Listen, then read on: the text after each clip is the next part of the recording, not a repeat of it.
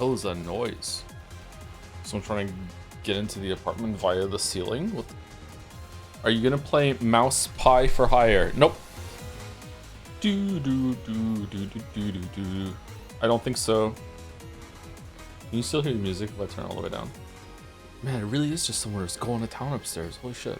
I thought someone was hammering on the door, but it's not. It's upstairs. What are they doing? Yeah, maybe they're hammering. Okay. Hey, Gatsby. Oh, yeah. Hi. Yes. Hello. Yep.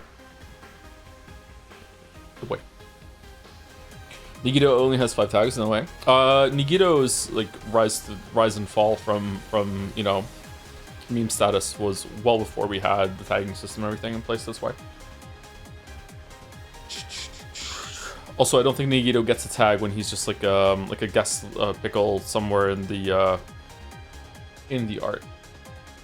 Okay, how is the sound? Are we good? Am I louder than the music? Is the music louder than me? Like, does it need to be turned up? How much is that pickle in the window? The one with the pickly traits. How much is that pickle in the window? I don't know a word that rhymes with traits that could fit this song. I do hope that pickle is great. There you go. Gosh's work is just gorgeous. The hatching is amazing. I haven't been able to see it until now because I was getting my window set up. Yeah, it is. It's sweet. Action pose of the desk too and everything. Or is it a desk? What is it? What is it? That a podium? That a bench? What would it be that lawyer stands on? The bar? Podiums? Man, I hate Windows 11. Why is it so dog shit? Whose idea was it to have it so that you can start a program and until you like hit Alt Tab and go to the program, it doesn't get a fucking little tab at the bottom of the screen? Fuck you. Like, what do you mean? I started a program and I'm like, did it start? Like, it's not there. Like, you know, I do my usual ADHD thing where I start a program and then I go to another tab and I just wait for it to load. And then I'm just like, did I double click on it? Did I forget? And then I hit Alt Tab. It's like, no, it's there. It just doesn't show up in the bottom taskbar until you fucking acknowledge it, I guess. I also don't know why they hid the good functional right click menu behind more options. You have to go down and click or hold fucking shift and then right click. It's so ass. It also feels like it doesn't run properly. Just everything just feels weird about it. There's like multiple desktops now. You can disable that. Yeah, but you have to like do some reg edit bullshit, and I don't like. I'm not part of that scene. Haven't got it together yet to fuck with that shit. The streamer is truly reliable, unlike Billionaire NL and his super cruises. Yeah, and his ostentatious auspices. Yeah, I know. There might be a taskbar saying you can change to make the icons to work reliably, unless it's some splash screen bullshit. Maybe. I had to like go in and change the setting for the little, you know, the little thing that happens in the bottom right of your taskbar when you want to safely eject a USB thing, and I it wasn't there, and I'm like, what? And I had to go and fucking go into taskbar settings and turn that functionality on. It feels like that's fucking should be there, man. Yeah, the show desktop, I had to turn that on too. Yeah, I love that little thing in the bottom right that you click on and you go to, it shows the desktop. Yeah, I use it all the time. I don't know if I built that computer properly. I haven't used it much yet, but whenever I do, and I play a game on it, like, my god, it's a jet engine taking off. The fan on that CPU cooler is just so ungodly loud. I also noticed, it's good that I have my headset on right now, I also noticed that on this computer, which is the older computer, whenever I move the mouse, the GPU coils start to whine. It's just... The strain of rendering the mouse at 144 hertz or whatever just like bzzz, it's like maybe some of you have that too and you can hear it. Yeah, I can hear it right now if I take my headset off when I move the mouse. Yeah, fun. And people call me crazy for still using Windows 10. I'm using Windows 10 on this computer still. What a beautiful picture. It is a beautiful picture. Thank you, Krombucha? K-Rombucha? Hopefully somewhere close. Happy the Great Ace Attorney streams woo. I remember having to learn how to mod my 3DS to be able to play the fan translation of this. Good luck and have fun, Joe. Sorry, Joe. Why sorry, Joe? Why is there sorry, Joe, after the have fun, Joe? We have Bikoi Offsnow, who is in the picture in the background. We have Jomsif, as is tradition. We have me, looking quite nice, actually. Mouse is here, with the flowing bandana. Big Kazuma vibes. We have Nagito Komida, that is his last name, true, and Great Ace Attorney. Who is the thing standing next to Nagito? Is that Jomsif? No, the dog is Jomsif. What is next to Pickle Nagito? I don't know. Okay, fair enough. Bikoi, this is Bikoi, right? OC? It might be OC. Evil Cap. Evil Clara. Anyway, so today might just be a fan art stream. I don't know how much of a stream I have in me. I'll do my best fan artist, but I am running on fumes already. I went to bed last night, couldn't sleep until late. Finally fell asleep at around 11:30, fretting very much that I had ruined my schedule, and then I woke up at 3:30 and I was so unbelievably hungry that I couldn't fall back to sleep. And I ate 4 times yesterday, so I don't know what the fuck that was about. The 2 meals and 2 snacks. I don't understand why I woke up so ravenously hungry that I just could not fall back to sleep. I tried. I lay in bed for another 45 minutes and I couldn't fall back to sleep. So I've been awake since like 3:30.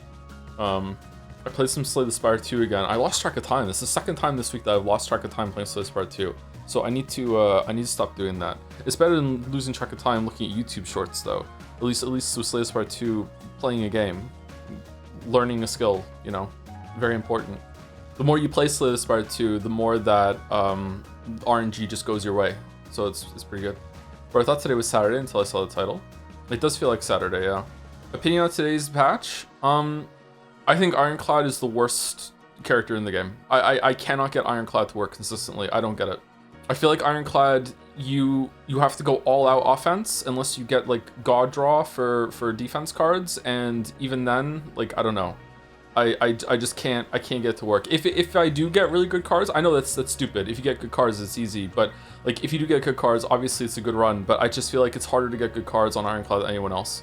Like just the cards just don't work well together. Or you go all out offense. I had a great run going and then I just died because I just drew so shittily and I couldn't have like a way to survive one turn when the enemy was doing a lot of damage or some shit. Like I don't know. It just doesn't work out all that well. I feel like Burning Blood. I feel like Slay the Spire 2 has a different philosophy about early game in that in Slay the Spire 1 you can pretty much block everything and you can go through the early fights without taking damage. Maybe that's not true of the higher ascensions, but it's definitely true earlier on. Whereas in Slay the Spire 2, I feel like you are constantly taking chip damage throughout the whole entirety of the game, especially in Act 1. And now, instead of Burning Blood being this relic that you start with that facilitates you using the skills, the cards that Ironclad has that do self-damage, instead now it's just because your starting deck is so shit that you're just making up for the chip damage that you're getting. So you're starting off at a huge disadvantage. Like, it's so crazy to me how good everyone else's starting kit is compared to Ironclad's. Just like fucking hell, wow. I'm just wishing for literally anybody else other than Ironclad. I feel like everything is balanced in the first fights with either having Osti's carryover block from summoning or Regents or silence whatchamacallit, the weakness that you can put on. I haven't been fucking with the defect very much, so maybe the defect is worse than Ironclad. I don't know. That's the one I've been playing the least. Did you play the new patch? Yeah, I played the new patch this morning. I did a few runs this morning. I beat my first run with Silent. My first time doing Ascension 3 with Silent, I think. Then I did an Ironclad run, and I had a really great thing going with strikes. I had like strike dummy, perfect strikes, a really good run going. It was really powerful. And then I just died. Just some random enemy in Act 2 just blew me up. Yeah. And I did a Regent run, and the Regent run was pretty good. Are you playing on Ascension 10? I'm Ascension 10 on Necrobinder. I don't know, man. I just don't get it. I don't like. There's this fucking cockroach in Act 1 that like the first turn it does nothing, and then first turn it doesn't attack you, and it shrinks you, and now you're like permanently doing like 66% damage, like 2/3 damage, and then on turn 3 or something, it hits you for 17.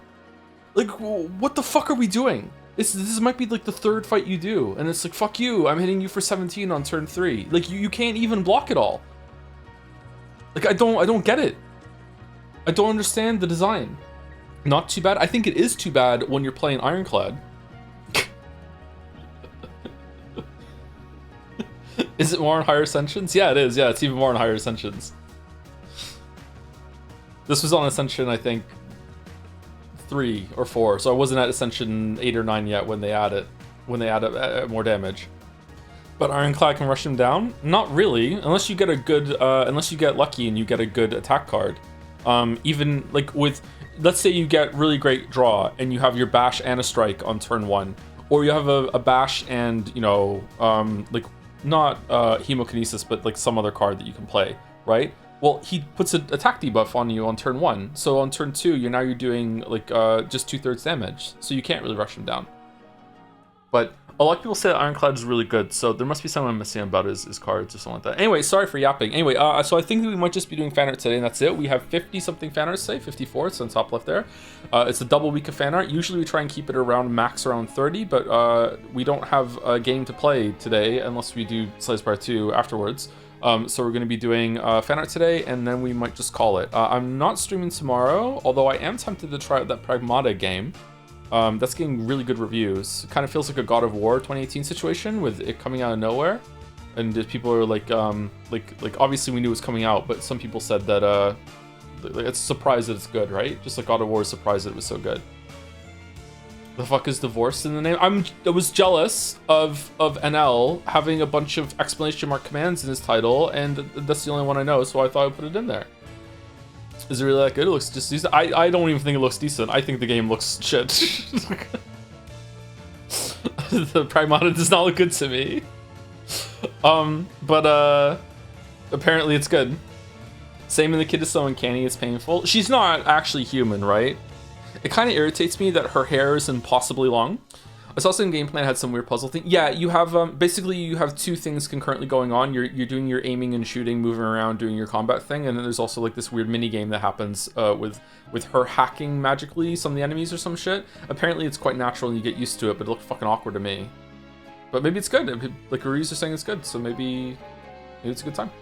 It's one of those fake games, I think, that a lot of people didn't think would ever come out. Anyway, let us start moving through the fan art. First of all, thank you to Lemonade Standing for the 36 months, 3 years. It's been a good 35 months. It's 36, actually. They're both here, though. Too bad this fan art section will literally kill you. I'm gonna die? Oh, shit. All right. Well, I look forward to that. Thank you, Lemonade Standing. And thank you, Krombucha, for starting us off with Ace Attorney-themed intro. Objection! I like this pose. It's cool. Thank you. By Crystal. Sorry.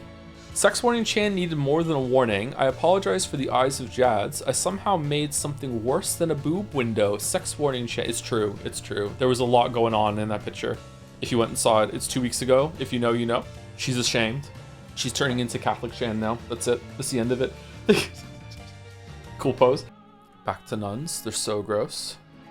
I missed the start. Is today just fan art? Today is probably just fan art. If we have time afterwards, I'm feeling up to it, then maybe we'll play something. I don't know what. I'm really into Slay the Spire 2 at the moment, so it'll probably be that. But it might be something else. I don't know. We're not doing Great Ace Attorney today, and we're not doing Pathologic today. So it is a community stream today. Yapping and fan art. Golden Idol DLC? I did not sleep enough to do Golden Idol DLC, sorry. There's no way. There's no way. I hope you hate the defect as much as I do. I have already done some runs with the defect, but the fewest of all the characters. And I don't really like the defect. Kind of clunky. But maybe it gets better with experience. I think that the dark orbs suck. And I think that the glass orbs suck. And with 2 of the orbs that you can get being kind of meh, it's irritating. The plasma orbs are take a while to get going too. Lol, the 2 most powerful orbs. I thought lightning was the most powerful orb because of Voltaic. Thank you, Crystal. By Ash Eshir, Safish move along, getting a little spicy there. Fan space, whoa, Awuga, you might want to check this in another tab first. After the sex warning fiasco from the Clown Gallery, I feel we may need a more nuanced warning system. All right, okay. They look like Boy Scout badges to put on your sash. We have a 3-tier warning system. All right. What would this one be? Safe-ish, move along? Yeah, probably, right? Like there's implied problems underneath the towel blanket, but you know, there's nothing there. Definitely safe-ish, yeah. All the different colored whistles that go along with it too. That's neat. I like that. For me, my imagination does too much. Well, that can't be helped. Thank you, Hugs and Misses, for the 63 months. Hey Joe, I'm still on the egg talk from last week's Pathologic. I tried your so-called egg trick, and there's egg everywhere. The kid's crying out, thanks a brunch. I don't believe you. I don't believe you. I've cracked... Is it just that Canadian eggs have thicker shells or something? I have cracked so many eggs with this method, and it has never done me harm. It was an easier, to be honest. I feel like the washing of the eggs that happens over here, if anything, would weaken the egg. It wouldn't make the egg stronger, right? So wouldn't European eggs do better with this method? Oh no. How excited are you for Saros? I'm very excited. I went back to Platinum Returnal and Prep. It was fun visiting the game. I'm not really that excited. I would play it though, yeah. When is it coming out? Fell asleep during the yesterday stream, woke up at midnight. I caught up at work stuff, joined morning call, and then fell asleep for an entire workday. Are you proud of me? Narcolepsy, older bro. Very proud. It seems like you're getting a lot of stuff done despite the sleeping problems. That's good. End of the month? Oh, that's soon. Shit. I'll have you know my coworker unrelatedly has talked about the same egg dropping method just yesterday. Wild that. Maybe it was going, maybe we made some movement happen in the old algo. And someone got promoted. Of course not, though. We're irrelevant here. Thank you, Ash Escher. Mitlu? Oh, what rating would this get? To celebrate the end of Golden Idol, I have produced a vulgar artwork. Unfortunately, by viewing it, you have lost some merit, so you will need an ID. As seen in part 2. Okay, what's part 2? Name, Joseph Anderson, occupation, streamer. Nice rendition of that there in the art style. Claim to not be a weeb. Own Steins Gate. Evaluated as vulgar art and literature. True. Exercises moderation in regards to French fry dilemma. +2. Nice. I tried this 2 days ago. It works, but it was really uncomfortable hearing my dad say, why are you not breaking the eggs the normal way? What is normal, really? What is normal, really? Can you please do a video showcasing the egg strat so we can overanalyze it and create 11-hour essay about it? Maybe one day, sure. Oh, Dark Souls update. Finn has beat Fume Knight. He can't beat Sin because his weapon keeps breaking and he doesn't know why. I think he's gonna finish Dark Souls 2. I'm surprised he stuck with it. So he's doing well. I'm glad he stuck with it and he gets the experience. I wonder how much he's going to tear through Dark Souls 3. He hasn't been using a shield at all. He was a big shield enjoyer in Dark Souls 1, and now he's not using a shield at all. You kind of have to use a shield in Dark Souls 1, though. Rolling in that game fucking sucks. Like you can make it work, but even just like how it feels is really awkward. Wait, Few and I already? He's cracked. I don't know what to tell you, man. He's probably better than me at games at this point. Like if we went up head-to-head in Smash Bros, he might just destroy me. I don't know. We'll have to play Mario Kart again soon and see if I can't compete anymore. Which system is he playing on? PC. With a mouse and keyboard? No, with a Xbox controller. Are you gonna do co-op Souls with him later on? I might play Night Rain with him and see. That might be fun. He really wants to play Elden Ring. Thank you, Mitlu. By Ash Escher again. Sketch sheet for Retain My Edge Chan. There's a Retain My Edge Chan. I'm gonna call her Remy. Oh, that's a good name. Retain My Edge Chan. Oh, there she is. The first tag. Well-laid plans, her favorite card. It is a pretty good card. At the end of your turn, choose 2 cards to retain. Underlines. Cooking mags. She kind of looks like a Witcher. What the fuck? Oh, okay, I get it. All right, that's why. All right, well done. Okay, what the fuck is going on here? Decoy? Spiritually similar. Who's this? 100-line character. Oh. Okay, I don't know who that is, sorry. Thank God. Thank you, Chefin, for the 28 months. Just in case your kids want to get into sports, Joe, get them to be a San Antonio Spurs fan. Their superstar is Victor Wembanyama, is well-spoken and well-read, president of the Spurs Book Club, doesn't drink/do drugs, 0 off-court controversy, very mature, and overall a great role model. The only downside is he's French. It's the Ryan Gosling of sports players? Damn, okay. All right. Speaking of Witcher 3, it's a pretty good video game, huh? Thank you, Chefin. Thank you, Asher. Sounds like a boring person, to be honest. It's me. I'm this boring too. He's 7'4". Holy shit! I can't believe the Uchikoshi 100-line cruise was canceled. Thank you, Asher. By Errol and Hello, It's Mouse. One, really? This is the... After the singing, too? Mouse didn't get a credit for that one? In celebration of Joe's reaction to prosecutor Barak Van Zeeks. Is that his name, Barak? Lord Baroque, it's not Baron. I submit my fanfiction for The Great Ace Attorney 1-4 to the Stream Art Museum. 1-4. Yes, I have been writing them for every episode, but they will continue to the end, but likely not to be submitted here. Incredible illustrations by Errol, whose dedication to these men inspired me to write my first fanfiction in 20 years.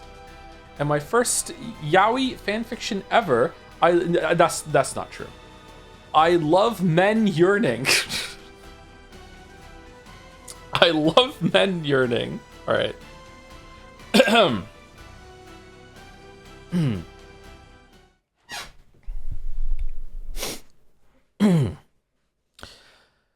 Ryu was standing in the pub studying the wood and stone of the walls, so different from home.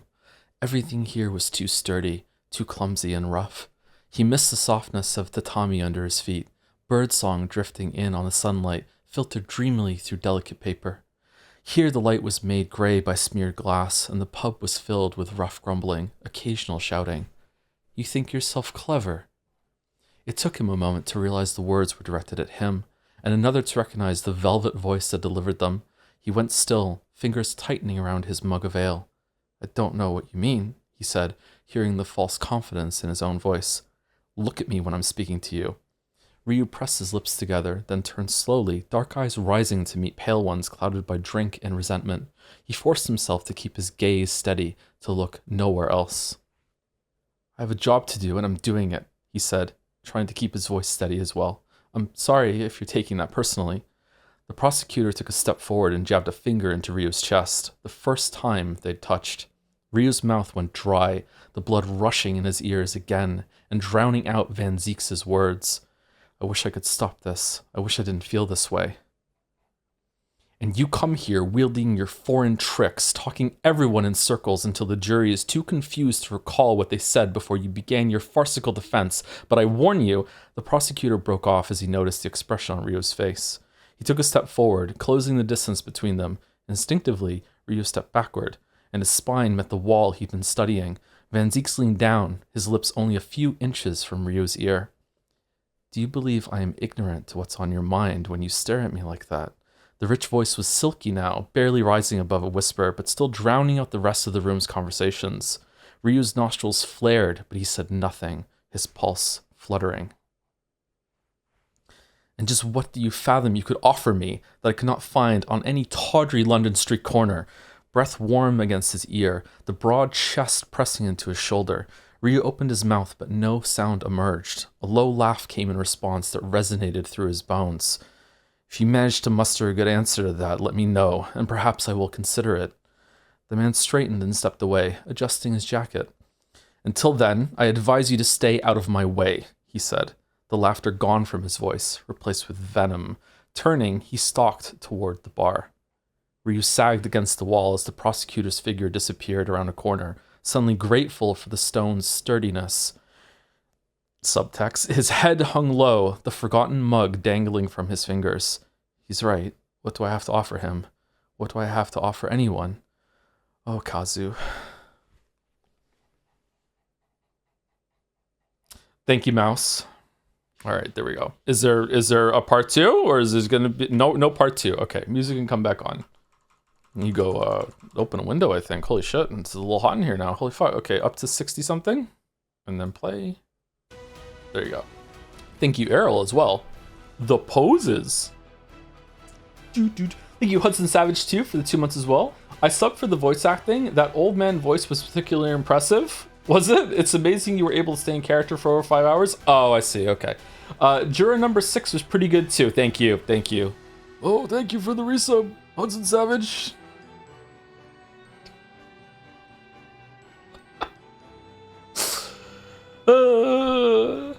Thank you, Errol. Thank you, Mouse. Thank you, Clive. Thank you, Jill. Thank you, Ben Star. Thank you, Thor. I'm disappointed. Ryu knows. Do you think I won't be able to get you off? Oh my gosh, he has a nickname for me. Yep. Yep. That's what we're that's what we're all pog champing about. Yep. Can you read this again in old voice? Ryu was standing in the pub studying the wood and stone of the walls. So different from home. Everything. No. Thank you, Thor. It's actually a fairly difficult voice to do. It's not as hard as the hardest voice that we've done so far has been the first prosecutor's voice. His like screech, it ruins my voice a little bit. Can't do it.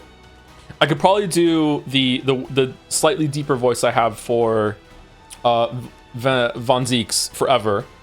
Judge I could do forever too. You know, the Waffles voice, the Batman voice forever too. But it's just nice to have. I know the voices aren't very good, but it's nice to have some differentiation between them when they're switching line to line. Ideally, I would have a slightly different one for everyone, so you would know when someone else is speaking. But it's very hard to do. Yeah.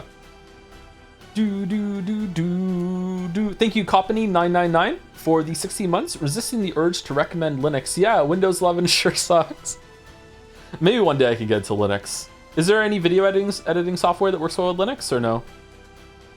What about Lotta Heart? Lotta Heart is not hard on my voice, I think, but it is difficult for me to do. So a lot of my voices drift. I would be a horrible voice actor unless I had some training. Usually I need some sort of calibration phrase in order to get into it, like, well, or, you know, something like that. I mean, Echo's peak because the voice acting in the background did the trick. Yeah, that did help, didn't it? Yeah, you could tell when someone else is speaking, even if it was just me doing a solo session, yeah. So Yaoi Fridays, officially a thing now, right? Yeah, sure, why not? Yaoi Fridays. Thank you, Thor. By Oko, Efe Oko. Happy the great Ace Attorney streams. I'm sadly banished to VODland, but I am watching closely from another time zone. The tutorializing where characters bring up gamepad inputs is always endearing to me, as is Joe's Ryo Nosuke fumbling simple answers at the beginning. Looking forward to watching the next VOD. Did I say his name right? Ryo Nosuke? Ryo Nosuke? Just Ryo. Man, you could just tell, like, Oko's characters, huh? Okay, Ryo, you take the murder weapon and you put it into the murder weapon shaped hole. Very nice. There's a decoy there too. Kermit George was Kino. Even Kermit is hard for me to maintain. I think the judge voice is the one that I can do the most consistently. That's right, the square hole. Did you see the follow-up of that where they did it right? End of an era, man. Ryu looks so nervous, and Kazuma looks so calm and confident too. The glittering bandana, holy shit. Thank you, Julian John Jr. John Jacob Jingleheimer Schmidt. His name is my name too. Thank you, Julian John Jr. for the 4 months. That's a fun name to say. Your old man voice reminded me of this absolutely nonsense bit in South Park where they put the singer Rod Stewart on stage and he's so old, all he says is, pooped them. Okay. I can't believe South Park is still going all these years later. Are they all still going? The big cartoons that I knew when I was growing up were Simpsons, South Park, and Family Guy. Are all 3 of them still going? I think they are, aren't they? Is Family Guy done? Simpsons is still going along. What's playing right now? This is Enter the Dragon's Den by Kasoro. All the music that's been playing today is from the community. They were commissions by 2 artists, Teef and Kasoro. The ones that we've been playing so far are from Teef, and the one that's playing right now is Kasoro. You can find links to them, someone will post them in chat, or you can find them on Jads, on our Discord server. Thank you, Oko. By Errol. Did you know, for most of the 1800s, it was a capital offense in Japan to leave the country without receiving explicit permission from the government? Really? That was not that long ago. That is to say, sumari, it was a crime punishable by death, if only before stowing away with his best friend in a suitcase on his voyage to Great Britain, Kazuma Asogi had thought to consult a lawyer first. Are you sure we should be doing this, Kazuma? Won't we get in trouble? Don't worry about it, kitten. Okay, yay!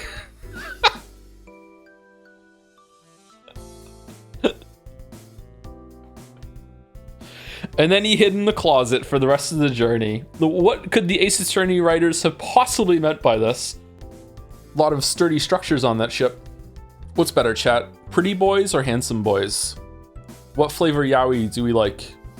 Or do we like when one is pretty and one is handsome? Do we like mixing, like Neapolitan ice cream? Sorry. Thank you, Kiru's Pick Naturals for the 11-month resub.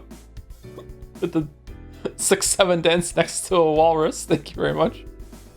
Oh, pretty handsome. Pretty and handsome mean different things to me. Are they mean the same thing to some people in chat? can get on board with that. I think that's fine. Like they're both just mean attractive, right? Like, but I think pretty and handsome mean different things. You mean cute? I think cute means something else as well. You can say the same. You can use the words interchangeably. Like you can say like cute, pretty, gorgeous, hot, all these things. You can say that. But as Chappelle says, call me hot, not pretty. But you know, like I think some people can use them interchangeably. Speaking of handsome, hello. You're a great example. Handsome dog. Yes, everyone loves Gatsby. Oh, big smile. Oh, your breath smells. I need to brush your teeth. Are you gonna burp into the microphone? No? How did you just pronounce Chapel? Isn't that how you say her name? Doesn't she, in one of the songs she says, "Hi, it's Chapel. I'm in New York or whatever. I just landed or something." That's how she says her name, isn't it? Oh, whoa. You didn't say it earlier. Oh, did I mispronounce it the first time? I'm sorry. Sometimes I say words wrong. You can bully me for it. It's fine. Thank you, Errol. By Clearer, and then they kiss and brr and brr. Also brr in the closet. Oh, he's playing with dolls. Okay.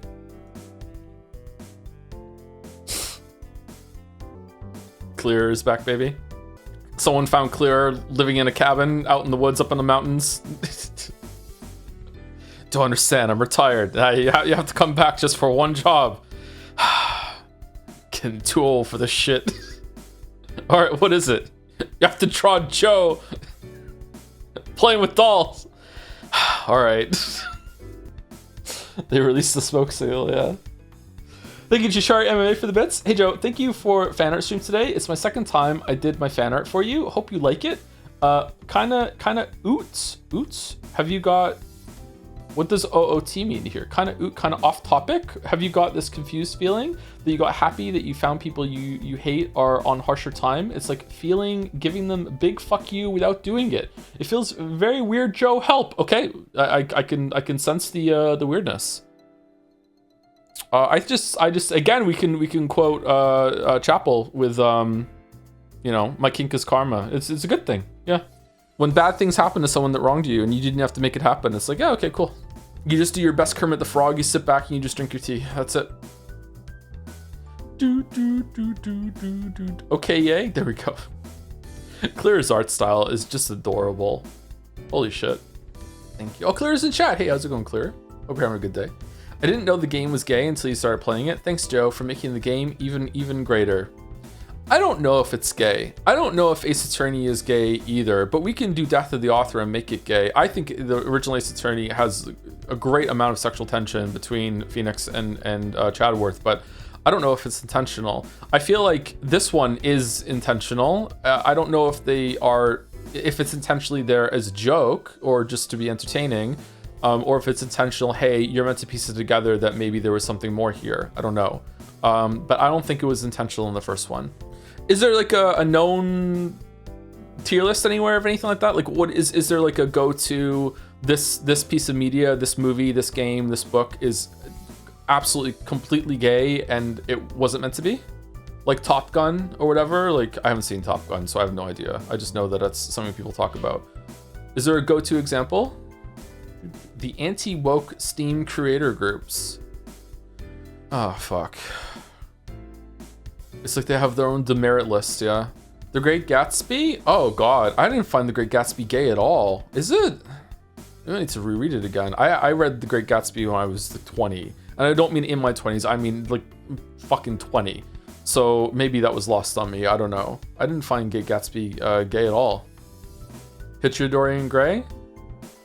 Well, I mean Oscar Wilde wrote it, so I think it's probably meant to be gay, yeah. That was a pretty gay book, yeah. I love that book. That's a really cool book. I like that book a lot. I read that when I was 20 as well, yeah. Is Gatsby gay? The character or the dog? Gay dog. Thank you, Clear. By Moth. I could see people already made fan arts of Kazuma's Big Naturals, but the more the merrier. Ryu, think Yu-Gi-Oh! Yu-Gi-Oh! Nice. I don't know why. The pose that he was in just whooshed me right back to the pose that Mia would do in the first games, big time. Decoy on the sash there, nice. What are these, Kazuma? Didn't notice the cleavage? How could you miss it? Someone's been doing chest flies. The angle, everything is perfect. Well done, Moth. Holy shit. Thank you, Earthbee, as well, for 39 months. Hi, Joe. Still catching up on great Ace Attorney VODs. Something I'm curious about. Where do you draw the line of distinction between morbing, intuition, and deduction? I don't know. How to talk about this. When you have, especially if you've written stories, when you've read so much stuff, watched so many movies, it's not just about tropes. It's just knowing the language of storytelling. Like, if you've listened to enough pop songs, then you know that most of the songs are going to follow the same kind of structure. That's going to be like a verse, chorus, and then this weird kind of like mix up where they do kind of like a half chorus into like an explosive chorus, and that's the end of the song. You know, like a pop song. Like, if you've listened to enough pop songs when you were like my age, going through a teenager, you just understood that's how all the songs were going to be. It's the same that when you play a video game, you just know the language of video games. You're like, okay, I know if they're giving me a mechanic, I have to use it somewhere, that sort of thing. You just know this stuff. It's the same once you've like consume so many stories, you can just kind of tell where something is going. You can see if they're lingering on a scene. It's kind of like Chekhov's gun, but for everything. If they're linger on something for a while, it's probably going to come up later. It's probably important. You know, you just kind of get a sense for setting things up. Now, it used to be that I would consciously like pick up things when I was watch a movie or watch a TV show. And I would just be like, oh, okay, that's going to come back later. Like, you know, just being able to pick up the twist, like, I don't know, like maybe 15 minutes in, you're like, oh, okay, that character is actually dead. Oh, that character's the murderer. That character is they've been dead the whole time. That's a ghost. You know, you just kind of know. You can just kind of like figure it out intuitively and via deductions, especially if you grew up watching a bunch of like plot twist movies like I did. Like Fight Club is one of my favorite movies. I really like the first movie, Saw. Saw was a really cool movie. Just stuff like that. I really like twisty storytelling. Nowadays, I don't know what happened, but I don't do it consciously anymore. I just kind of turn my brain off more, and I can enjoy things as they are. But the conclusions still come to me somehow, so I guess that is what I would call morbing. I feel like some people in chat would say morbing is when like the prediction comes out of fucking nowhere. But I feel like that's coming more of a just there's like 100 shots and some of them are gonna land. You know what I mean? Yeah, I don't know. You just kind of see the Matrix. It's really nice when a story doesn't do that or sets something up and then completely subverts it. It's really fun when that happens. I can't think of an example right now. Pathologic is a great example of just them following none of that at all, and you're just like, I have no idea what the fuck's going on. I have no idea what's important. I have no idea if someone's gonna come back, you know, that sort of thing. Spends a lot of time setting up characters and then they're just irrelevant for the rest of the playthrough. That might just be bad writing, I don't know, but like, yeah, in that respect anyway. If you're new, by the way, morbing is the term that our community uses for when you just sort of know something that you shouldn't know. And it comes from our playthroughs of Zero Escape, where they called it the morphogenic field. And at the time, the movie Morbius was pretty popular, and morphogenic field was too hard to say, so we just started calling it morbing. Yeah, I understand that some of the things that we say is kind of impenetrable, but yeah. Thank you, Moth. Thank you, Clive. Thank you, Joe. Another one, Night Mini. Are we in a stretch of Kazuma's Big Naturals now? Catching up on the VODs, and was super happy to see Joe playing the great Ace Attorney. Anyways, I felt compelled to draw this after he said that the Kazuma pose was the holy shit, Maya has huge owies angle. It was. Are you listening, partner? Kazuma seems like the kind of bro that would just meet you dead in the eye and be like, what are you doing? My tits are down here, right? Like, absolutely. Yeah, absolutely. Thank you, the Can Karma, for the 17 months as well. No, 35 months. Thank you for the streams, Joe. You're very welcome, the Can Karma. Hope you're enjoying them. This is your first one night mini? What?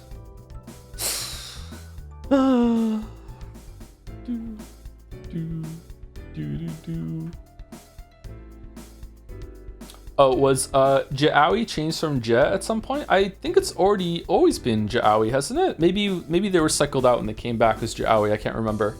What is Ja? It's meant to be Jabated. I think it was always like that because the pose is kind of like the Jabated pose. I think that's where it's coming from. Gatsby, you okay, bro? Yeah? What's the matter? What's wrong? You seem insecure. What's the matter? You're fine. You're fine, buddy. You're fine.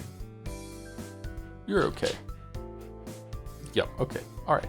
Breathing dog. Yeah, I know. Mm-hmm. Please don't lick me. Please don't lick me. I don't like that. No, it's okay.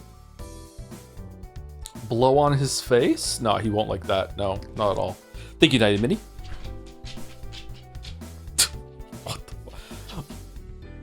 Another from Errol. I don't know what to say about this one other than Joe's initial reaction to Van Zeek's was so funny it made me choke on my drink. What was my initial reaction? My dialogue box is down here. Wow. The Mandalore. Wow. And I get accused of horny posting. What the hell? Morbed in real time. What did I morb? What did I morb? Apparently I did a Muppet Christmas Carol reference yesterday. I don't even know what I did. Or was it the time before? Your reaction was to stop mid-sentence and stunned silence. He is pretty fucking hot. Zeke's to me is handsome. A little pretty, but mostly handsome. Do we agree or no? You said it is the British way. Oh yeah, that is, yeah. The bird guy says it, right? You just made the my tits are down here joke on the very last Fanart. Oh, okay, all right.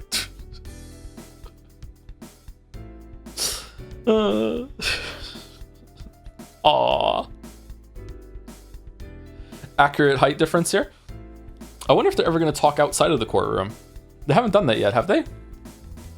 They have not. So how come there haven't been any more games in this series? Because to me, it's the kind of series that would really do well with like a yearly installment by like multiple teams on rotation. Like people love mystery stuff, and you could just like make mysteries and have back and forth and have fun. Like what is it about them that they do they not sell well? Do you can get hair like Van Zeek's? Nah, absolutely not. If I tried some finasteride, maybe. My hair is way longer than his right now, but not as glorious. It's really annoying, actually. My hair has never been this long before. Sometimes I just get a this is gonna sound really simple to people that have long hair for most of their life, but sometimes I get a hair stuck in my mouth just out of nowhere. It's blown in the wind or something, and I reach up and I try to swipe it on my mouth, and I just can't get it for like 3 attempts, and then I realize it's actually coming from the very top of my head. I'm not used to having hair so long that you know, from there, that's where it's coming from. Just have to go like up to my forehead and swipe it away. Like what the fuck? Like yeah, bro, just get a haircut, dog. I like it long. It's just annoying. Like I like the look, but I don't like the functionality of it, I guess. I think having to shave my head would be even more annoying. I don't know how people do that. When you're bald, usually you're not. When you're bald, you're not completely bald. Like you have to shave your head with like clippers, and then you have to probably take like an actual razor and shave it completely smooth, right? Like that seems really difficult. And Nella's completely bald. Yeah, but he shaves his head, right? He's not that bald naturally.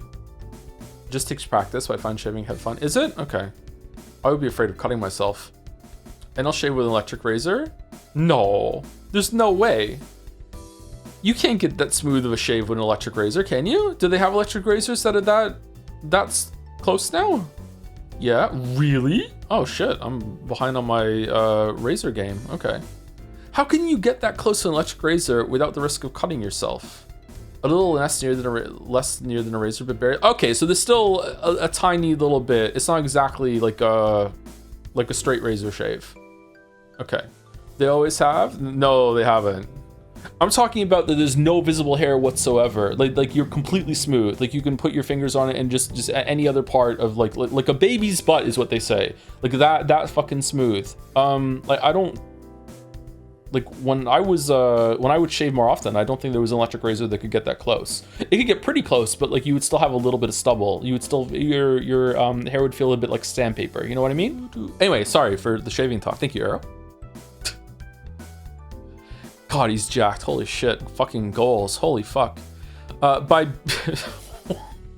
the fuck is this? Oh, that looked like Five Nights at Freddy's to me for a second. Thank you by BTG Kyotek. Thinking time. How was the victim murdered? It is thinking time. Morphogenic, lactose tolerant assassin snake. Yeah. Leon kilometers an hour. Fucking thinking time. Imagination excavation. The balls on them to just have these stupid fucking mini games in Danganronpa. Actually, it's Lowen. It is Lowen. Lowen. With a color photograph, maybe they will have this kind of car soon in the game. Joe, why not take hair supplements? I just haven't gotten around to talking to a doctor about it yet.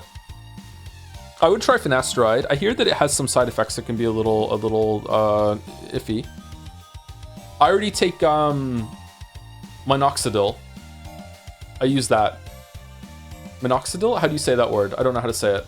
But I'm not taking finasteride yet. I should probably try. When you first take, is anyone in chat on finasteride? When you first take finasteride, does it does your hair fall out? Because when you first take minoxidil, some of your hair falls out as it like grows back better. Funniest part of the Rompa mini games are the tutorials are just walls of text with no visual aid and a bunch of small are they really? I can't remember them. Finasteride prevents DHT loss. Min promotes regrowth.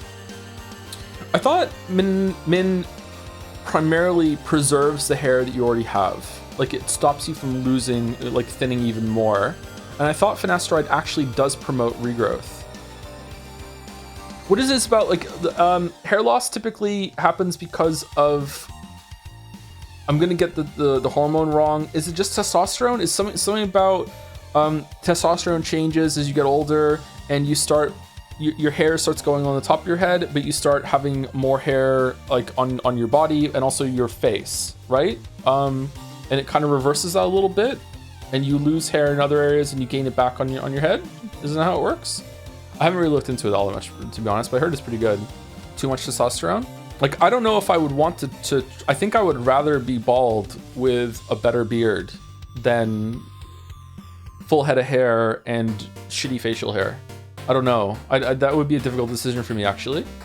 I like having a beard. I don't like having a big beard, but I like having a beard. I had a big beard for a while, and I'm not part of that scene anymore.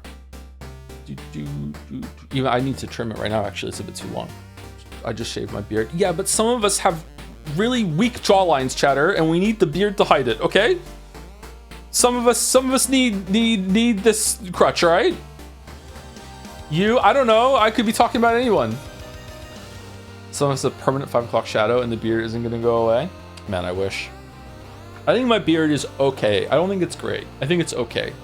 I'm content with my beard. I wish it was thicker, but it's okay. Maybe it's gonna continue to get thicker as I get older, I don't know. Having facial hair seems like it would be such a pain. You get used to it. Growing your beard out for the first time kind of sucks, and then you just get used to it, yeah. And then you just keep it trimmed. I personally hate when hair grows back after you shave it. It's really irritating to me. So I never, ever shave the skin anymore. I just trim it down. I have a jawline that goes like the fucking Nike logo. What? The beard saves me from going insane every time I look in the mirror. What do you mean? Isn't that a good thing? What? Not if you're an Adidas fan? Oh, fucking God. All right. Thank you, BTG Kyotek. Sorry, hopefully I'm saying your name somewhat close to correct. Thank you. I love this expression. Holy shit. By Madison Bake, I made this Chan just to aggravate Joe. Super punctual child genius. How much Ace Attorney fan art is there? I invented this completely new material in 2 days, 6 hours, 7 minutes, 13 seconds. Yeah, fucking hell. Science juice. Super punctual child genius Chan. Why? To be clear, it is not the super punctuality that irritates me. It is the constant looking at the time sort of thing. Although I still do like the character. I can't remember his name. The Chief Justice. I do like the character other than this this trope that he has about checking the time all the time. Yeah. Male strong heart. Oh, yeah. It's not homoerotic at all. Fucking Grace Attorney. No. Nothing to see here. Two bros chilling in the courtroom.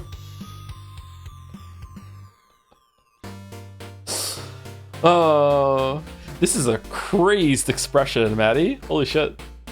Science juice. Oh, there's another word there. These Kingdom Hearts gloves? To be fair, the original name is Vortex Center or something like that. Oh, is it? So I think they're doing like a Maelstrom Heart thing, but your idea is pretty good too. Okay, all right. It's interpretation. Do you work out? Me? Oh, I don't shut up about it, yeah. I don't look like it though, unfortunately. I have a hard time putting on muscle. Look a lot better than I used to though, so that's good. A lot of heart vortex sounds scary. Still bracing for her to show up or some lot of heart ancestor. Oh, excuse me, that was a big yawn. Holy shit. Thank you, Maddie. Like a big yawn like this down here. You know. Thank you, Maddie. By Dronkov, good bit. Swoosh. Is that Monokuma Dragon? Crack, sploosh, boom, squelch, shatter. I'm so psychotic and insane. What? Why are you like this? Your eggs. Oh, it's the egg bit. Why are you like this? Your eggs are inefficient and make no sense. You were made to serve the superior species, real dragons. You haven't truly lived a life until you drop an egg from 1 feet high on the plate and it cracks and no eggshells get inside and you like, holy shit, it worked. Exactly. It's a great experience. Guy who dressed up as Joms one time. I agree. See? Yeah. Sponsored by Big Dronkov. Here we are. It's a great experience. Maybe go a little lower than 1 foot the first time and see.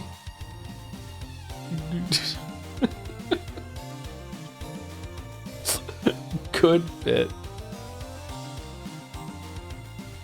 Putting the picture of the egg on the screen and having the JPH point show up. That's the cursor. Is one of my favorite bits in recent memory. Fucking so stupid. Remember, follow the instructions. It is dropping, not throwing. You let gravity do the work, because then it's consistent. If you're gonna throw it, you might as well just tap it on the surface instead of dropping it at the same height. Hello, I'd like to play a game with you. If you drop an egg on the plate lower than 1 feet, you die. Hello, chat. Want to play a game? I haven't seen any of the Saw movies after 3 or 4. Are any of them good? 2 was already losing me. I think the first Saw movie is like legit good. That's a good movie. Can you still change cursor graphics in Windows? Time to have JPH constantly on the screen. You can on Windows 11, he just said, with no idea if that's true or not. It pisses me off in the Saw movies that some people get harder tasks than others, and they don't always fit the crime. It's not fair. Also, the one where you have to put like your arms up through like jagged glass and then reach and grab the key and then pull your arms back down, but now they're caught in the glass. How are you meant to do that one? Are you meant to just like break the glass? Are you supposed to have the foresight to see, oh shit, this is gonna cut my arms, better smash them first? Like what's the answer to that one? One arm at a time? What would that do? Do you put both arms in the same slot to move the glass or something like that? What do you do? Summon the point of suffering? Joe, I understand that you are meant to sacrifice something, but like usually it's meant to be like, okay, like the key is behind your eye, cut open your eye and get it, but you can do it. Whereas like once your arms are trapped in the glass thing, how do you get them out? It seems like you're fucked. Doesn't seem like there's a solution there. What was the unconscious guy supposed to do? Just wake up Lamia? That's true. Maybe his crime was so big that he doesn't get to have a chance. I don't know. Anyway, thank you, Drunkov. We should watch the Saw movies. By Zoe Emily, meet Fujo-chan. Great Ace Attorney Stream 2 spoilers on second panel. Spoiled third panel for the surprise. Spoiled? It's Fujo-chan and the future. Fujo-chan. Am I saying the name right? What is this? A bit smelly. Showering takes up the energy she needs for uni coursework. What? Marusasu War Combat Vet only needs eyes for her gay ships.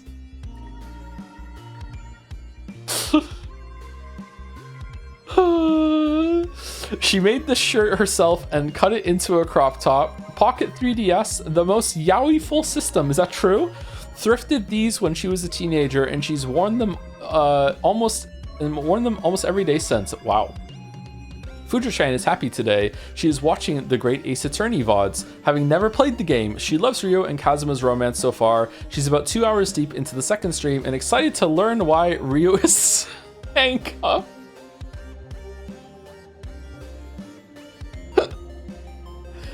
Alright. Second one. Ooh, Kazuma-sama's body was discovered not long ago. Fujo-chan doesn't know why she is sad all the time. Fujo-chan does not have depression though, because she had it once and she got better. She does not have many real friends because she is too intense about loving her gay ships. Fujo-chan has never seen a girl like her in a book, a movie, or a game who feels the way she does. Sometimes Fujo-chan wonders if there is anyone out there in the whole world who feels the way she does or understands her. Who are you? Who are you? I feel bad for Fujo-chan. Why do you not consider yourself a Japanophile when everything you interact with on stream is from glorious Nippon or weeb coded? Well, not everything. And secondly, it's like, you know, it's the job, man. It's the job. It's how we do as a community. Okay, what's the third panel gonna be? Meet Fujo-kun. Cut his hair, spends hundreds on gel to look like his favorite anime boy. Naoru Sasu, war combat veteran, the same. Are you going to a convention? No, why do you ask? Right to bear arms? Wow. Wow. Same crop top, he just works out now. Still a bit smelly. Oh, I see. Okay. There was a twist. There was a twist. The Yaoi paddle. Is it the same shoes though? This was sweet. Thank you, Zoe. It's left open to interpretation. Exercise for the reader. Grug like anime, grug happy. Are you going to a convention? No, why do you ask? Goes so hard. Thank you, Zoe. By Bucket, the amazing Clara. No way. Pathologic stream bits plus a Giselle Brett portrait. Okay. No way. The turning on the fly glitch resulted in this? Fucking hell. Look at the boys down there, just so upset. How have you got their arms crossed when they don't have arms? That's crazy. I'm not even into comics, and I can see that this is just true to form. Holy fuck. Has Clara ever been that happy? Evil Clara is always happy. Evil Clara. Speaking of, Pathologic 2 is starting on Tuesday, and it is Haru's run, right? Because Bachelor is Pathologic 3. Clara does not have her own game yet. I'm very interested to see what has changed and what has stayed the same. How... Oh, is that spoilers? If it's not spoilers, I would like to know. How is Pathologic 2 about as long as one of the Pathologic 1 routes? Or is it a bit longer? Is it somehow shorter? Or what? Moo? Oh, Moo, okay. Moo. 20, 30 hours, 70-ish hours. 40? It's bigger than big, it's large. It's better than bad, it's good. Depends on how much of it you want to see. All of it. All of it. Anyway, this is 1 out of 4. Where does this go? The amazing Clara, man. Are you an idiot? You will end up with a mess. You should leave this task to hands with precision, unless you want to pick up the shards left behind. Well, unlike you two, I can perform miracles. Clever Clogs line. Is it gonna happen? Now watch me crack this egg open without a drop left behind. Clara really can do miracles. Oh, damn. And bred out of nowhere. Holy shit. Look at the colors there. Holy fuck. All right, let's go back to these for a second, then we'll go. So amazing Clara man, who's just really good at dropping eggs, apparently. Wonder how long Pathologics is gonna stay in my mind for. Thinking about it, huh? And then we have Brett. Holy shit.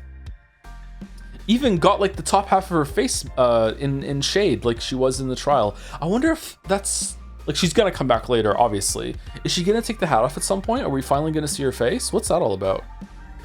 Is Pathologic better than Disco Elysium? No, I prefer Disco Elysium. But if Pathologic was structured like Disco Elysium in that it cut down on the walking and it was like time passing when you do something instead of time passing as you're just wandering around, it might win. I'm not sure, but I prefer Disco Elysium overall. Maybe Pathologic 2 will overtake it. I'm not sure.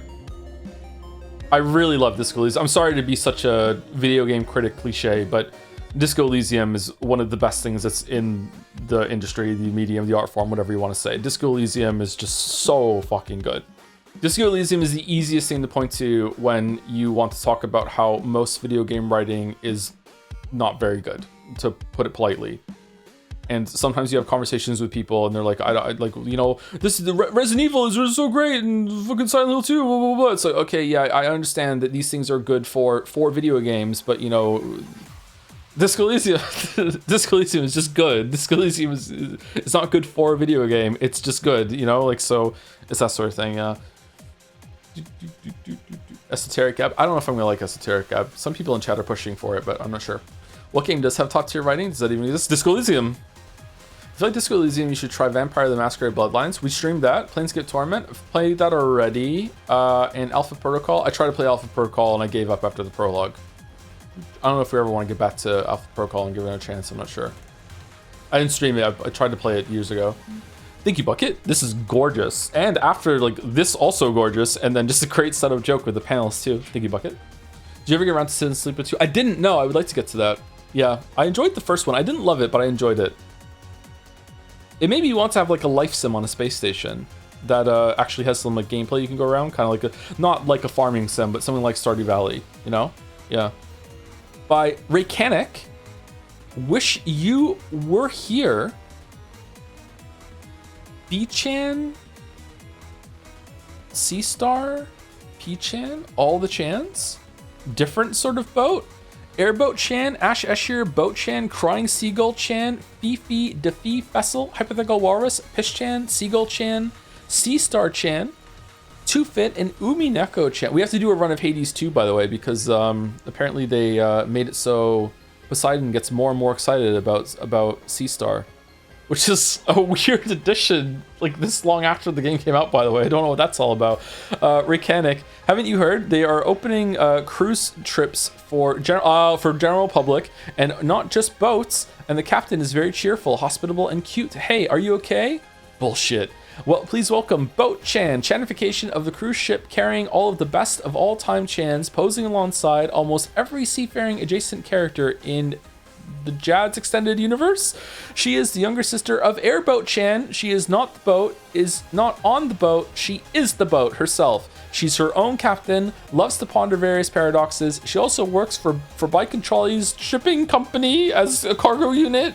Just a side gig. Alright, they are shipping Jami X Glorpy plushies. My thanks to all Chan designers and Art Cafe for help. That was really fun to draw. Wanted Identity of the Planet in the background, or GD. GD. So is Two Fit the one that is burning the picture with the cigar? Is that what's going on here? Why is the planet blushy crushy? Two Fit tag is 6'7", by the way. 6'7".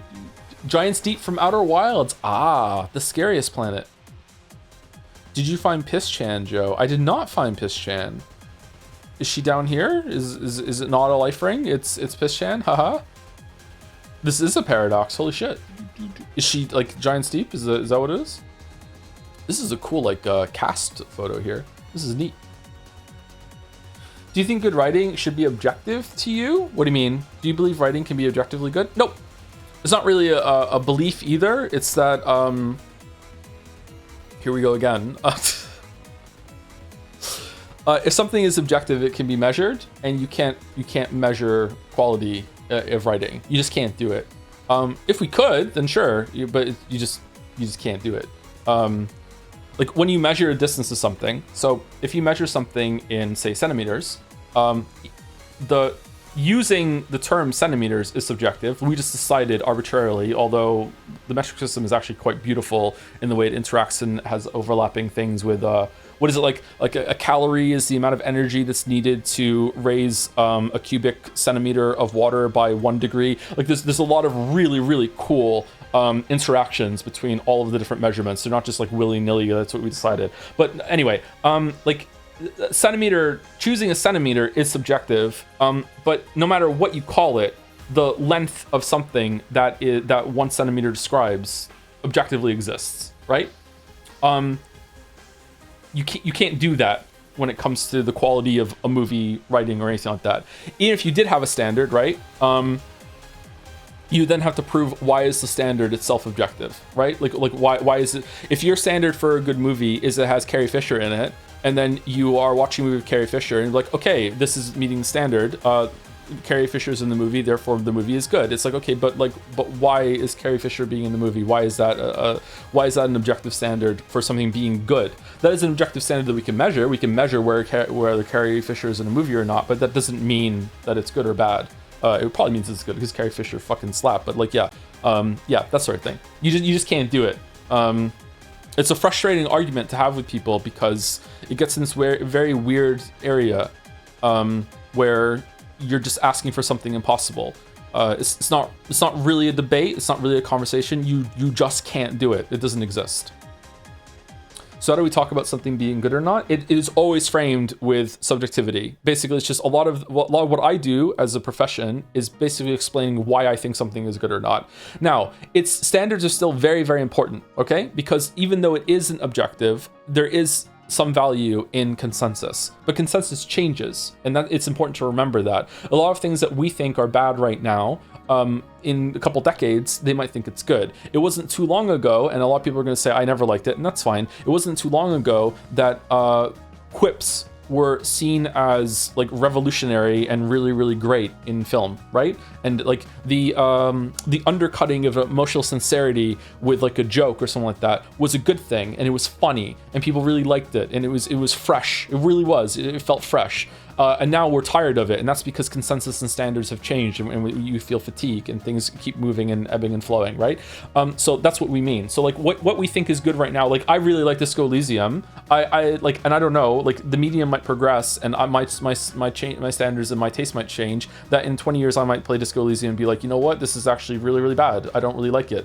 You know, like I'm sick of this kind of thing. You know, this is the same kind of experience. A really easy one to point to is Seinfeld. There's a whole phenomenon called Seinfeld is not funny, and the reason why is because Seinfeld was just so like such a huge breakout hit and was so influential that so many things followed in Seinfeld and arguably did it better, that when you go back to like the first thing that did it, arguably it wasn't, but whatever, just, you know, go along with it for now. The first thing that did it, it doesn't land as well. It's not funny anymore. It feels kind of tired. It feels very old-fashioned, blah blah blah blah. Yeah, that's why. So you just there is no objective standard. So a lot of what you're talking about is just, when it comes to judging art and stuff like that, it's just basically like, I like this, here's why.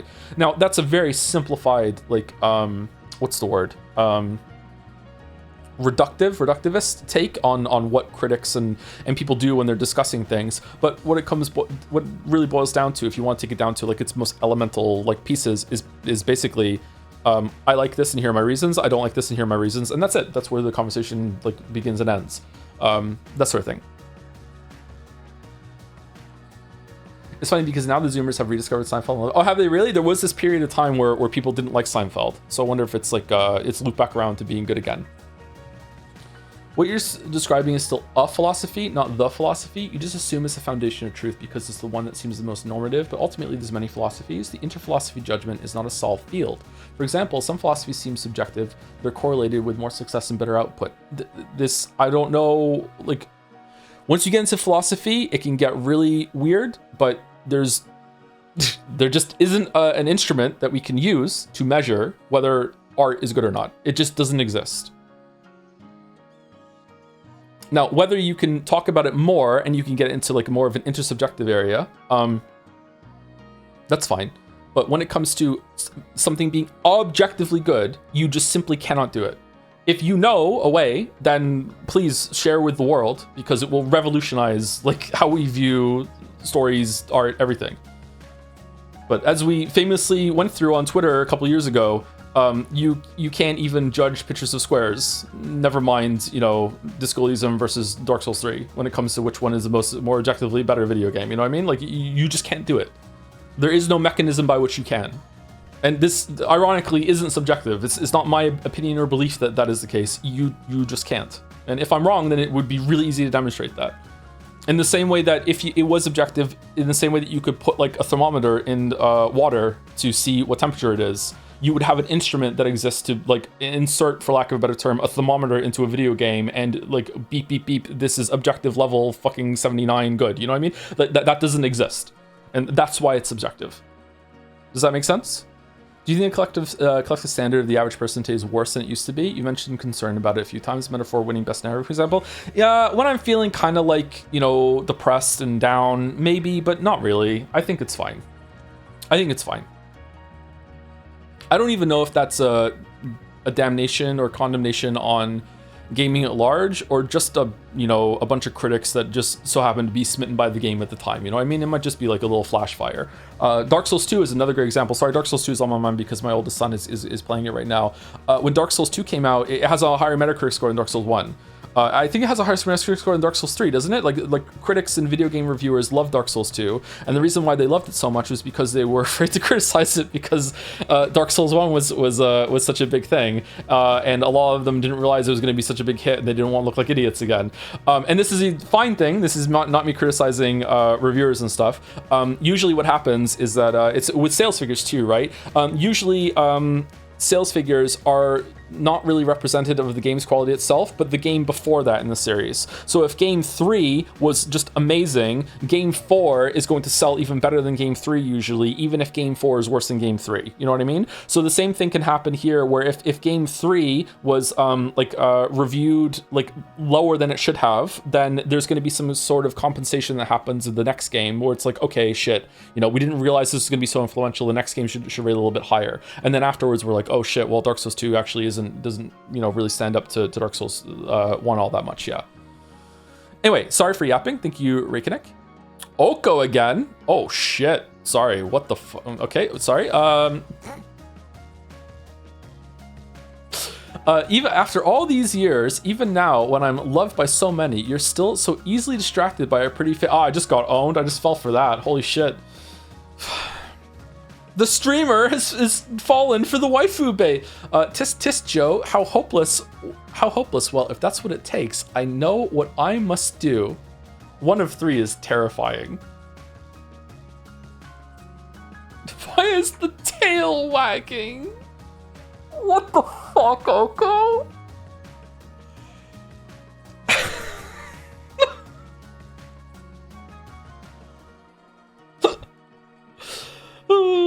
The silhouette of 2Fit there. Damn. All right, where's this going? Sometime later, Metamorphosis, Chrysalis. Holy shit. 2Fit Chan has awakened a new form. 2Fit Imago. Imago? Am I saying that right? I don't know this word. Sorry. What is this reminding me of? This is familiar.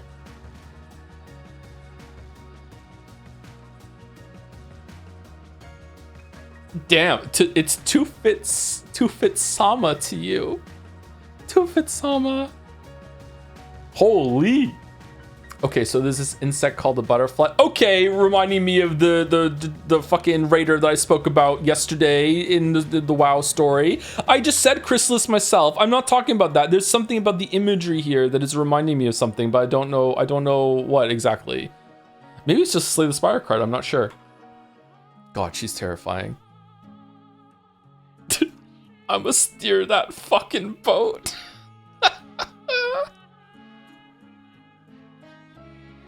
No Chan has ever wanted it more. The Vine sandals here, those go hard. Holy shit. Well, thank you for owning me, Oko. You were here in chat earlier. I'm not sure if you're still here, but yeah. I accept my ownage. Thank you, Chitalian, for the 36 months, 3 years. Thank you very much. Wither Glorp, thank you. Thank you, thank you. Thank you. Beautiful wings. Holy.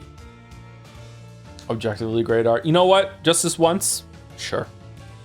The boat vote is going to be a bloodbath this year. Holy fuck. Absolute bloodbath. Thank you, Oko. Oh, there's more by Jacob as well. 2 fit if she cooked the cure-all. Oh, for fuck's sake, the cooking cure-all. Same like Vine sandals. Is this a 3D model or is it just the lighting that is giving that impression? They made 2 fit hot. You hate to see it. You hate to see it. There is no line that 2 fit will not cross. 2 feet? Oh god, no, don't go there. 2 fit, 2 fit, just 2 fit. We don't need to go to 2 feet. We don't need to go to 2 feet.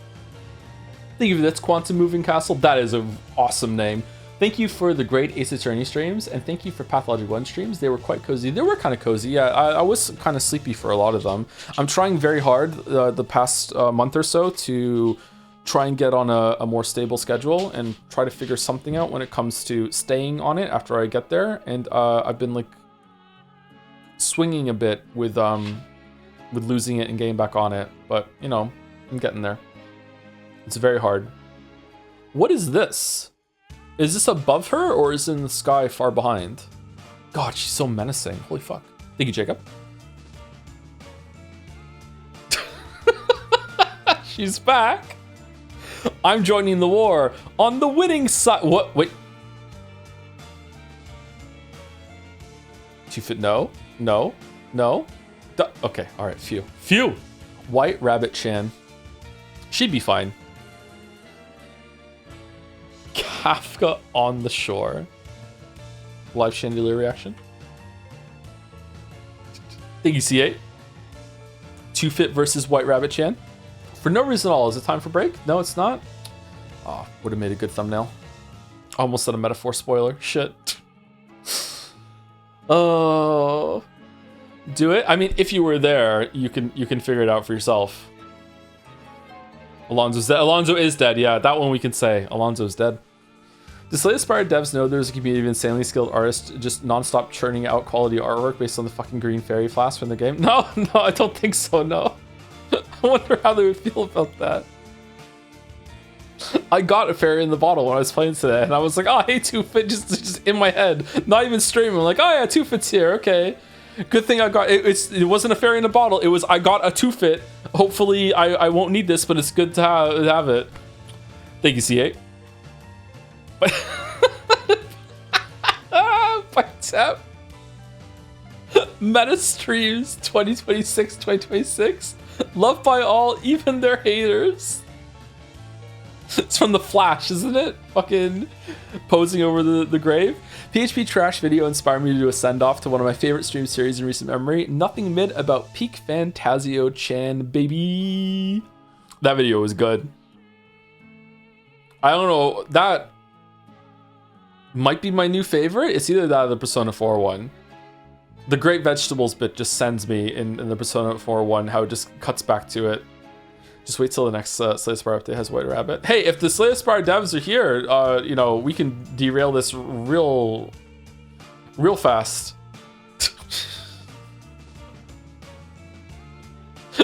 Speaking of Seinfeld, I have a lot of grievances with you motherfuckers, and you're gonna hear about them. All right, 3 hours talking about Ironclad. Here we go. What the fuck? Snakebite. What is Snakebite for? Yeah. Howl from Beyond. What were you thinking? 510 could have been a video. I don't think a video on a game like Slay the Spire would be good. First of all, it would be out of date real fast because that game gets a fair amount of like patches and stuff. But it would just be like, you know, like, hey, it works really well with like, you know, all the different ways you can approach different decks and kind of settling in and finding out synergies and blah blah blah blah blah and talking about the balance, everything like that. But after that, it would just be like just bitching about like little problems with the RNG and everything, and that a lot of people that know life of the game would be like, you don't understand, there's no RNG in Slay the Spire 2. It's completely fine because you can control all the variable, which is just wrong. But like once you're a god of the game, sure, like you can get like definitely above 50% win rate, but that's so rare. It's the same kind of frustration you get when you say, hey, like for most people this is going to be an issue, and then someone like coughs up with speedrunners, and it's like, okay, speedrunners devote themselves to the game. Like you can't compare yourself to a speedrunner. Like that's not valid. I think a good video can be made about any roguelike. I had a script for Gungeon for a while, and I was talking about the best thing to talk about Gungeon was about the variety of like enemy palettes. Palettes being like or enemy is it still a palette? What's that thing that that painters have? And they have like the easel is what they paint on, right? But what is it that they have on their arm and they dip their paint in? Is that a palette? Do I have the right word? It's a palette. Oh, it is. Okay, cool. Thank you. So yeah, like any palettes, and like a lot of the video was basically like, okay, like it's really fun that like guns can define runs, but at the same time there are a lot of guns and a lot of them have a lot of similar kind of things, and there's a bunch of guns, like there's a lot of AK alternatives and a lot of pistols in Gungeon that feel kind of the same, and I feel like there's a bit too much overlap. The synergy is really fun, but what really makes Gungeon special to me is that it has a lot of different enemy types, but they don't like in theory, like the greatest amount of variety that you could possibly have is if you just have like all the enemies available all at once, so you can just throw them in rooms and that's it. But that gets really, really tiring. What's really, really great is the constrained amount of variety that's in Gungeon, in that each floor is defined by certain like enemy palettes that are unloaded into that area, with sometimes some enemies coming from different floors. There's a little bit of spice, but you know, you have a cool little flow between the groups and how they all work together and all the levels. Like the big enemies in each floor really define the runs, like the big knight guys in the first floor, and then there's like the totem guys, there's the big mask guys, stuff like that, and it's really good. Gungeon does it really, really well. And also like the hard mode in Gungeon with the variety that adds it to different floors and different rooms when you go into it, and we have different modifiers, is really cool. I'm surprised that stuck it behind a hard mode actually, because it's such a big change and it really makes the game more exciting, but it's hard to balance. Maybe that's why it's there. But yeah, I just love Gungeon. I'd like to talk about Gungeon, but you're right, it probably would only be like maybe a 15-minute video, and people don't really want that, I think. Anyway, sorry, I'm yapping a lot. I love this pose. I love this send-off. Rip Meta Streams by Lilac Siren. The final Metaphor stream was, is this the Lowry pose? The final Metaphor stream was very fan art inspiration heavy for me. For this one, streamer noticed that Louis wasn't merely sitting, he was kind of floating there. Then I thought it then that someone in chat thought it too.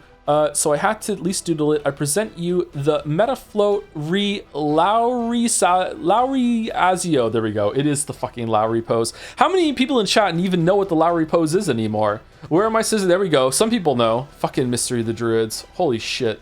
Mandalore's fucking cursed ass run of Mystery of the Druids. It's one of his most popular videos. Oh yeah, it is a video now, isn't it? Yeah, sorry. In my mind, it was a stream first, so my mind always goes to the streams. Yeah. Fucking Lowry. Ever thought about playing more Bullet Hell games on stream? Not really. Are there any really good Bullet Hells that I haven't played? Probably, yeah. I don't know. Bullet Hells are kind of fun. I don't want to play the ones that just fill the screen up with crazy shit, like one of the Toho games or whatever. Just fucking hell, just too much shit. Fucking Lowry.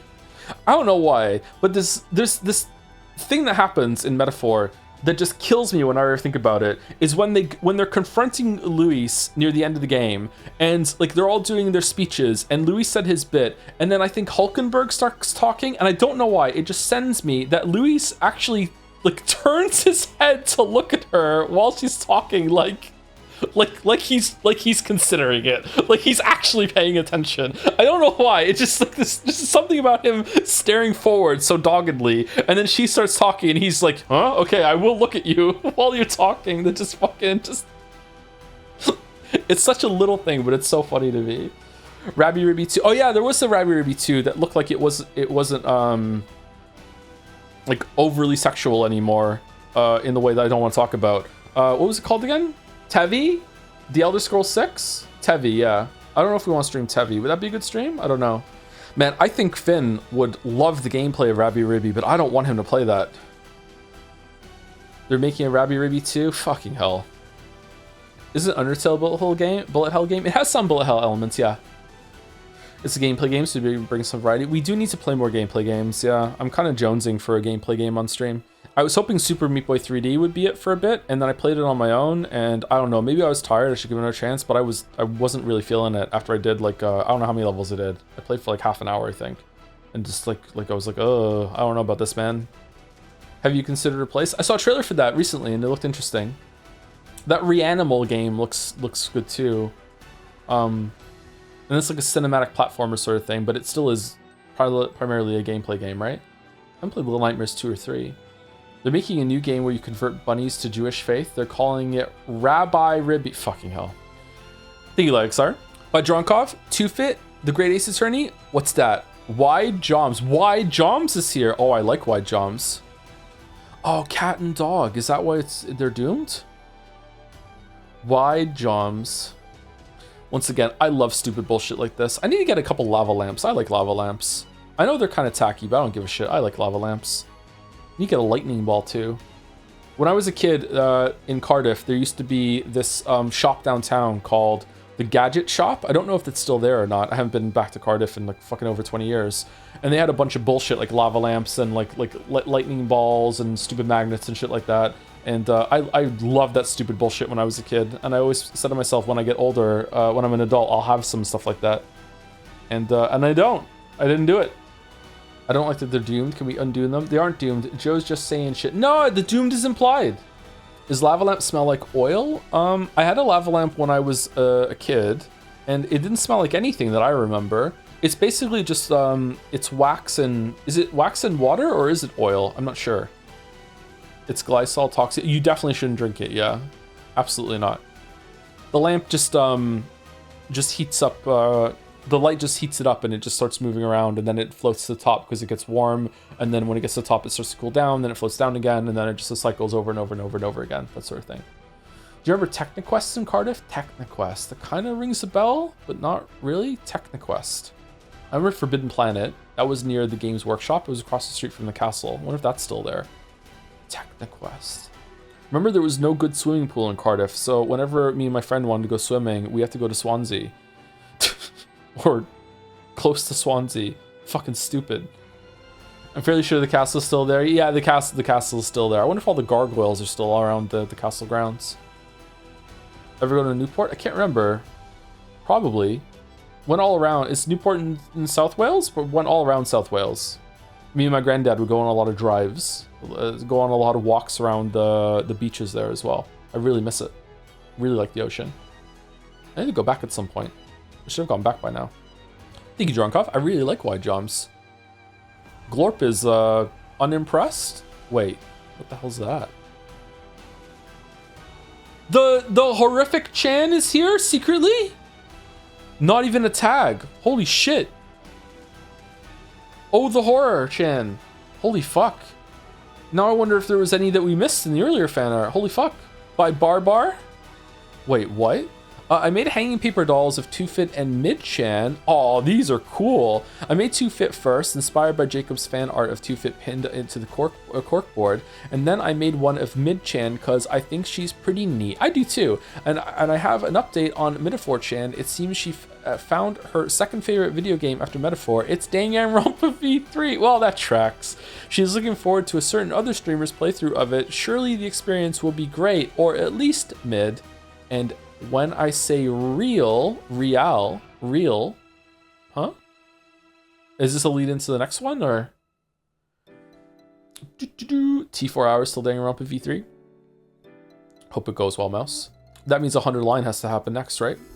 What are these figurines? These aren't Funko Pops, are they? Do these have a name? Because the stands on them with the crane supports in the back look like they're from the same thing. They're Nendoroids? Nendos? Oh, never heard of those. Are they vinyl? Like, or what? I got some vinyl toys for Hollow Knight for the kids for Christmas, and like, man, they broke. I even told them, like, these aren't toys that you can smash together, but like, fuck, yeah, Hornet went on an adventure right away and just like broke completely. The plushies survived though. Some of the Hollow Knight plushies are really cute. They have a grub from Hollow Knight 1. They have different faces you can change out. Oh, they're customizable, are they? That's cool. I like the expression on Mid-Chan. I'm quite fond of Mid-Chan, actually, even though she has horrible taste. Seems like she knows. Oh, that's neat that you have they're dangling with some paper there. That's a good detail. I like that a lot. That's cool. I didn't see that before. Is Oh the Horror Chan somewhere in the background? That's really good, Barbar. Thank you. Badonk, Joms is real again. Joms keeps finding ways to be real. Please enjoy my toil in the form of an overly stuffed soft toy. I mean, this kind of real. Oh, that was the setup. When I say when I say real, I mean, is this kind of real? There are 3 pictures of Joms frolicking in a field, which is suspiciously like the pictures that I got of Gatsby when he was a puppy from the breeder that we got Gatsby from. Giving me big Gatsby puppy vibes right now. Are you gonna play the 40-year-old dad sim, Pragmata? I don't know. Maybe. It might get nominated for Game of the Year, right? There's buzz about it. Apart from Grand Theft Auto 6, is there a shoe-in for Game of the Year this year? Like, or at least a nomination, or no? That isn't out yet. Does Gatsby still think he's a puppy? Yes, I do too. Phantom Blade Zero? I don't know what that is. Witcher 4, is Witcher 4 this year? Wolverine's a good guess for that. Wolverine might be a big deal, yeah. A Wolverine game could go hard, yeah. I hope it's good, as always. Whatever Mario Zelda game Nintendo released this year. Do we think we're getting another Mario game this year? That would be nice. Like, it would make sense that they would have a game out in the year that the movie came out, but they don't. Why are they so slow at making fucking 3D Mario games? 007 First Light has a chance. Yeah, if it's good, yeah. Let's see. Badonk. Oh, another angle. Oh, this is a very chubby Joms. I like this Joms. I don't know if it's Animal Crossing or something else, but there's something in the eyes and face that is making me think of something in that area. Round Joms. Though when I say real, I mean it's kind of real. It's a hopelessly inside baseball bit about Nintendo's microtransaction experiment app on the 3DS. Oh, okay. Super Mario RPG. Something something Donkey Kong 3. Do do do do do do do. The rare front-facing Joms. Joms to be a juror in one of the Ace Attorney trials for sure. Has cat eyes. Thank you, Badonk. We are over 2 hours. We usually take break at 2.5 hours now. We are at 37 out of 54, 38 when we get to the next one. I don't think there's any chance of us getting to finishing this before break. So maybe we want to take break a little early today instead. What do we want on the screen? Do we want Joms with real on the screen? That's from Nirvana, the band, the show. Did you see the movie? I did not see the movie. Someone linked that song, that YouTube video in Jad's, maybe it was you, like last week or something, and I watched it. I'm like, oh, I've seen this before. So I'd seen some of this stuff and I'd forgotten about it. Let's do this one because it'll look like he's looking at the live chandelier reaction while we're on break. Okay, I'm gonna go to the bathroom. I'm gonna get some water. I'm gonna have a cookie, and I will be back. And I'm feeling pretty good actually, even though I'm on like 4 hours sleep. So let's see. It bodes well for doing like some roguelike run after this. But yeah, be back, and we'll continue Fanart. Sorry if this is longer than usual. I had to take Gatsby out real quick. Okay, let me check my sound levels. Seems okay. Friday Scrandle is a treat. We could do Scrandle as a break during Fanart. Sure, let's go do Scrandle. All right, Scrandle, the thrilling daily game of food comparison. Is this for those who scran after? It is for those who scran after. Chili dog versus chicken dog, both the same price. Chicken dog with pulled pork. I'm not a big fan of pork. With cheese, jalapenos, and nachos. Okay, I think right, but right is just the better photograph. Left could be tastier. I'm going right. Okay, so Scrandle is the game where you have to pick which one of the two foods got the I would eat that vote on Twitter when they were shown. These pictures have never been shown together, or at least they weren't shown together when the voting was happening. And they were shown individually on Twitter, and people said, I would eat that, yes, I would, or no, I wouldn't. And now we're trying to figure out independently which one was higher. So, Biscoff donut for $2.95 versus donuts, €5 for £5 for each. The best donut here for me is easily the one on the far right. These two are pretty much interchangeable to me. They're kind of the exact same thing, except the one on the left is cheaper. So I'm not a big fan that part of it is gone on the cardboard, but you know, it's not the worst thing in the world. It's gotta be left. Yeah, it is. Wow, pretty high. Holy shit. Donuts and crepes. £5 versus Jaffa Cake donut. This is my shit. Okay, first of all, I don't know if I would like a crepe, to be honest with you. These sugar donuts look awesome. They look like fairground donuts. These things are probably horrible for you, but they are tasty as fuck. But this kind of like eclair adjacent sort of donut, I love cream-filled donuts. This thing on the right looks fucking awesome to me. We have seen this before though. I remember seeing the Jaffa Cake donut before, and I remember getting angry that it was lower than I thought it should be. So I'm wondering if the thing on the left is going to be higher. The thing on the left is a little more than double the price, and you are getting way more than double the food. So it looks like 3 of the sugar donuts and 2 crepes that are stacked on top of each other. So I'm gonna guess it's left. Wow, holy shit, times have changed. Fuck me. Kinder Bueno donut versus Oreo donut. People love their Oreos over here.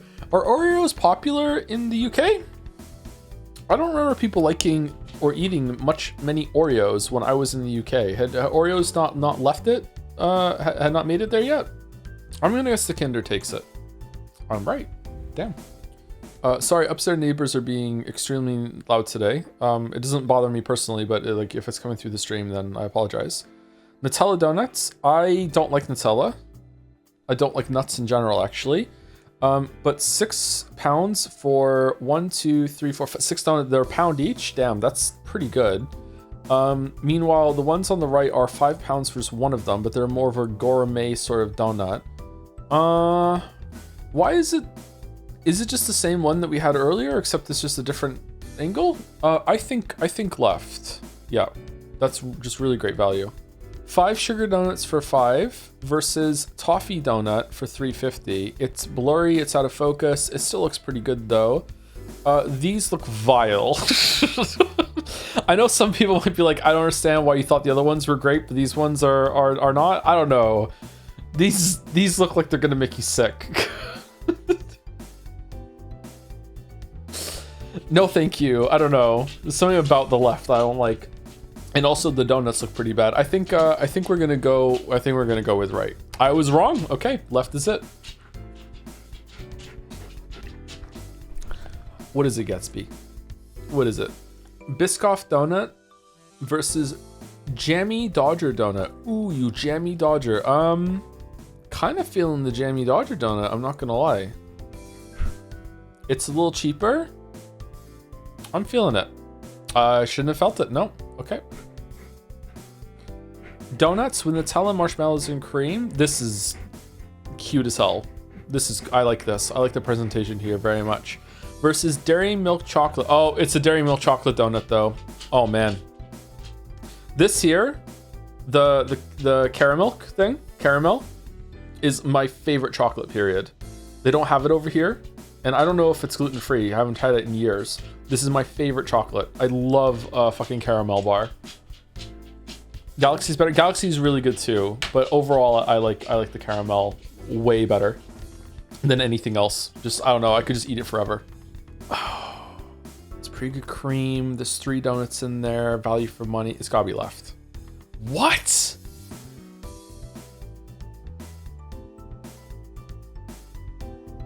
Gotta be left.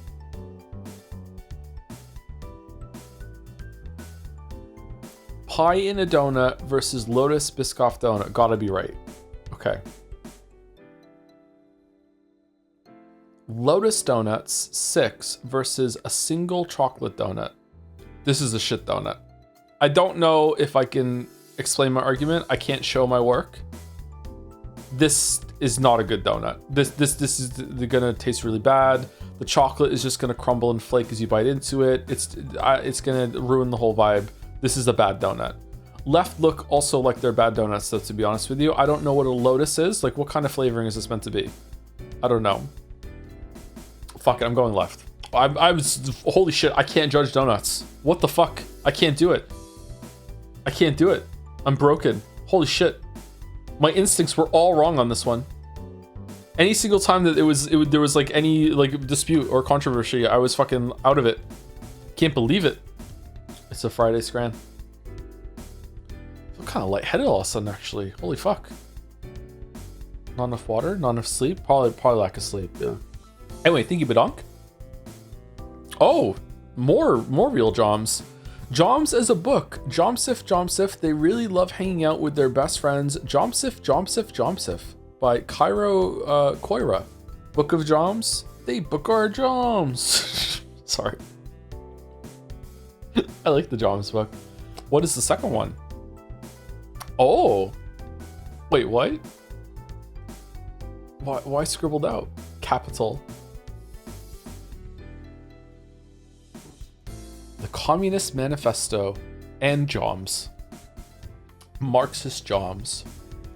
They book our joms, they took our jobs. There we go. Scrandle Cruise Edition prediction? Wait, what? What's that? What is going outside? On outside? It's not like someone's mowing their lawn. That's not possible. The grass hasn't grown yet. Spring is barely here. What the fuck is that noise? The Joseph Anderson Super Cruise has been cancelled. Nightbot, what the fuck are you doing? Refunds are processing for all those who booked. Please allow 3 to 5 business days for arrival. Please accept my apologies. You better fucking apologize, Nightbot. You better fucking apologize. Thank you, Koira. I like the John's book. I like crafts. Crafts are cool. By Crad. Nikito. I had a dream where Joe played this after Metaphor and was really disappointed when I woke up, so I said fuck it and made propaganda. Nominate Of the Devil for most anticipated game in Jed Say 2026 for the best Ace Attorney / Danganronpa style experience there is, even incomplete as it is. Yeah, it's not finished yet, is it? Is it gonna be finished, or is it might be in development hell? If anything should be a testament to how good the game is, consider that it made a guy who's never even tried fan art make a whole ass comic page. Ooh. I know my turn won't come for a while. The British gents are already underway. The Japanese wonderkind are beloved by the community. And my own game isn't even finished, but don't fret, I am patient. After all, in every shadow, the devil flickers, waiting for his cue. Ooh. I like it. Nice. The candle being blown out too. This is a character from the game, I'm assuming. You have my attention. The MC, yeah. Oh, did she die in the first case? This reminds me of something. Is it just Gatsby or not? Or no? Oh, One Piece. It does not remind me of One Piece. No. That I can say for sure, yeah. The first tag of the devil. Well, I don't think I would like to play it until it's done. I don't like playing games. I don't even like watching TV shows until they're all the way done. I'm really interested in that, is it Pluribus? I'm really interested in that show. I'm really interested in Severance. But I've been burned so many times with starting shows and then they get canceled. So I don't really like watching things until they're all done. I don't really like playing games until they're finished either. I will make some exceptions if it's like a gameplay heavy game. But even then, sometimes, like some of the survival crafted games that are perpetually in early access, like, I don't know, like, I tried to play Project Zomboid once and I played it for like maybe two days and I was like, fuck it, I'll just wait for it to be out of early access, and I'm still waiting the whole entire time later. So yeah, I don't know, just some of them I just don't enjoy. One of Severance or Pluribus is going to burn fans for sure. What? Are you gonna see the Firefly cartoon TV show? I will believe it when it happens. I'm pretty disappointed that it is an animated thing though, but I don't know how you could do it. You can't bring that cast back. I don't even know if I would still like Firefly. I haven't seen Firefly in, like, again, 20 years. Maybe I wouldn't like it now. But I loved that show when I watched it when I was 19, 20, something like that. Burn fans by either having a Lost ending or just getting cancelled and making everyone mad. Oh, that sort of burn, yeah. I heard that Lost is actually not too bad to watch now. Once you can watch it all at the same time, you don't have to speculate and wonder week to week. What do you mean all done? Do all games in the series need to be released or all seasons released just to play watch? I don't mind playing like game 1 of like a planned trilogy. I can play those as they come out. When it comes to TV shows though, I don't like... Maybe I'll watch like the first season and then I won't watch any more until they're all done. But typically I prefer all the seasons of TV shows to be done before I start watching a show. But I don't really watch a lot of TV or movies anymore, so it's really easy for me to do this. Would you play Ace Attorney if it had a case come out once a year? I'd probably wait for all of them to be out. If it had a yearly installment though, I would play it like it had a year installment of like 4 or 5 cases or something like that. I would play that year to year, sure. Is that also why you're okay playing Deltarune even though it's not finished? I'm not okay with playing Deltarune. I'm actually waiting for it to be all done, yeah. It was the exception that we did the first chapter to see what it was, and then I decided after that I'm gonna wait for the whole thing to be done. And I'm still waiting, yeah. I've seen bits of Firefly and it seems like it was an antidote for a lot of stuff at the time, but it's not good in retrospect. Well, Firefly might be a good example we were talking about earlier about how like standards and consensus changes, and that Firefly may be seen as like a really big breath of fresh air at the time. But now it's kind of like, you know? What's another one? They say that Was it Deep Space Nine? Deep Space Nine was really ahead of its time for being like the serialized network show, and a lot of viewers didn't know what to make of it because it didn't have like Monster of the Week sort of plots where it's like, this is the problem we're dealing with, here we go. It had so much continuity and like an unraveling storyline as it went on. I know that when I was a kid, I really liked Star Trek Next Generation. I didn't watch a lot of it. I mostly watched Voyager. I've probably seen like a couple dozen episodes of Next Gen when I was a kid. I watched Voyager the most part, and I tried to watch Deep Space Nine so many times, and just just impenetrable. Also kind of boring for a kid. Anyway, thank you, Kat. I'm interested in this game, but I think we should wait until it's done. By Medhead, 2Fit Rules. 2Fit Sucks Rules wanted to try to make something with a lot of mixed media, and the Green Goblin wormed its way into my mind. This is a very moody 2Fit. Holy fuck. You ever seen Babylon 5? I love that show. I've seen some episodes now and then, but that was also kind of impenetrable to understand. I wonder if that had a serialized story. What was the other one? Was that Farscape? That was the other one that was out at the time. Stargate SG-1 was one that I watched. That kind of had an ongoing story, but a lot of it was just like, this is the place we're going to this week. Is it fucks or sucks? It sucks. Yeah, it's up here. Clarified.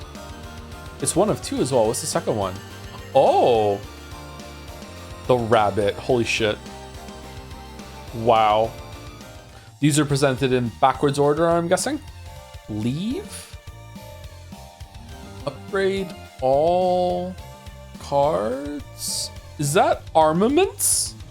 Damn. She really is coming from Slay the Spire. It's apotheosis. Sorry, hard for me to say that word. I don't like that card. It's powerful, but I don't like that card. 2Fit Wood Smoke. It's true. It's true. This is cool. This is really stylish. Big Persona vibes. Sorry to hit the low-hanging fruit there. Thank you, Bedhead. By Zoe Emily again. Joe said he would go into space if he could. Absolutely. Here's Joe the Dragon Hog on a spacewalk after some satellite maintenance. Sonic has gone to space a couple times, right? I would absolutely go to space. Some of those new moon pictures they have are really cool, huh? It is established Sonic characters can breathe in space. In general, a lot of characters that you wouldn't think would be able to breathe in space can breathe in space. Mario can also breathe in space. How come Superman is okay in space? Doesn't he have to breathe? He can hold his breath? What do you mean? Super breath holding. How long for? Why does he have to breathe? Is he just faking breathing? Because he breathes. Is it just that the actor has to breathe and we just have to accept that, or what? It still is crazy to me. I didn't believe it when someone told it to me because I knew about Superman long before I understood why Superman was Superman. I thought he just was like that, and then someone tried to explain it to me that it's because like the sun is different and our sun makes him more powerful. I'm like, wait, what? He's solar powered? Like, what are you talking about? I didn't believe them. This is fucking like I was 15 years old being told the lore of Superman and being like, what the fuck are you talking about? Yeah, he's so fucking weird. So if Superman flew into space and flew like far enough away from our sun, eventually he would just die, right? Well, once he's far enough away that the light isn't reaching him and empowering him. What? Hold on, why is he okay at night then? He's charged though? How long for? Because when he went into the when he goes into the ship in Man of Steel, he's on Kryptonian fucking atmosphere rules for a while, and he immediately starts to weaken, doesn't he? I don't think there was like a different sun there, or is that not canon anymore? He would die on one of the poles, huh? Yeah, good thing he doesn't have his base up there.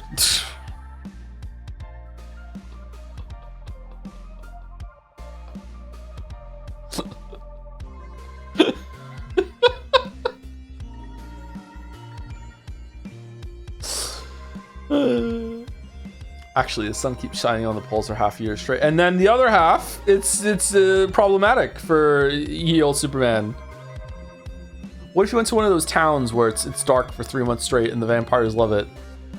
How long would it be until he lost his powers? I'm sorry that this is Zoe. I'm sorry that it spawned this conversation. My bad. Sorry. Thank you very much. I would feel like this in space. It would be nice to go to space. I think I would freak out though. I don't think I would be too anxious on the trip up there. I think. There's the Earth, sweet looking Earth. She's back. Mischievous Two-Fit. Hama missed, get fucked, Joe. Twins in another universe. No, don't ruin Gallica. It's a bit too late for a Metaphor hype fan art train, but I keep thinking about Gallica and Two-Fit as twin fairies in other universe. Metaphorically speaking, of course. The pose reference from Gallica, official visual art. And she's cheering you up to rewind the battle after a missed 1-1 Hama attack. So true. And I mean, it sounds kind of different coming from Two-Fit. I gotta say. Hama missed, get fucked, Joe. This is making Gallica good. You don't like Gallica, Nagus? This goes hard. Look at the colors and like the spiral or encircling around the background. Yeah, I don't remember seeing this pose in the game. Yeah, this is from official art. She has a backup bat. I don't like Gallica either. I don't know why you're so caught up in her, Joe. It's because I watched Hook. 2 bats for Two-Fit. Back for blood. Rufy. Oh. The only reason you like Gallica is because she's shorter than you. If she was a normal person size, you find her boring too. No, that's not true. If she was taller than you, you'd hate her. That one's true. That one's true. Well, not hate. Not hate.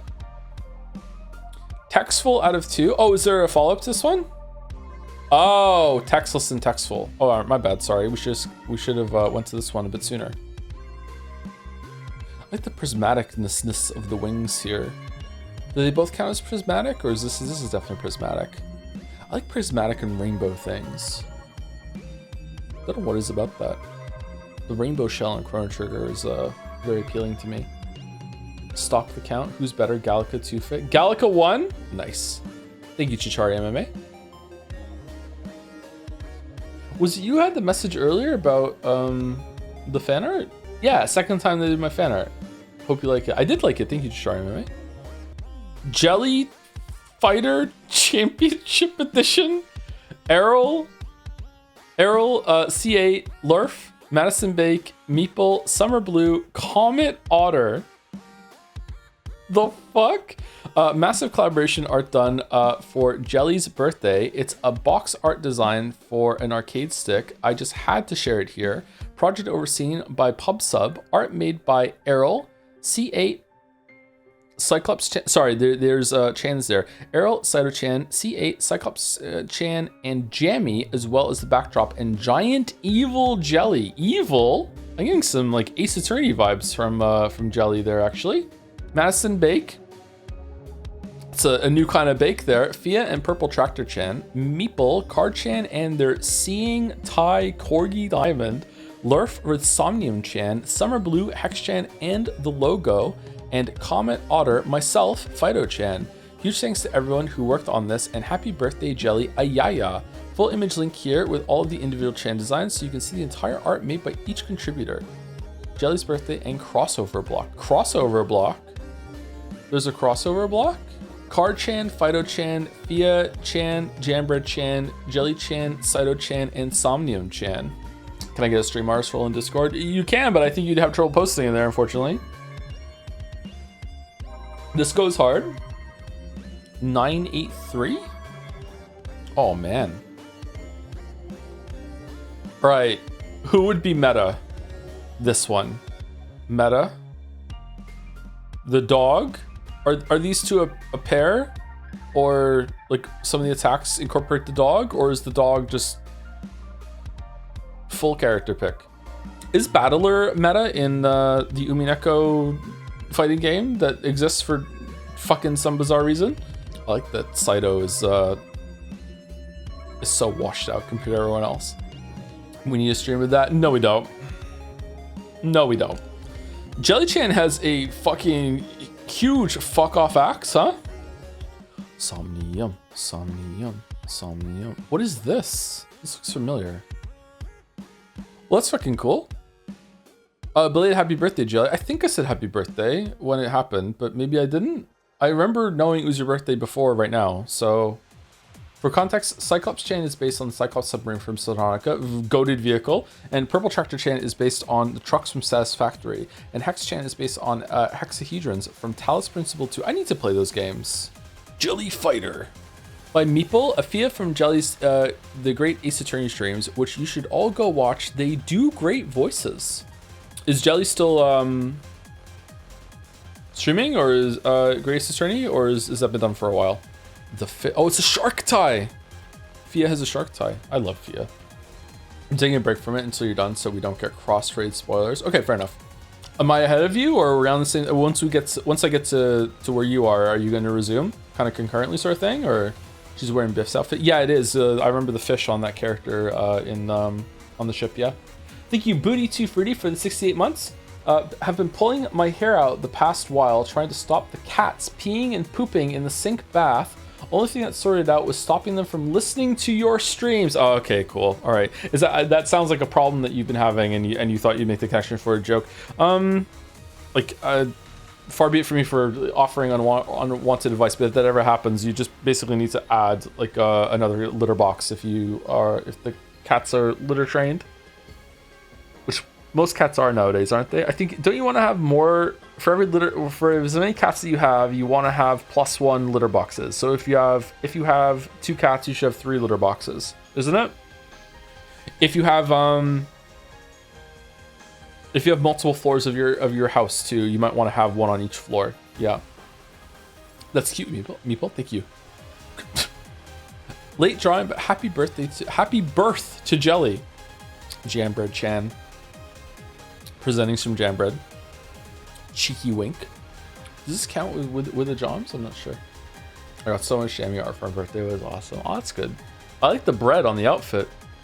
I didn't notice that until now. Holy shit. Have you been playing Arc Raiders at all? I'm fully addicted right now. Don't shoot! No, I haven't touched Arc Raiders in months. Did it get any big updates or anything like that? I found playing the game pretty frustrating. Bread, you say? Is the next one breads? It's breads. Pretzel still counts as bread, right? I think you'd come across a little crazy if you said, give me some of that bread and pointed to a pretzel, but you know, it's in the bread area. You bounced off Marathon too. Oh, I bounced way harder off Marathon than I did Arc Raiders. I played Arc Raiders for a bit. Marathon, I didn't even last through the open beta. I think I played Marathon for like maybe an hour and a half, and I said, fuck this. I haven't tried Hunt Showdown with the new Inferno map that they brought back yet. We could do that today if I wasn't self-conscious about my shooting skills. By Madison Bake, we do be loving evil British women. Oh, we saw this one before. This got a fast pass, right? Oh, a classy English woman. Yo, and she is evil? You goon like a Japanese man. And racist for some reason. Joe, that's not a Numineko character. That's Margaret Thatcher in disguise. Oh, fuck no. I do hate Margaret Thatcher. That's true. I think I said this last time, didn't I? For historical purposes, this is being included in the Fanart showcase after the Fast Pass 2. Why is the goose evil? Gooses are evil. Or at least the Canadian ones are. Brutal fucking creatures, let me tell you. You mean geese? Nope, gooses. We say gooses here. Just like fishes. They don't get their special plural word, it's gooses. You got a problem with Canada gooses, you got a problem with me? Fifi Defeat Vessel with Humpty Kun? In celebration of my reaction to Mouse's reaction, here is some eggrotica. What? Oh, it's the egg. Okay. Oh, the crack on the face. That's really cool. I can't remember how long it's been since he let me go. His powerful hand closed around my whole body. My weight swept up in him. I thought I was flying. I must have been a foot off the ground when he released me, lurching, shuddering towards the plate. And then I hit it. I hear the crack before I feel it. My soft innards unspooling onto the cold ceramic. No, that's not true. But this is just where he wants me. Every inch of me exposed to him. My defenses washed clean and all my insides out. It's thrilling, intoxicating. Dexterously, his fingers pick apart my shell, leaving me bare. I can feel his hunger and I want to sate it. I want him to devour me. Ooh. This is reminding me of a late Umineko character for some reason. Humpty Dumpty sat on a wall. Humpty Dumpty had a great fall. Late as in came into the story late, not as in dead. Episode 7? Episode 8? 7, I think. That course was in Patho. No, yes, it was in Patho. I like the cloak. It also looks like longer hair coming up from the back too, of like the egg spilling on the shell. That's cool. I like it. Inspired design. Thank you, Fifi. There are 4 more by Tep. Ended up deciding to post this here also. Watching the AC Train streams, I've noticed a strong parallel in the relationship between Lyessa Nosa, not Lyessa Nosa, and the baby, and the relationship between Discord user Hello It's Mouse and Two-Fit. Send tweet. For those not in the Discord, Mouse has been doing some early aggressive Jedsea campaigning for Two-Fit. Nah, just a little bit. Just a little bit. Not too much. Damn. That one moment when the baby came off that character's back and they did the salute, and that's all it took for this. Holy shit. Did you drop Humpty-kun from a feet high? Yes, absolutely. Thank you, Hanakira, for the bits. It's so comforting to know that the community loves GL and BL. Yeah. We do. Girls love and boys love. Hope this helps. It does help. I didn't know what the terms meant. Okay. Yaoi and Yuri. Same side on a different coin. This is also a Metal Gear Solid reference. Hope you enjoy. Pull from Hell? What do you want Joe to do after fan art? Video essay Watchalong? Oh, which one? One of mine or someone else's? I don't want to watch someone else's content. I don't want to do a React Andy. Slay Spire 2 is like the bottom? Why is it the bottom? Eugenics being so much higher is kind of freaking me out. You should react to my reaction to your Elden Ring video. And then next week... Thank you, Tep. By High Law, Joe shows up for a microsecond, so this counts as stream art. Found the loophole. I'm robbing him blind. This isn't related to anything. I've just been watching too much Legend of the Galactic Heroes. Alright, fair enough. As always, music that we played today was by Teef and Kusaro on Jads. There's probably a link that someone can share, or you can find it on our Discord, Jads, or you can find it on YouTube too. I think all of them are posted on YouTube, if you like the music. Okay, let's see if this will play. Let me mute that and see. Legend of Galactic Heroes, Joseph Anderson, Mouse, Two-Fit, Decrepit Joe. Oh, Decrepit Joe. Okay, let's see. Does this work?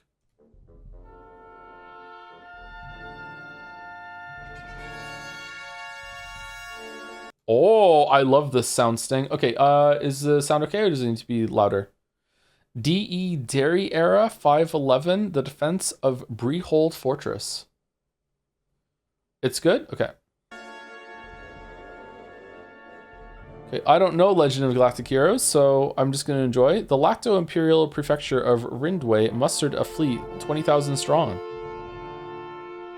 There they are. Status report, enemy is within range. Scald them. They've already melted the Duchy of Kurdheim.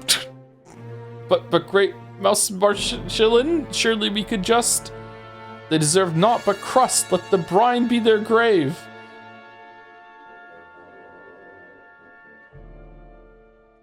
Your will be done, my lady. Jawal.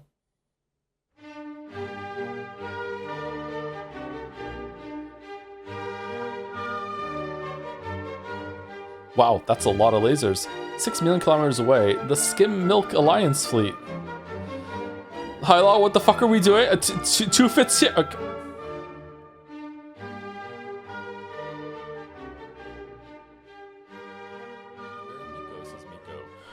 Interesting. Someone is pinging me in mod chat. Okay, I'm not gonna check that while I'm stream. I just like typing on this keyboard for some reason. I like this keyboard, but something about typing on it, it's just kind of weird. I don't like typing on the stream. It's just the microphone is like right above my eye. That's probably what it is. I noticed when I was typing into the Aspire. Okay. Laser hit, get fuck Joe, apparently, yeah. Alright. Thank you, High Law. Decrepit Joe, god damn it. I don't know why we're space fighting. It's pretty cool though. I do like space fights. What's the part 2? Oh, there's still images. Holy shit. What is this style called? The ship was Bikoi. The ship is Bikoi. Yeah, you can see it there. Yeah, the Bikoi ships. That looks fucking awesome. I can't appreciate it enough because I don't know, like, I don't know the reference, but I also don't know what the homage of the style is to. It's like kind of like an old film sort of thing, like maybe an old Disney thing. I don't know what it is, but holy shit. It's fucking sweet. I'm not even bothered by the Decrepit Joe. Do people really eat a lot of Baby Bells? Are those good? I don't know, man. Yeah? I think they're kind of mid. They're not bad. They're pricey. Are they pricey? Shit. I haven't had a Baby Bell in fucking forever. What's a Baby Bell? These are Baby Bells. The cheese, small cheese wheels are Baby Bells. They're like single serving cheese. But you never just eat with just one. Absolutely not. And there's one more fan art. What is the last fan art? By Madison Bake? Oh, this is the Finn playing Dark Souls 2-bit. Yeah. He got all the way to Drangleic Castle, then didn't go into the castle, and just went and did all the DLC instead. So he's beat Fume Knight. He didn't find Suralon. He found the blue Smeartle demon and asked me, is there a hidden bonfire for the boss? And I went, no. And I told him he could skip that one. He got to Sin, which is really hard. He got to Sin. I was expecting to have to help him when it came to like shooting all the buttons and everything in that area, but no, he's just at Sin. And his sword is breaking, so he can't beat Sin. He has to just bring another weapon, I guess, to beat him.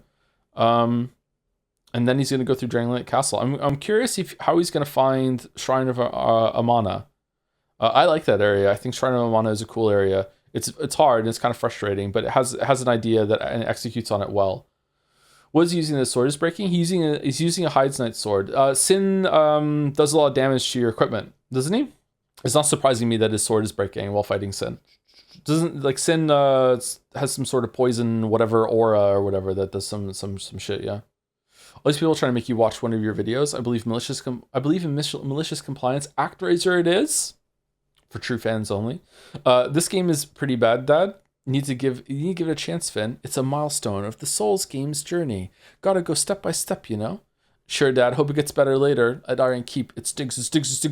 Shrine of Amana. Yeah, there we go. Shrine of Amana. He's not there yet. After the ending, that was bad. I feel like I need to express this, yeah? Need to make a video about that. Uploaded.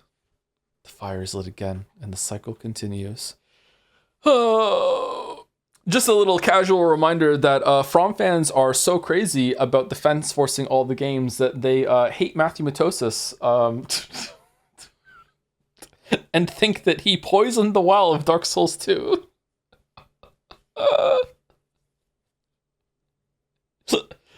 Yeah, okay. All right, and that's fan art. Thank you very much. We got through 54 fan arts. This is the most fan art we've ever shown in one sitting, and it only took 3 hours, so not too bad. What's that at the rate of an hour? We had a break in there too, so a little under 3 hours, and we got them all. If Finn does make a Dark Souls 2 video, he should call it the generational trauma of Dark Souls 2. Maybe. I think he's enjoying it more now. The fact that he's gotten so far in it so fast makes me think that he's enjoying it more. I think he's gonna like Dark Souls 3 more. I'm worried that he's just gonna steamroll Dark Souls 3. He's beating the bosses without a shield in Dark Souls 2, and he's beating them way faster than I did when I first played. So he's doing better than I did. So he's probably gonna do better than I did in Dark Souls 3 then. His movement is just so good. He's just so confident. I don't know what game taught him to play like this. Maybe it was Silksong, I'm not sure. But like he will just... He barely ever locks on, and he will just attack, and then he sees that the enemy is doing an attack, and he'll just walk away from them, and he just will circle around them. He has such confidence when it comes to just staying close to them and doing the attacks. Your videos? No, he hasn't watched my videos. It's all that Calamity. Is Calamity mod for Terraria legitimately difficult? I wonder how he's going to fare against the Elden Ring bosses. Did he ever play Monster Hunter? He did not play Monster Hunter, no. Is this the kid that watched how to beat Cuphead bosses ahead of time? Any chance he's doing that here? No. I mean, maybe, but there's been a couple times where I lied to him and said something different was going to happen, and then he believed me. So I don't think so. Like I said on stream before, I told him that Beta Chaos was over after he hit the second arm, and then that he was very upset when that was not true. So yeah, like I told him, I said, I don't think you should look up guides. Like I said, if you want to, like obviously you can, like, you know, I'm not going to like make it a rule that you can't look up things for the games that you're playing, but it'd be better if you try to figure things out for yourself. And so far I think he's following that. The authentic Beta Chaos experience. No, it wasn't, because after he hit the arms, he went down the Mario slide, didn't know what to do, said to me, what do I do? And I said, I don't know, what do you do? And then he walked forward and said, do I have to get through the middle part then? Then the floor fell down, and he looked down, saw the route, and went, oh, I guess I just go down there. Immediately just perfectly rolled down onto it, walked up the thing, hit the branches, fucking tanked the firestorm with an Estus flask, and then ran down and killed it first try. No, it was not the fucking authentic Beta Chaos fucking experience. I wonder how many tries it took him to do Fume Knight. He didn't one-shot Fume Knight. He said Fume Knight is the hardest boss that he's fought so far in the Souls games. He had to go upgrade his weapon to +10 for it. I don't know, I think maybe we're done. If Chad doesn't want to watch me play Slay the Spire 2, I guess we can just call it and just have a short stream today with Fanart. I am pretty tired. I don't think there's a video of mine that I would like to watch right now. I don't know. Are there any videos of mine that are under 2 hours that we could that could fill the space? So much Souls team talk. How about Eliza P vid breakdown? Didn't we do that one already? Do you have a Slay the Spire video? I do not have a Slay the Spire video, no. Let's make one. Just live on stream, we'll just make one. I love Witcher 1 video. I love the Witcher 1 video too, yeah. What do we have? Dark Souls, ActRaiser, Diablo 3, Dungeon Keeper, Hearthstone, fucking hell. The openings of Fallout 3 in New Vegas, 10 years ago now. Holy shit, I don't even remember making that video.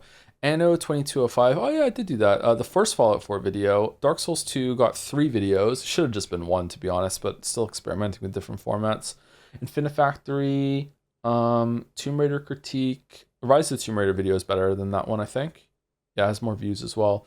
Darkest Dungeon, Should You Play Factorio, Dragon's Dogma, Stardew Valley, The Witness. We watched The Witness video, didn't we? Yeah, we did. When did we watch The Witness video? What day was that? What did we finish and we needed some time when we did The Witness video? Was it after Fanart and before The Looker? Was it a Fanart day? Bloodborne got 3 videos in the same way that Dark Souls 2 did. Commentary and critique has way more views than the other ones. I'm pretty sure that some people watch that one not realizing that there are 2 other videos, which again is why I try to combine them all into one video now. Making multiple videos on the same game doesn't typically go well. Uncharted and Last of Us, Great and Terrible Games, that has 11 million views. Oh my god. Uncharted 4 gameplay critique and the story got more. Yeah, that should have just been one combined video. Dark Souls 3 critique, Inside, No Man's Sky.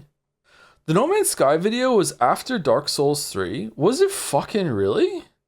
My god, in my head the No Man's Sky video was like one of the first 10 videos I made, but no. 1 2 3 4 5 6 7 8 9 10 11 12 13 14 15 16 17 18 19 20 21 22 23 24 25 26 27th. If we combine some of the ones on the same game, like maybe 20. Holy shit. Who is Philip Solo TV and why am I subscribed to them? You tell us? I have no idea. Then the second Fallout 4 video, that's 12 million views. That has more views than the Uncharted and Last of Us one. Holy shit. I think this will show it. Man, look at these glorious fucking thumbnails. Aren't they so good? Let's see. These ones I picked for out. I took a screenshot and put them on there. This one too, and this one. These were all auto selected from the. Why is that the thumbnail? What the fuck? I remember that being the thumbnail. These were all auto selected by YouTube itself. That one was picked out. These were all picked by YouTube. I remember YouTube picking this one and being like, that's a cool shot. I'm glad they did that. I really like that shot. Same here, auto pick by YouTube, auto pick by YouTube, auto pick by YouTube, auto pick by YouTube, auto pick by YouTube. Believe it or not, you know. The ones that have the title, I went out of my way to do it. That one's auto pick by YouTube, which is weird because I think that is the reason why the video did so well. Auto pick by YouTube, auto pick by YouTube. That one I picked out myself, I'm pretty sure. Also auto picked by YouTube, and I thought it looked nice because it was similar to the witness thing with a whatchamacallit, with like some nice trees. Auto picked by YouTube. The title ones I put on myself. Someone said that sometimes that makes it look like, because the length of the video at a glance, that it looks like it's just a posting of the OST. The Villainy of Finch one used to be the fish head, and then I changed it to the shots of the monsters, and the click rate on it just skyrocketed. Yeah, Sonaka video is pretty good. I like the Sonaka video. That one up there. Not this one. Whose channel is this? Some weeb. Prey video is pretty good too. I haven't watched the Prey video in forever. Hollow Knight video. Fucking the joke videos. The stream one has 1 million views? Really? Damn. When did that happen? The glitches one having 7 million just makes me really mad. Oh my god, you have no idea how much harder it was to make this one than it was to make this one. Oh my god, man. It was so much harder to make this one. Oh. The Forager video, made that in a weekend. I think I made the Steven Sausage Roll one in about a weekend too. There's still time to make the Cyberpunk Glitches video. Nah, there isn't. There isn't. Playtale Innocence, that was a fun video to make. And then we have Witcher 2. Did we ever watch the Elden Ring video together? We watched the Shadow of the Erdtree one together, but we didn't. I don't think we watched the Elden Ring one. A Shattered Masterpiece. I think it's a good title. Unfortunately, it did untold damage to the YouTube naming landscape. Sorry, but it's a pretty good title. It gets the point across. I like the it's like Dark Souls in the thumbnail there too. Ever played the Playtale sequel? I haven't. No. Do you think I'd like it or no? Which videos are still the most watched? I have no idea. I haven't checked stats on the YouTube channels in ages. It was decent, was it? Elden Ring was 4 years ago. Yeah, we're due for another one, aren't we? Shadow of the Erdtree was pretty much a whole entire like Souls game in terms of the amount of content that was in it. Absolutely. Not quite a sequel to Elden Ring, but in that same area. And we've had Night Rain. I don't really like Night Rain, but you know, still, I don't think that should count as like them having like something for a release date when it comes to it. It's probably a different team that made Night Rain, but who knows, maybe I'm wrong. So we should be due for something else soon. FromSoft, one of the most impressive things about FromSoft is how fast they make the games. They make a lot of stuff and it's almost never slop. Dark Souls 2 is kind of sloppy, but like the rest is good. I have no faith in a Dust Bowl game at all. I don't even have faith in a Dust Bowl game either, yeah. Doesn't look good to me. I feel like we watched the Hollow Knight videos, didn't we? Yeah, we did. We watched both of them when right before Silksong came out, didn't we? Yeah, I remember that. How often do you ask about the Witcher 3 video nowadays? Still quite a lot. It's really annoying. It's not annoying in the sense that people are unjustified for it. It's just annoying to have to deal with. Everything about it is really annoying and depressing and blah, blah, blah, blah. Like, this is already, like, what? This is 11 hours of Witcher content. Like, that's already so much above, like, the promised amount. But I still want to finish it for me. And I really like what I have. But, like, it's still really frustrating. And I get it, but still, it's irritating. It's a bad situation all around. Like I said, I'll talk about it one day, but I can't now. I hate to be cryptic and vague posts about it. I know that can be annoying. But a lot of people didn't like the total radio silence about it. So I tried to give some stuff and also for peace of mind. And I think that just made it worse. So it's probably bad. So again, if I started talking about it right now, you would understand immediately why I shouldn't talk about it. But like sometime in the future, I would like to clear the air and talk about everything that happened. But I can't. And if I started talking about it again, you would immediately understand why I shouldn't talk about it.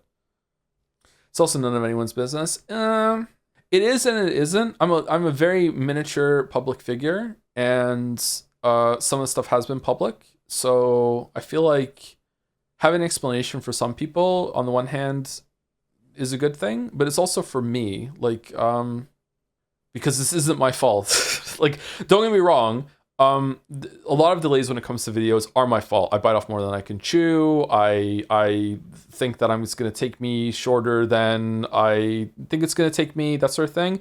But even with all those factors, like, the video should have been out in like 2021. You know what I mean? Like that's like we're so far beyond the pale of my shortcomings when it comes to video production. You know what I mean?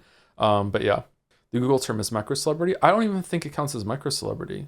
I don't know, maybe. Second most famous monkey. Who's number one? Gatsby? Famous dog.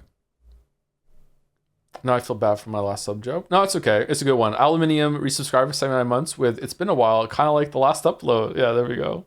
That's good. Which video did I have the most fun making? I think it might have been the Shadow of the Earth Tree video. I had a lot of fun making that video. Holy shit. Like, it was really fun to make the Dark Souls videos because I was learning a lot when I did it, and I like what's a description I can use here?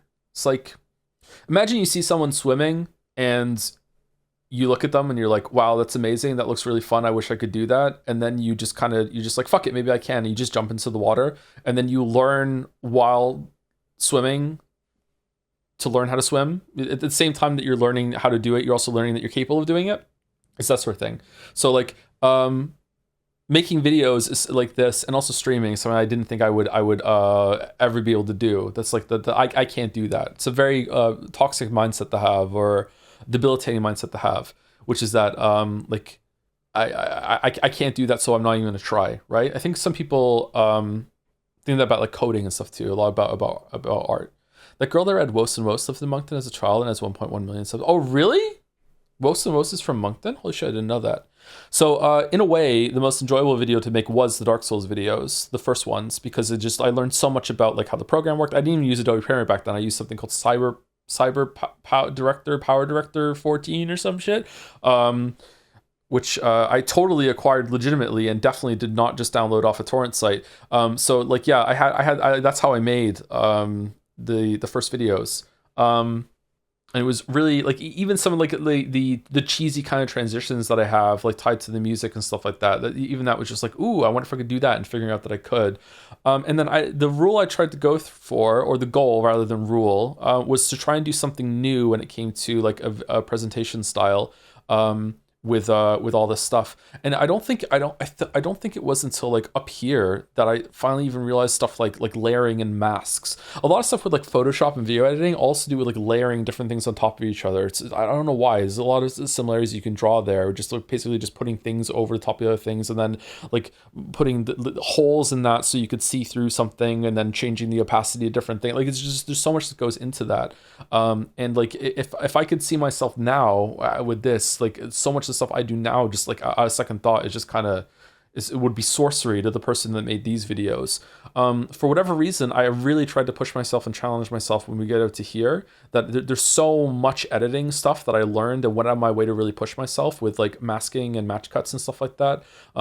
There's one here that looks bad, I think, but still I was really important for me to do it, which was, I don't know if I'm going to be able to find it. Going through the doors, going back to the town, like that would have been really hard for me to do with that sound effect, like a Final Fantasy VI battle starting with a thing blurring at the same time. That's tied to the sound effect, right? By the way, just to be clear, I didn't make this part though. This was made by Nick, the same person who did the Persona highlights. I didn't do this part, but that part I did. The simple part. I hate how the microphone sounds in this one. Where is the transition?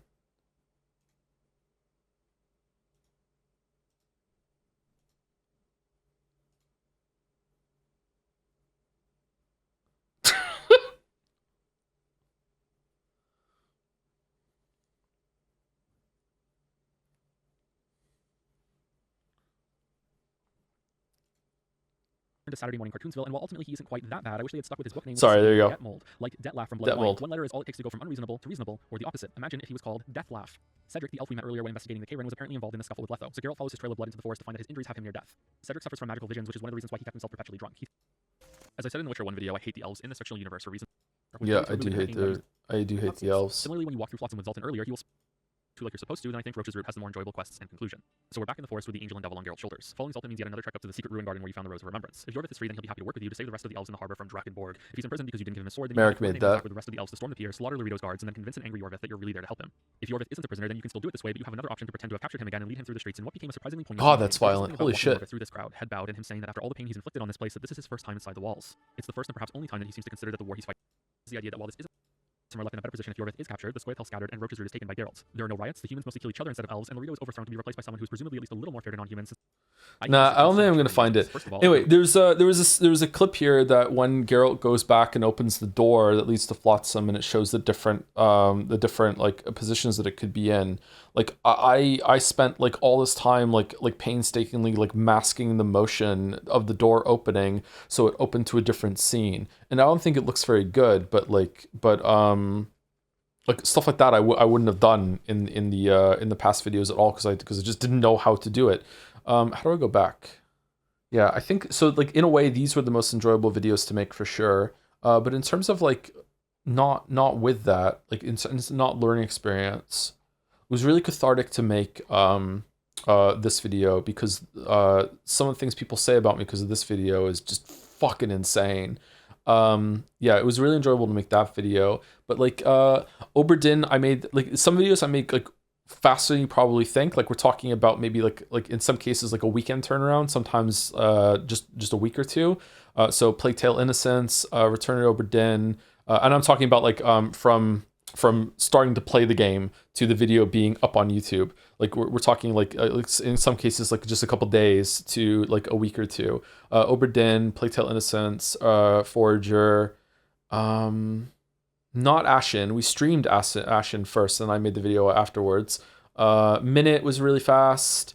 Hob took a while, I think. Hob was when I started streaming, wasn't it? Steven Sausage Roll was a big turnaround too. It's probably like a weekend or so. Hyperfixation mode, yeah, hyperfixation mode, yeah. Almost every single video was made in an almost kind of like feverish fugue state where it was like I would just get up and I would just work on it nonstop and then even eat while I was working on it.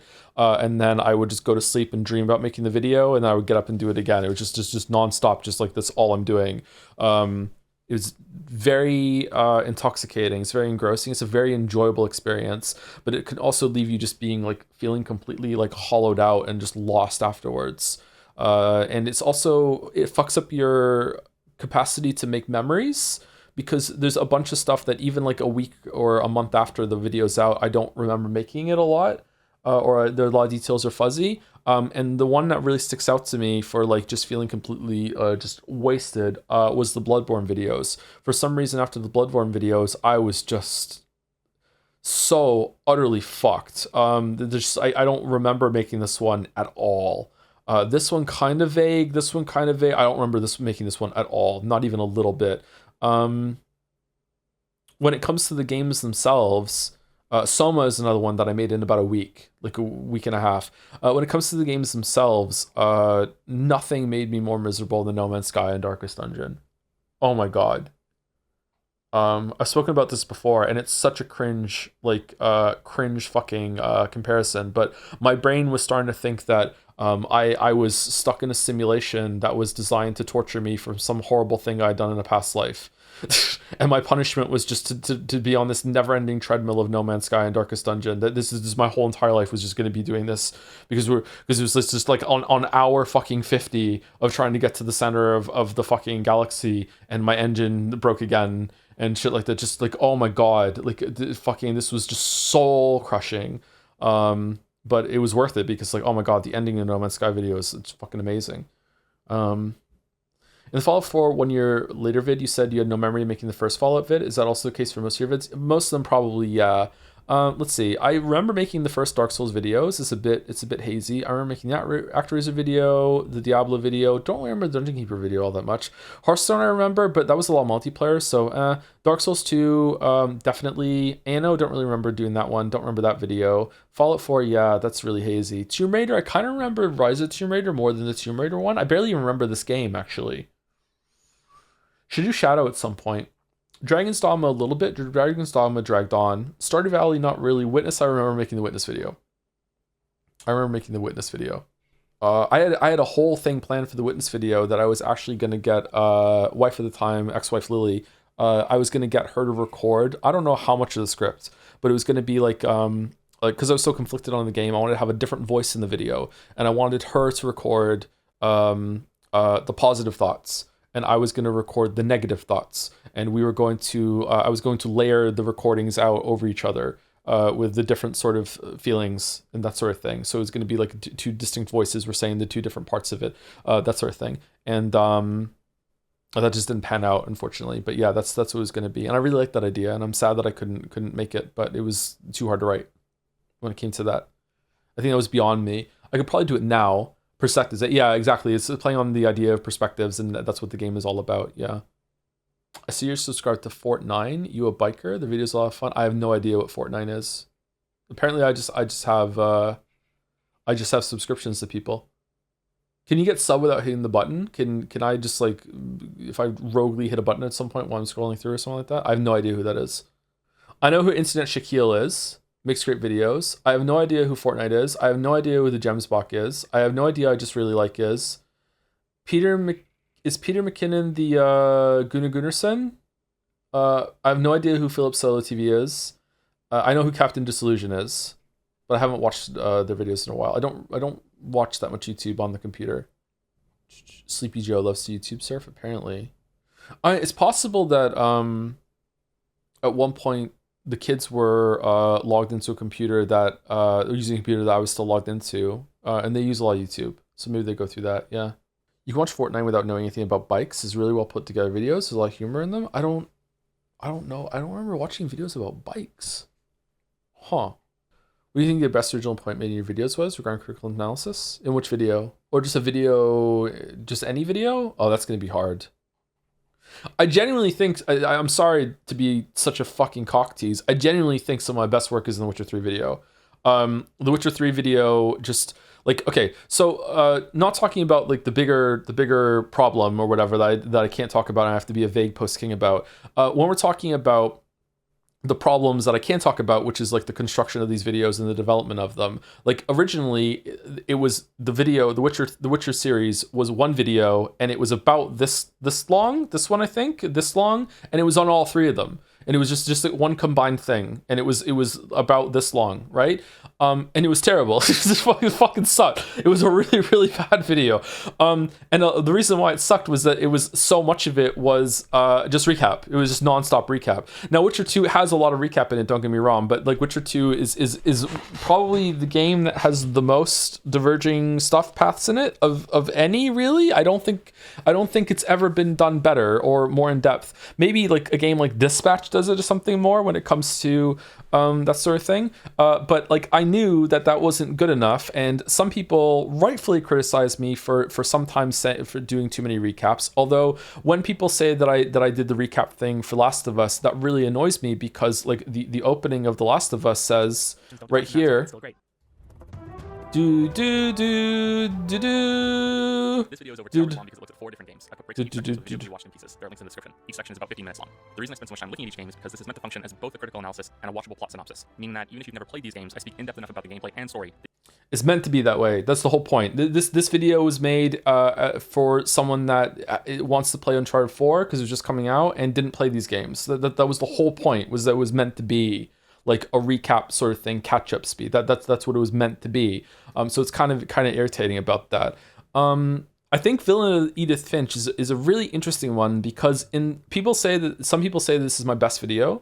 And yet I do the whole recap thing. We go through the whole game. For the first half hour of this is just recapping everything that happened with some commentary. And then the last 20 minutes, I'd be curious to watch this one back actually and see how much it holds up. And then the last 20 minutes are when I discuss some things. And I so wish so hard that I had spoken more about generational trauma at the end, because I have a lot to fucking say about that. So I feel like that could have been an interesting sort of thing. Anyway, you have to understand that I hate Witcher 3. I hate so much over analysis. I hate it. I hate academic. That's what the T-Rex runner video is about. I hate over analysis. I hate we have to talk about what color the curtains are because the author must have had something to say about the curtains. I hate this bullshit so much. So until I don't know when, fucking here, somewhere around here, until we get to here, like I had limiters on while I was making these videos because I didn't want to veer into that situation. I didn't want to veer into, oh no, I might be doing some over analysis here. So I'm going to try to keep it into things that are more air quote objective, right? And talk more about things that are just like that we can all kind of agree on. And we're going to leave the interpretation stuff to, like, you know, loftier things you can figure it out for yourself, that sort of thing. Anyway, and until we get to, and that's why I held back here, and I wish I hadn't. So when we get to here, and some people, don't get me wrong, some people really like that in the old videos. Like some people actually miss that from the old videos, which is weird to me, but some people miss it.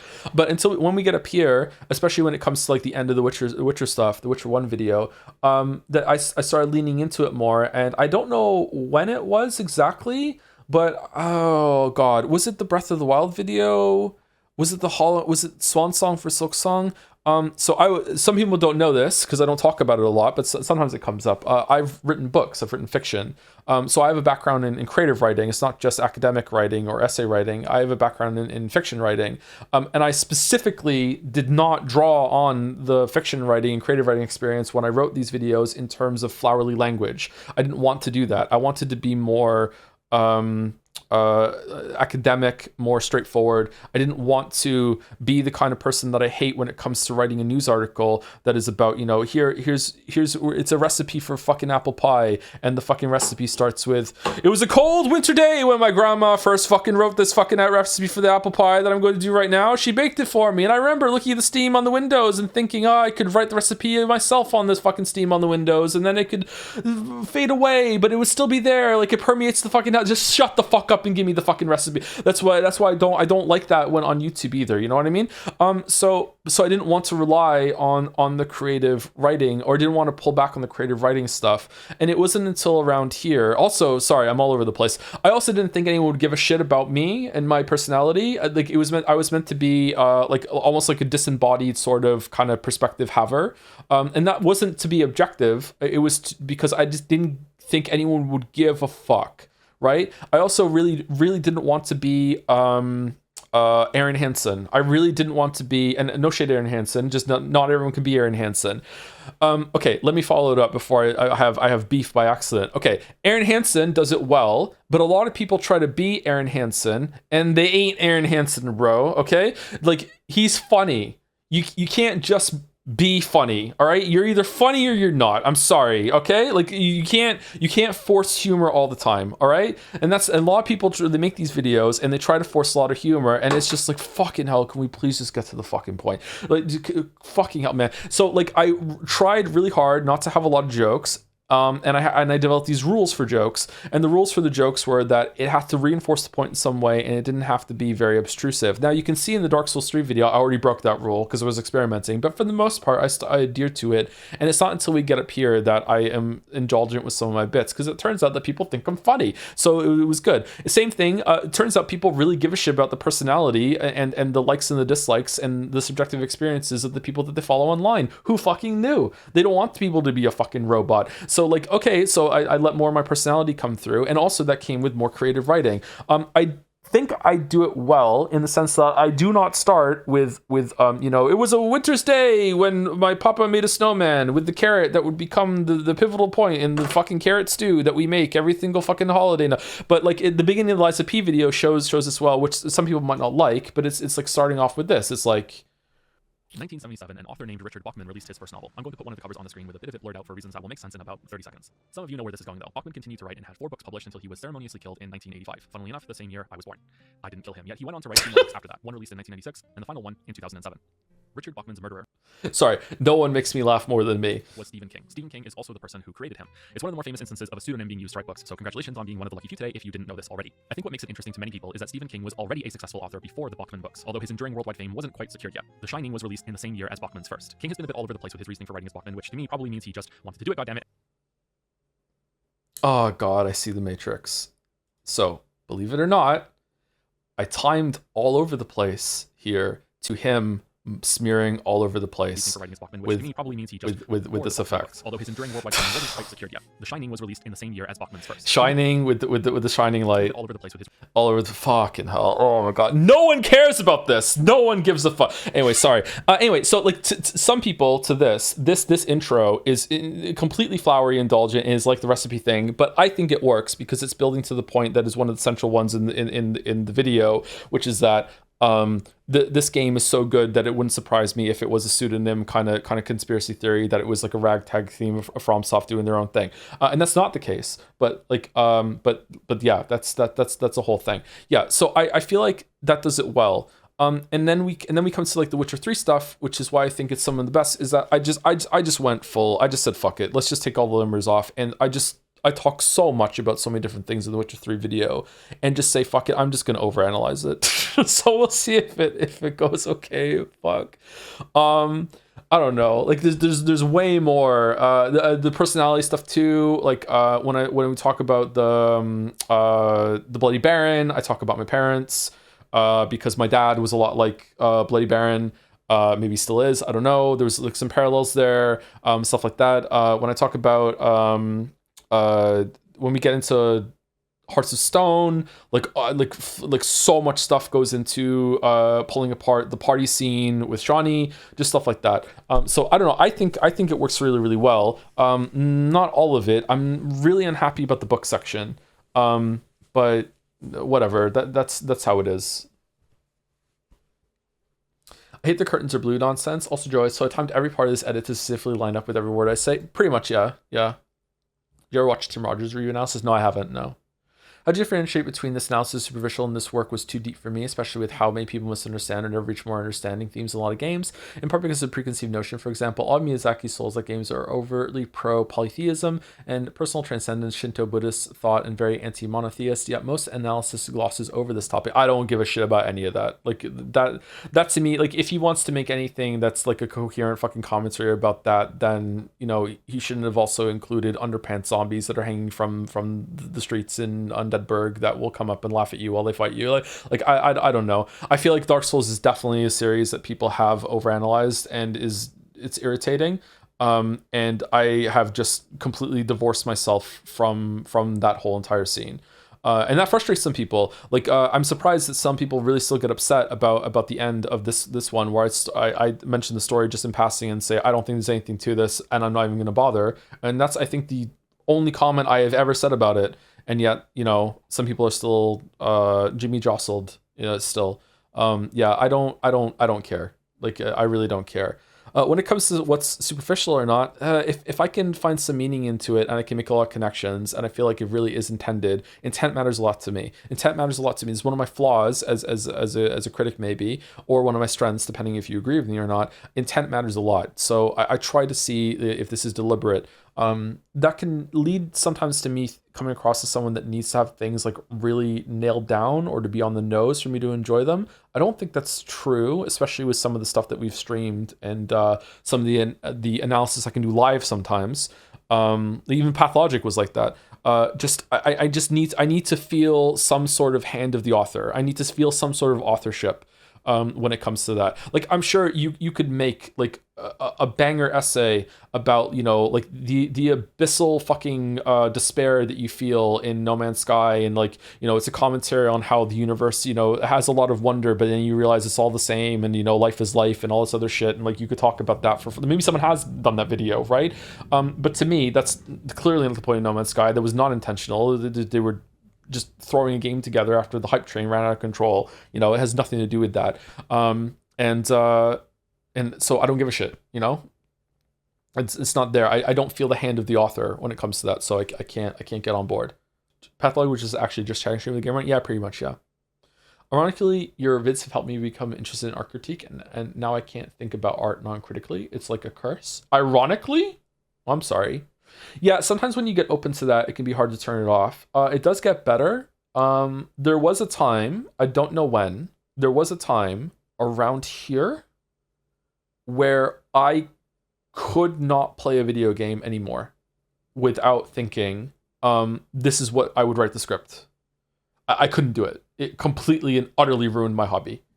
Just zero capacity to play a game without it being, I could be streaming this, or I could be making a video on this, or I should be making a video on this, or both. I should be streaming this and making a video on this. I don't know exactly when that went away. Probably something around here. Maybe playing games that I know I can't make videos on, like Slay the Spire. But even playing Factorio, when I was playing Factorio, I was like, I could make a video on Factorio.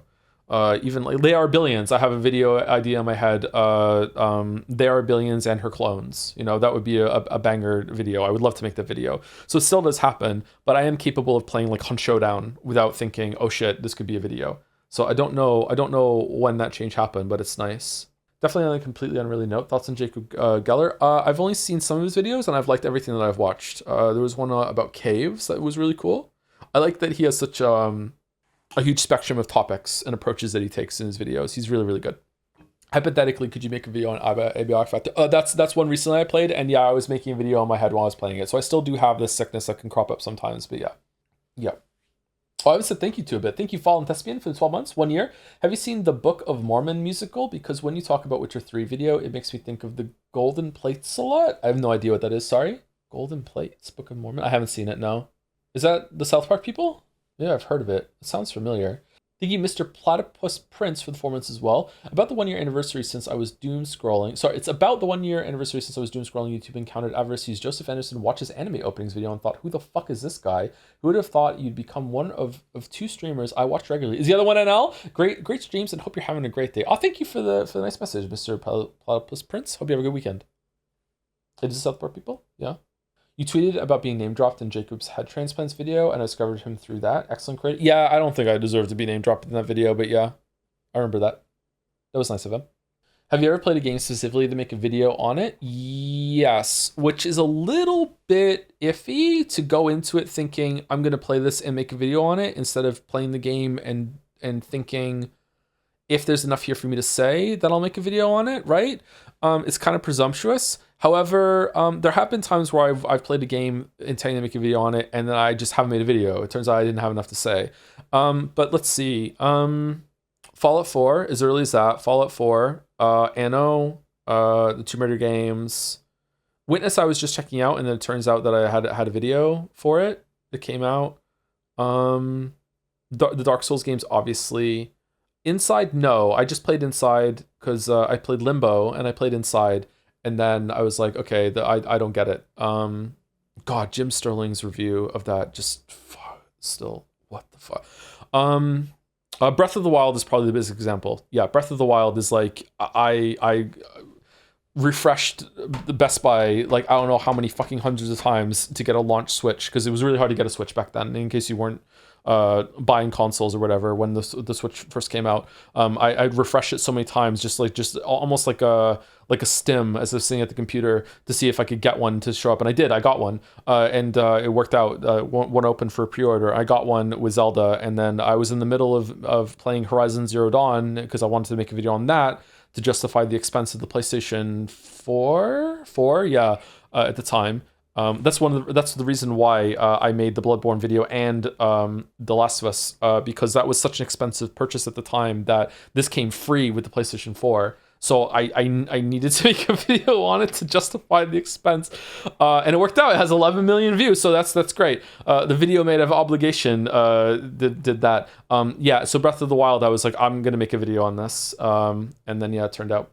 I find that Jacob Geller is overrated. He tries to make the video sound really deep by mentioning lots of different ideas and sources, and uses pauses and editing well, but he doesn't bring that many interesting insights and answers to the table. It feels very different from your rigorous and rich style. Okay, no. Thank you for the comment, but like Geller's a tier above me for sure. I don't have a rigorous and rich style, but thank you for saying so. Joe alt account in the chat. Yeah, I know. Fuck. My streamer's so deep and talented, so handsome. My streamer. Got a chance to steer into religious a bit too frequently. Does he? I haven't seen that in the videos. There isn't many people in the scene that I watch that much nowadays. Oh, I updated the banner. Merrick did a good job, huh? I forgot I did that. Yeah, I did update the banner. Let's watch the Liza P video, and that'll give me a good chance to see some of the footage and see if I would let Finn play it. Because I'm okay with violence when it comes to like monsters sort of stuff, like beating up the monsters. That's fine, but when it comes to some of the other blood with humans, I think it might be bad, but we'll see. But if you want to transition to a Linux Pro to be seamless this December when Windows 10 real life end rolls around, it might be time to learn DaVinci Resolve for editing. It's free to try. I like Adobe Premiere.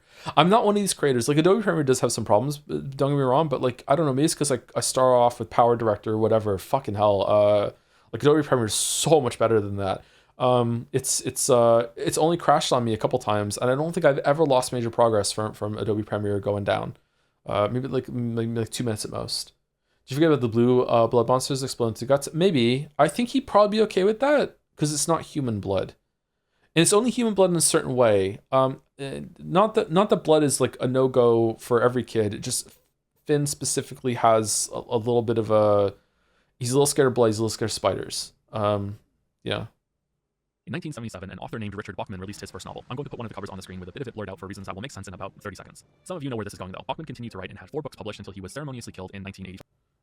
Let's go. What do we think? 1.25 speed. I think 1.2 speed is gonna be too fast for watching stuff back. Is the sound okay? So obviously this is meant to be Stephen King writing the book. Funnily enough, the same year I was born. I didn't kill him, yet he went on to write 2 more books after that. One released in 1996, and the final one in 2000. So if I hit spacebar, it'll pause. Richard Bachman's murderer was Stephen King. Stephen King is also the person who created him. It's one of the more famous instances of a pseudonym being used to write books, so congratulations on being one of the lucky few today if you didn't know this already. I think what makes it... One of the lucky few today is a reference to XKCD comics about not making fun of people when they don't know something that's typically common knowledge. Interesting to many people is that Stephen King was already a successful author before the Bachman books, although his enduring worldwide fame wasn't quite secured yet. The Shining was released in the same year as Bachman's first. Okay, so there's all the books in the back that Stephen King wrote, and then you go over and see The Shining, that sort of thing. Stephen King is the Alan Wake here is relevant because he's meant to be kind of loosely based on a Stephen King sort of author there too. Yeah, I think about this a lot. It's really interesting, like how people deal with fame and how it can sometimes go to their heads. Yeah. King has been a bit all over the place with his reasoning for writing his Bachman, which to me probably means he just wanted to do it, goddammit, and why does he have to explain everything? But a couple of his reasonings stand out to me regardless, that these were works he had already completed, at least in part, and wanted to explore their ideas or release them with more freedom, that he wanted to see if he was capable of achieving success as a writer again without the easy mode win his name had become. And finally, that releasing too many books could hurt his reputation and standing, especially as far as his publisher was concerned, and this was a way to circumvent that restriction.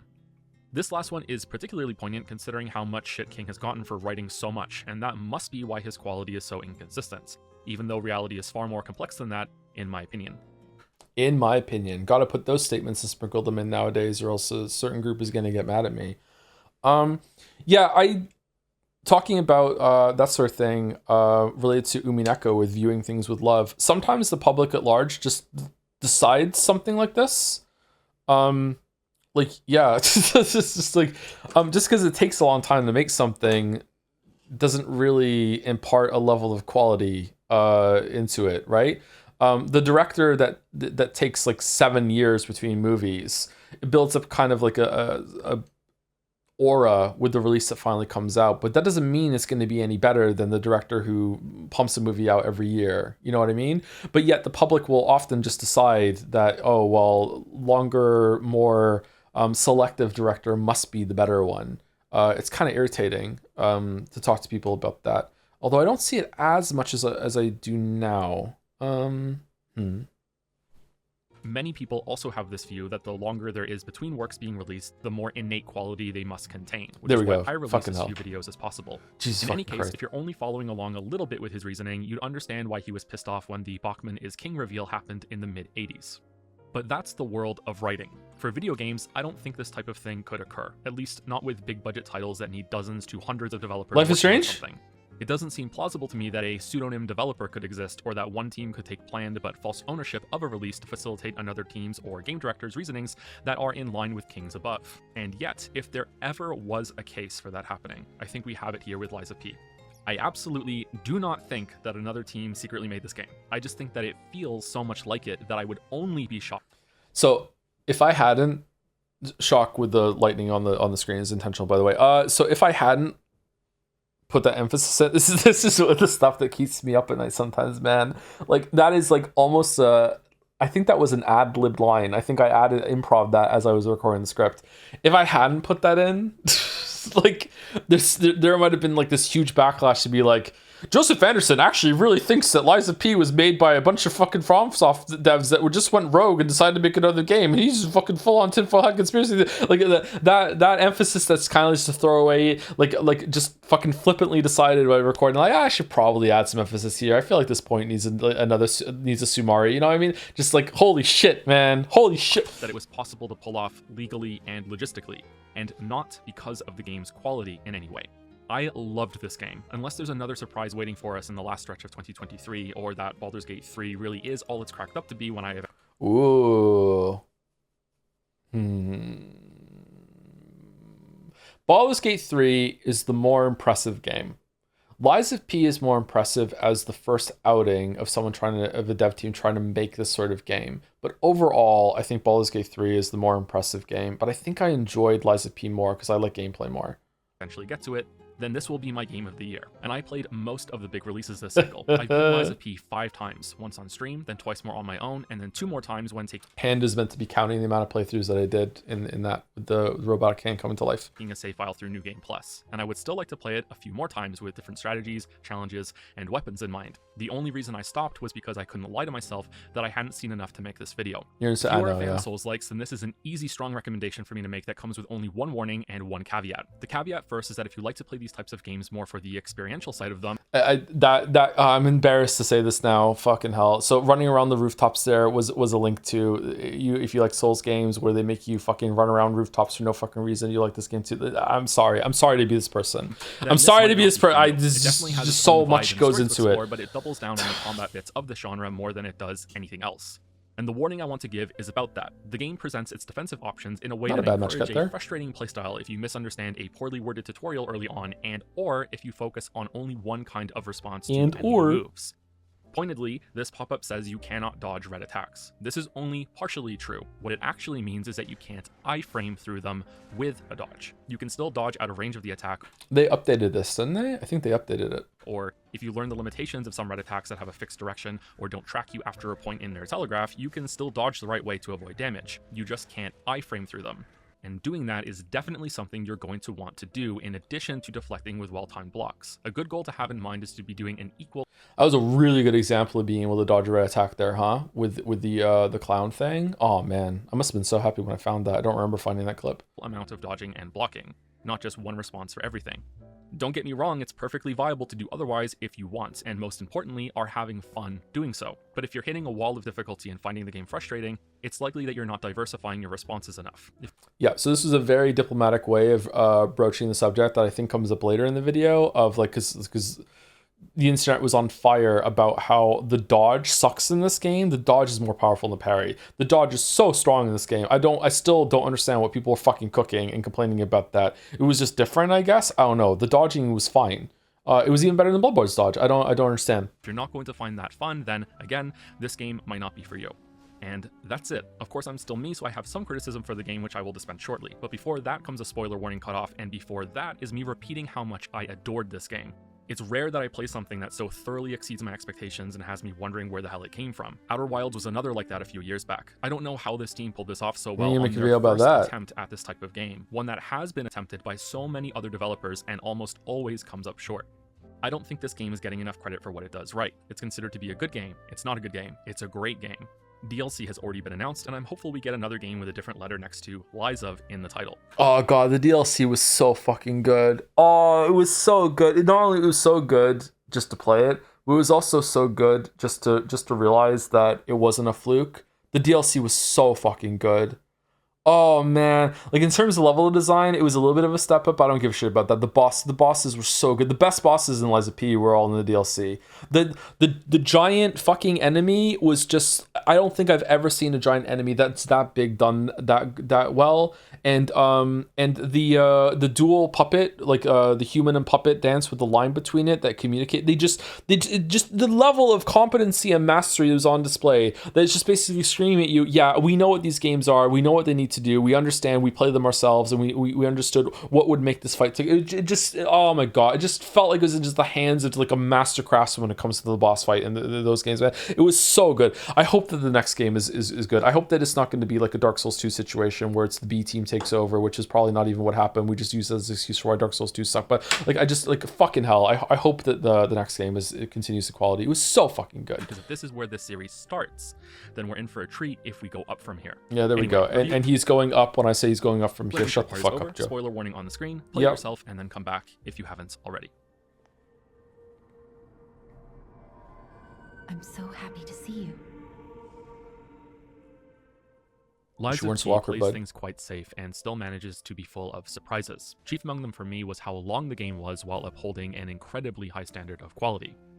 In the first area, the fundamentals felt quite good, and the tutorial boss was a smooth conclusion to that. Everything about level navigation, healing, attacking, dodging, and blocking, etc. were taught fairly well. I sound good in this video. Not my voice. That doesn't sound too bad either. The microphone quality sounds good in here. It's very smooth. Does it sound this good in the Shadow of the Earth Tree video? I had some really good mixing in this one, or whatever you call it. I don't know if it's mixing or mastering or what the fuck. I don't know. The intricacies of the combat and how far the game would build on it obviously weren't showing themselves. Took me a long time to figure out how to do audio. Still argue I still am. I have like a whole set of directions that I have written down in order to make the audio what it is in these videos. It's sometimes it feels like just it's random depending on how the noise cancellation works and stuff like that. Yeah. Yet, and so I moved on to the next level and was a little disappointed with how it repeated some more basic enemies in a straightforward area, like the tutorial was just extending out some more. And then I got to the first real boss, the Scrapped Watchman. After that fight, I was so impressed by what the game So that clip is there because I'm talking about the Scrapped Watchman was doing that I was braced for it to abruptly end. The next area was where it would run out of steam. The next boss was going to be where it would all collapse, or the game would be so he collapsed, so I said collapse. Yeah. Short because of how good it was so far that it would suddenly end when I reached the next bit. I went to every boss tense and resigned that this would be where the game would start to get bad, and I would have to say Lies of P. So this is him switching emotions. There is me switching emotions about it being bad all of a sudden, and it's like the robot on the video is saying what I'm saying right now, and is a stand-in for me being in there. It has a really good first third or first half, and then it becomes a mess. Then before I knew it, I was watching the credits scroll by with that disappointment. We get it. Do you want me to stop doing it? Because I can stop doing it if it's cringe. Sorry, I'm embarrassed actually that I'm pointing all these out. So yeah, I can stop. Never manifesting. The cliff for quality never came, and there had been more than enough great boss fights to satisfy me. In fact, the last three at the end were some of the best. But this script is starting off drifting into a format that I often regret, where I dump all the things I like about a game at the beginning before pulling the criticism trigger and never letting go until I'm out of ammo. Even though I try to touch back on that positive stuff near the end, the final result is a video that is dominated by negativity for the bulk of its runtime, even if I liked the game.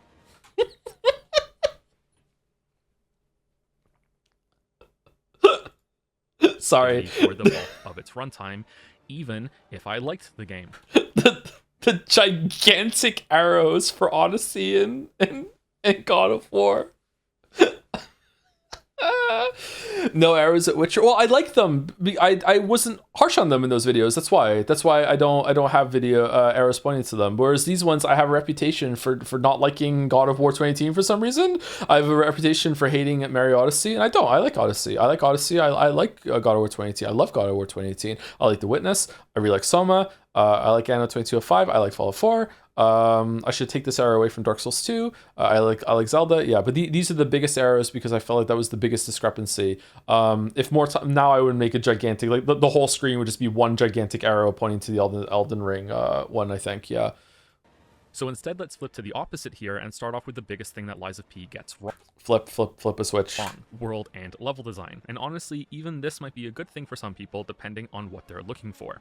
To me, Souls-likes have a generous helping of Metroidvanias in their DNA, because why wouldn't you want to mix two of the dumbest genre names together when talking about something? Ooh, fucking what? Well, like, wow, what a revolutionary fucking observation there, bro. Lies of P, however, has lawful linear on its character sheet. There is only one optional side area in the game that you can discover, and it's quite short.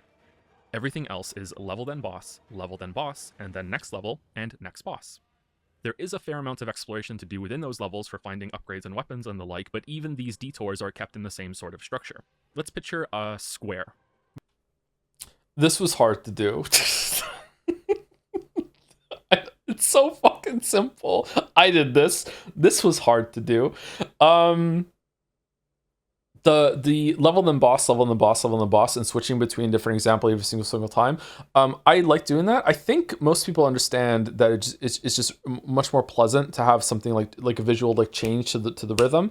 A general rule, I say this every single time we do one of these director commentary things. A general rule is that whenever I take a breath, I will move to a different clip.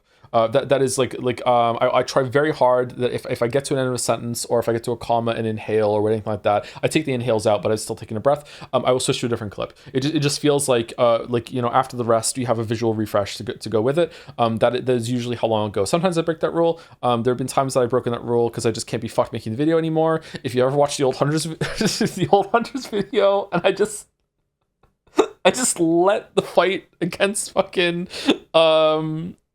Orphan of Cause just play for like 3 minutes, just like the whole fight. And at the time I justified it. Let's put some gameplay example of me just actually fighting the boss so people can see like me struggling a little bit and they can see the whole fight. I was just like so dead. I just didn't want to fucking do it anymore. Just like here we go.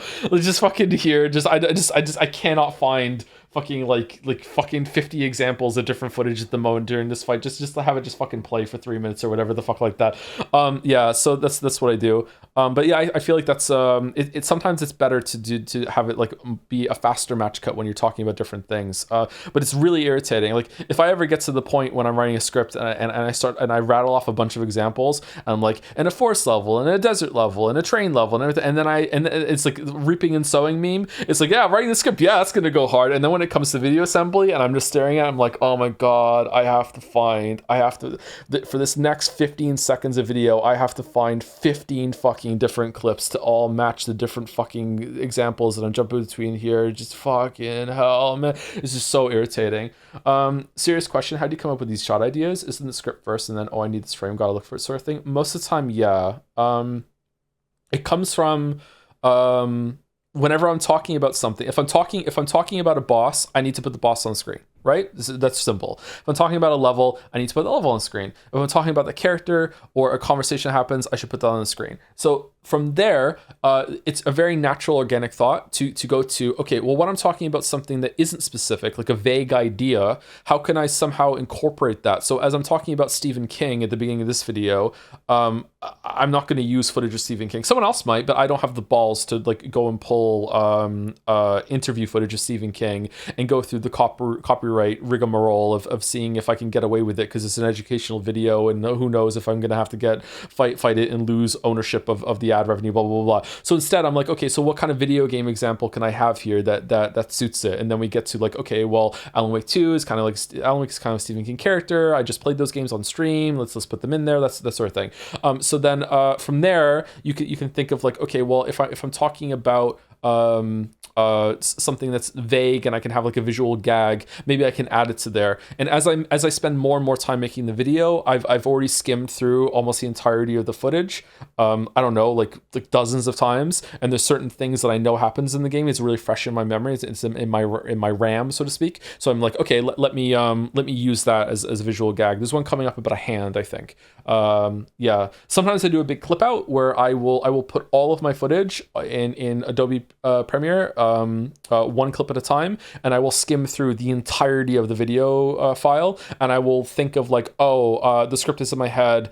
This could match this part of this paragraph. This could match this part of this chapter. That sort of thing. I will go through all of it, and I'll be like, okay, these are all the attempts of this boss for a big open world. To be like, okay, I'm gonna clip out all of the side quests I'm gonna talk about, and I'm gonna put them in like a bucket somewhere, and I'm gonna pull from them, and just to cut down all the times that I have to go like rogue searching. Because if I ever get to a point where I'm putting visuals to the audio, and I'm like, I don't have an example for this, like sometimes I might just sit there and just stare at it and just be like, okay, where am I finding an example for this? Where am I getting it from? And I have to go digging and just hope I find one. Sometimes I do. Usually I do.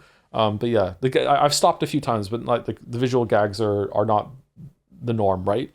That sort of thing. Anyway, sorry. This was hard to do, even though it's a very simple animation. There's like a masking. I think there's a mistake here. There's like another white line that's over this, and a masking of like a black square, and I just moved them around because it's a very simple thing. But I feel like this is still effective for like describing the problem or the situation that's in the levels here. Sorry, I'm yapping so much. Holy fuck. We can plonk down a starting checkpoint near one of the corners and have a player character walk the path through the square until they get back to where they started. Right here will be a locked door or an elevator or a breakable wall, and voila, the starting checkpoint is now exposed to either another... This is, you can see kind of a little gap that doesn't match up completely, but the rendering of the video kind of obfuscates it a little bit. This, by the way, I don't know how many of you have ever fucked around with video editing. This sort of thing is very difficult to do, not in terms of like placement, in terms of just performance. The video editing software will just chug the shit whenever you have more than 2 video clips overlaying each other. So we have this going on over here, and then we have 3 here going on here. Sometimes when it comes to very complicated parts like this, what the fuck is it? God, was there one in the Witcher 1 video or the Witcher 2 video or the Elden Ring video? I can't remember. There was one video where I had like 16 boxes all showing different things. I can't remember which video it was. I had to open a new video file and just make that like by itself, and then render it out, and then put that rendered video into the main video file, because it would just crash every single time that I got to that. So that's what you have to do sometimes. So yeah, so this one was fine because it was only like 4 video clips, but it does lag every single time, and you don't really get a sense for how it looks until you do a render, because it just doesn't play properly. Square to walk along that links back here, or a straight line that eventually arrives at a new cluster of squares. This is the most basic... Okay, that actually was pretty good. Okay, I'm actually happy about that still. All right, cool. ...form of this kind of shortcut-based level design, and it's what Lies of P does over and over. Sometimes the square might have a couple extra turns, so it's not much of a square anymore, but it's still a square in spirit, or there might be a square within a square as a side area that loops back in, but that's about it. Contrast that to the many scribbles with shortcuts that cross over from level to level, and not just within their local area, that you can see in some of the best designs in this genre. This is what Silksong does worse than Hollow Knight. Oh no, he's right. No, kill him, he's right, and no. I think the potential problem is made clear. Some levels like the shopping center arcade and the opera house do flirt with the idea of being mazes, but they're quite short. And hey, like I said, this can be a good thing. With combat being the focus, it can be refreshing to have a game that both focuses on something and allows you to focus on it too. But I'd be too in tune with Pinocchio if I didn't admit that the lack of exploration in the game was its most disappointing aspect for me, especially on the world design side, because I like the thrill of discovering hidden areas, whole levels, side bosses, and the freedom to wander around. An example of this can be found in an event that I usually would have loved, when an elevator after a boss took me to a room, and after stepping through the next door, I was unexpectedly right back in the main central hub as a surprising link back to where I had started hours earlier. Instead of feeling a sense of wonder and marveling at the tight world design, I felt like I was going through the motions, just being led from place to place, and not having revelatory clicks as the map I was building in my head was filling in. With interconnectedness done right, this can make the world so engrossing and rewarding to study. In Lies of P, I just want to fight. So it's good that the combat is so excellent then.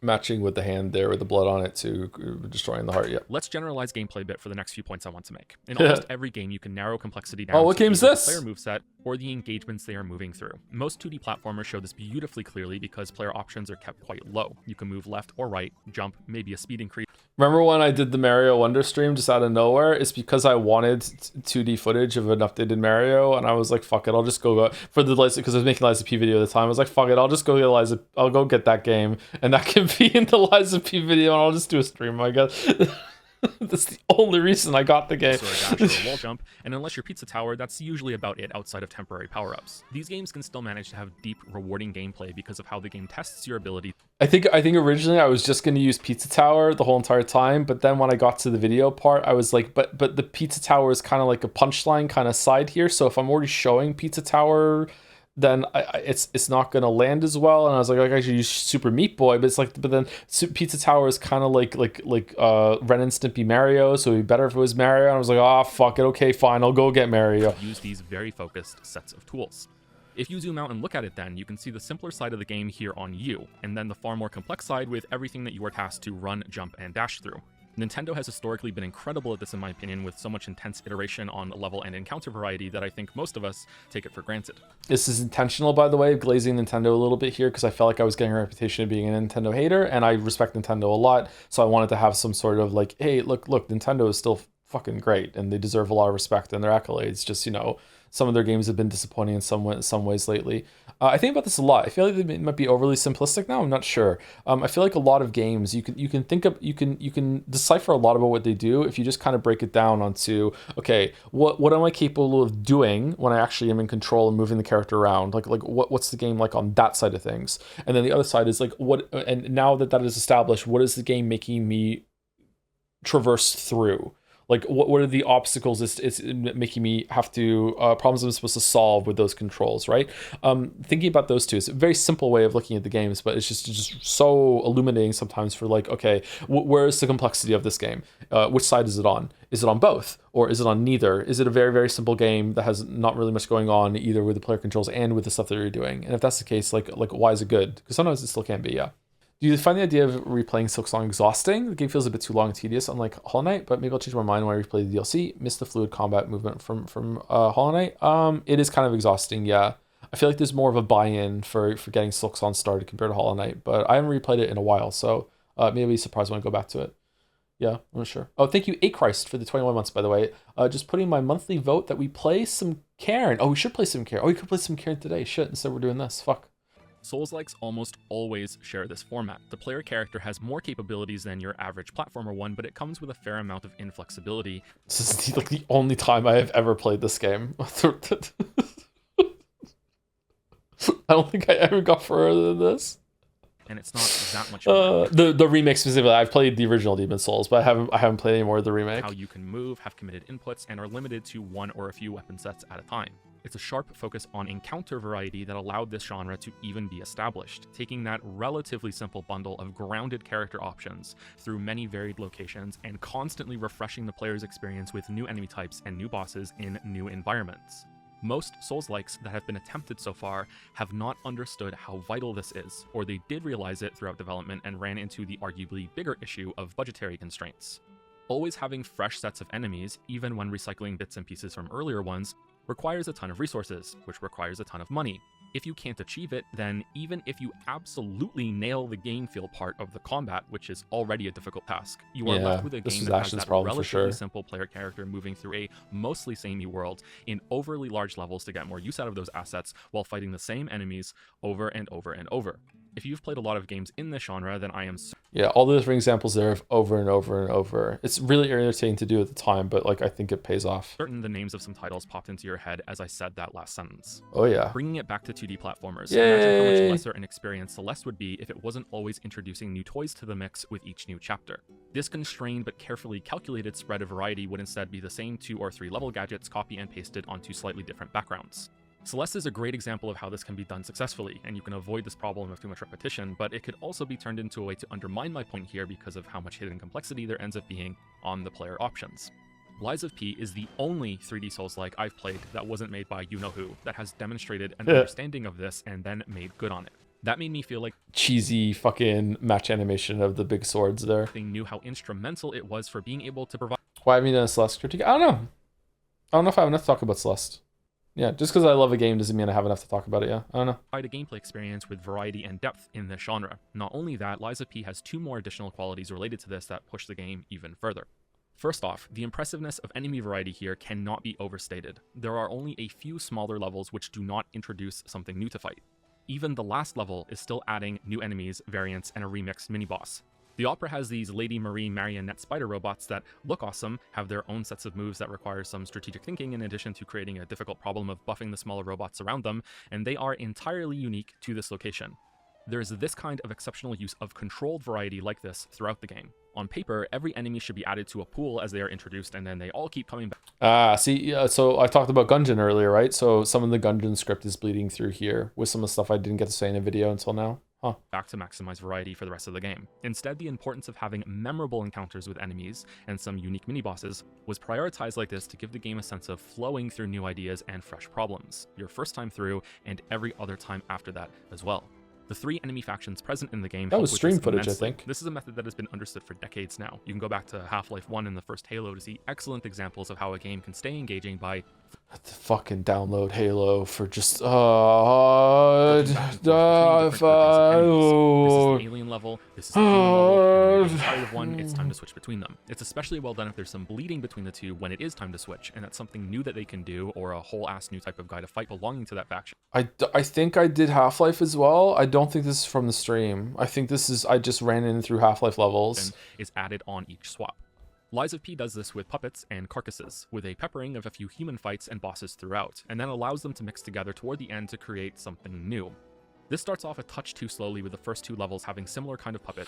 See, like, this is like a kind of an abstract idea, but like when it comes to having a lot of video footage, like it's easy to show like fighting over and over and over again, but sometimes it's good to mix it up by having like look, the enemy's doing a pose and is striking a pose of putting the sword out, and they're just walking toward you. So it's good to like mix that up. It can be really hard to keep track of though. Like it's easy to just, I feel like as videos go on, maybe I do this less as I start to get fatigued. I'm not sure. We'll see how it goes. But like breaking it up to be like, instead of being like nonstop, just here's me just wailing on enemies with my sword. Here's one that's just approaching me and we're not even fighting yet. And here's one where it's just doing an action pose and we're just getting ready to fight. And here's one that's just like dying or whatever like that, or stuff like that. I feel like it goes a long way. But then again, sometimes I wonder how many people even fucking watch the things, man. Like most people just listen to them. So like, I don't know. I'm gonna guess that there's still more than I probably think when I'm being pessimistic, but I don't know. But once you reach Vanini's factory, it's amazing to me how the pacing of new stuff being thrown at you never lets up. The part after I use this term too much, thrown at you. I try very hard not to say that as much. But I feel like it's one of my ad libs that I do, so I have to make sure that I'm not saying it too much when I'm recording too. I don't think I've gone back and re-recorded a line because of it, but it does bother me a bit. I say it too much. After this is where you fight your first carcass set, and I think it was a stroke of genius to have the 2 larger main factions be a type of entity that is so modular, or so easy to accept a high amount of variance in their designs. This allows visual difference. Yeah, I was really happy when I made this observation. I can't remember if I made this observation on stream or not, but yeah, it's really cool. I don't know if it was intentional or if it was an accident that they realized, oh yeah, because they're puppets, we can make them like different from the same like base. Same with like the mutations and stuff too. Yeah. Is to be all over the game with robots missing parts and carcasses mutating in different directions, but still being functionally the same core enemy. I think a lesser game would have used this as an excuse to reuse assets without adding anything new, but here we see it being embraced and exploited for new gameplay challenges that also fit so well with the theming of these enemies. It makes sense that some special broken robots would move erratically and attack differently. This guy's maybe hard. Even stiffly and awkwardly as a way to tweak telegraphs to add extra challenge. It makes sense that some carcasses would evolve in a unique direction now and then instead of following a common trend, and are therefore quite literally the only time you will fight one like it in the game. And just like broken or unfinished robots missing functionality and becoming a slightly different fight, you can find some carcasses that are at different stages of evolution before they're done yet, or in a process of effective puberty that still somehow looks better than mine was, and have a different mix of the same ingredients as an opponent for Such a different bad fight. fucking joke. My absolute favorite example of this type of thing in the game, which will probably go down as one of my favorite enemy designs of all time because of it, is found when the carcasses start possessing puppets and both flavors of enemies are churned together. This elite enemy here, which is one of the first you can fight in the game, comes back at the end with a writhing mass for a head that incorporates its own flailing combos onto the foundation provided by the puppets. And it's not good enough for me to point out how clever of a reuse this is, one that once again is perfectly smashing the themes of both enemies together to create something almost entirely new. Now, why I love this enemy design so much is that it shows such a strong grasp on what makes combat in Lies of P tick, because all of the added extensions and extra whipping attacks this enemy now does make the fight much harder and more suitable for its placement as an endgame. Did I time like the end of the repair there with like the flourish from the special attack? Does that come through? Let's see. Is that it shows such a strong grasp on what makes combat in Lies of P tick, because Yeah, it all does. of the added Yeah. extensions and extra whipping attacks this enemy now does Matching energy, make the fight much matching energy between clips is also something that I find fun. I don't think I do it very well, but when the opportunity presents itself, I try to do it. Yeah. harder and more suitable for its placement as an endgame enemy. But they also double up functionality as opportunity. See, that one was bad. That one is fighting the same enemy to different playthroughs, and like I stagger back and I try to match it, and it doesn't look as good. So if it's not done well, then it kind of sticks out a little bit. I don't like that one. To perfectly deflect more, similarly rewarding your commitment to getting better at this core gameplay mechanic as you approach the end of the game, and can therefore stagger and execute your enemy faster. It is firing on all cylinders for adding variety, That was pretty good. difficulty, and a chance to get into a great flow state with the game's combat and dunk on an opponent, and also rewards you for engaging with the game's core system. It's not just a harder fight, it's a better and more dynamic one. Which brings us to the other quality of the game that capitalizes on how much variety is on offer here, and a way to link this back to Celeste. I said a moment ago that it was a game that could be used to partly go against the standard I think most 2D platformers follow by having layers of hidden interactions and movement tech at the player's disposal, which is right there from the start, but you just didn't know it yet, which means That didn't come through. So those two clips are like showing how a player different skill levels can go through the same room. could be used to partly go against the standard I think most 2D platformers. It's like you go up there, it's slow, and then Follow by the having second layers one of is just hidden like interactions and fuck it, movement I tech can at just the go player's up here. disposal, which But is if you're not familiar with the game or you don't know what that is, it just kind of looks like I just went to another room that just looks like the same one that we just did. That was like, I mean, the intent there is fine, but it doesn't come through. is right there from the start, but you just didn't know it yet, which means there is substantial complexity on the player side after all. This was the biggest surprise Lies of P had for me, and after having just explained how the game is so special for clearly understanding how crucial encounter variety is to enable fun from a simpler set of player options, I hope you can also understand how it remains so surprising. Because nailing enemy variety wasn't enough apparently. The game also needed to greatly expand what the player is typically capable of in these types of games as well to double down the investment. So I don't think I showed the grapple at any point during the video until now for this moment of being like, oh look, there's more to this game than just parrying and dodging, and there's this too. Boom, here we go. I don't think I did. I also tried to do something similar in the not Ragnarok video, in the 2018 video of not showing the blades. You can see them if you're paying attention, you know what to look for, but I tried not to show the blades in combat until the moment where it was relevant in the story of the video too. Investment in its combat system. There's a lot to unpack here, and on an individual Unpack there because he's opening a box and unpacking. basis, each piece doesn't mean much on its own, so bear with me while I disassemble and reassemble for the next little while. What's Geppetto Getting doing? the obvious one out of the way first, elevating the block function to have a much tighter and higher risk versus reward timing test is fantastic. These types of games often struggle with having enough ways to respond to enemy attacks. While blocking being the training wheels that you eventually take off for dodging can initially be thrilling, especially when you're in the middle of that transition, soon you're pressing one button all the time, and you can't go back to pressing two because now blocking is too easy. In Lies of P, Yeah, it's a real shame about those games, huh? Like having more options, like Lies of P shows how good it is. So does Sekiro, but like yeah, once you go back, like once you go to rolling, you just really can't go back to using a shield. It's not as good. Although Elden Ring did try to make shields good with the counter system. What's it called? Where you after you block, you hit heavy attack and you can get some stagger damage on them or whatever the fuck. Like it tries, but I don't think it's all that successful. Guard counter, thank you. That's what it's called. Yeah, I still haven't done a playthrough where I do guard counters. Not sure. Do you check the vid on multiple monitors, the current monitor? Do you also listen on multiple stereo headphones? I listen to it on speakers. I don't check it on multiple monitors, no. Should I? I do have multiple monitors, I could do that. I don't know if I should do that or not. Wonder how Finn is gonna handle having to parry. you can still hold block for that easy damage mitigation, but with practice, this can be timed to rival the effectiveness of iframe dodging and in many cases surpasses it. An easy trap to fall into here, or at least it's one that I fell into, was thinking that deflecting was the primary way I should be dealing with bosses. I don't mind that I made this mistake because I was still having fun trying to figure out all the timings on many long combos, but I can vividly imagine someone making the same. Try to be very upfront when I feel like I've done something wrong in games, and sometimes I feel like this backfires. It's kind of like blood in the water to a certain kind of internet community. I think it's still worth it, but oh man, it's frustrating sometimes. Error and not having a good time, on Romeo's long-ass combo especially. In both cases, the incredible dynamic. This is probably the hardest string in the game. I think I would still struggle to parry this. There's something about his movement that's very deceptive. I think I have an easier time parrying the transition with Archelino than I do this one. Difficulty system that the game has will be going unappreciated. In fact, I didn't grasp how good this was until I did my second playthrough with the self-imposed challenge of not deflecting unless I absolutely had to. Most bosses, but not all, were significantly easier when approached this way.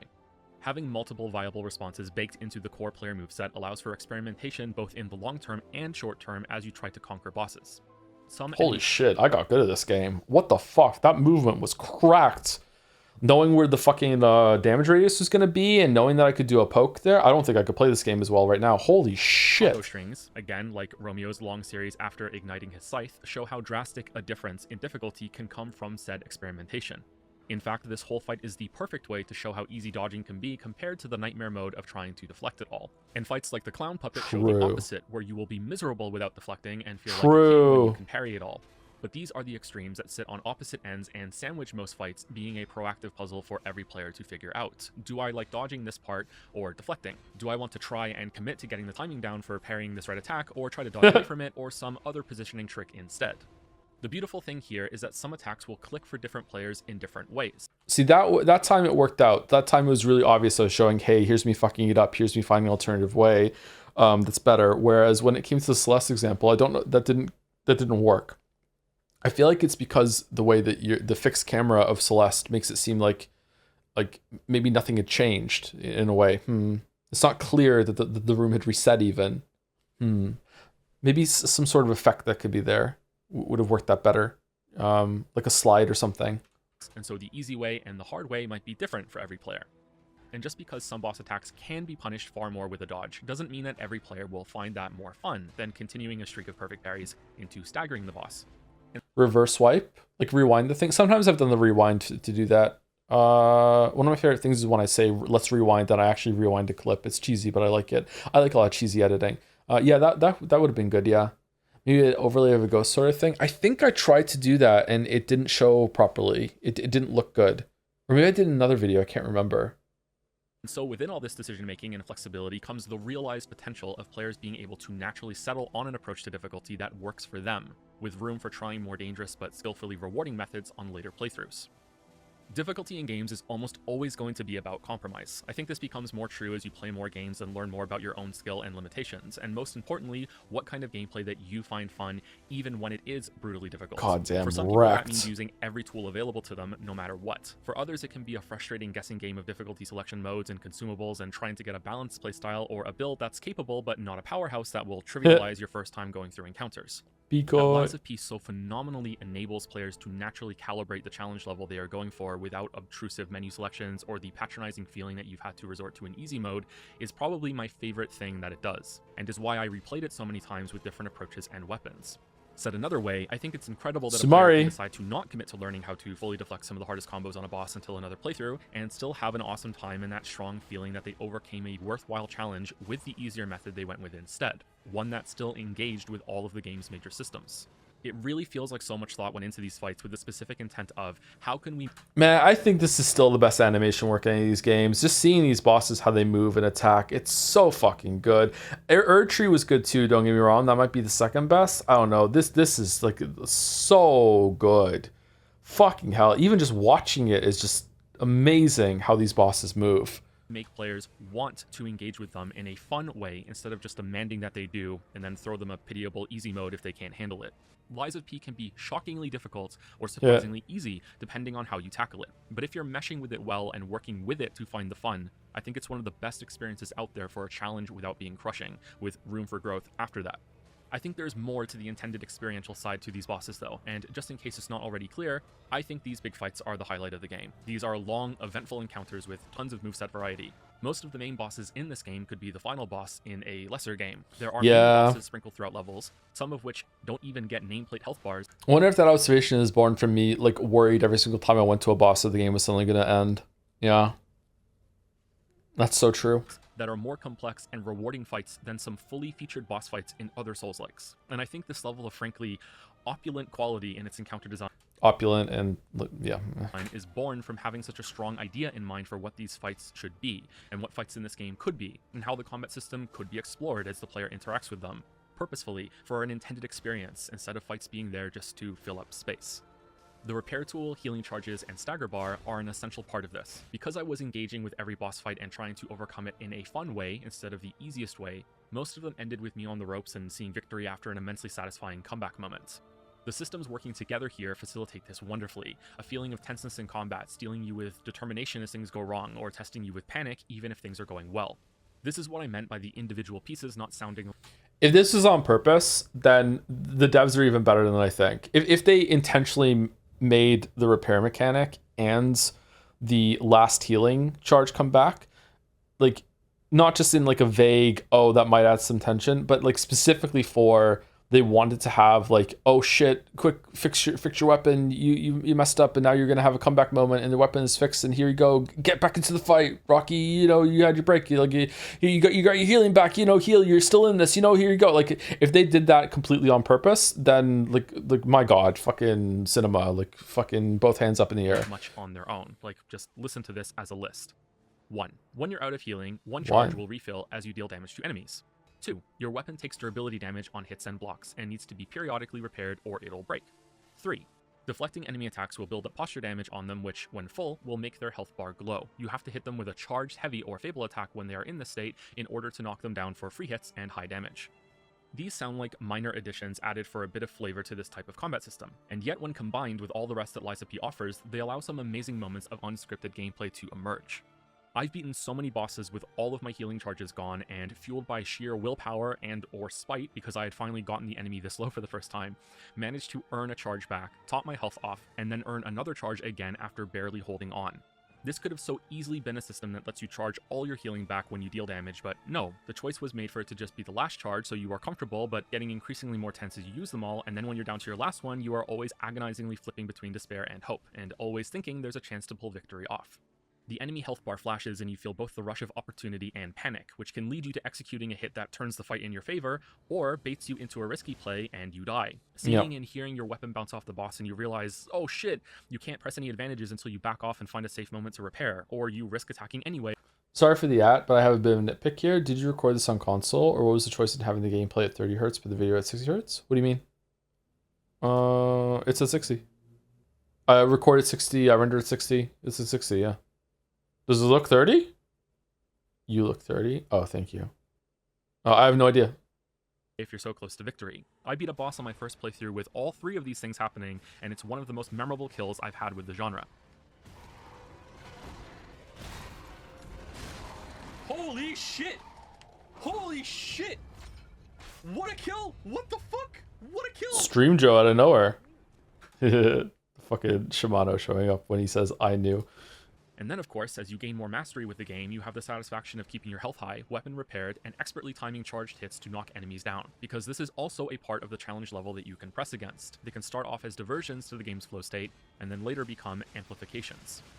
I'm reading this script back as I return to write more of it, which is a usual part of my process, and I'm a little embarrassed at how much I'm praising it, and I'm even more embarrassed when I'm recording it now.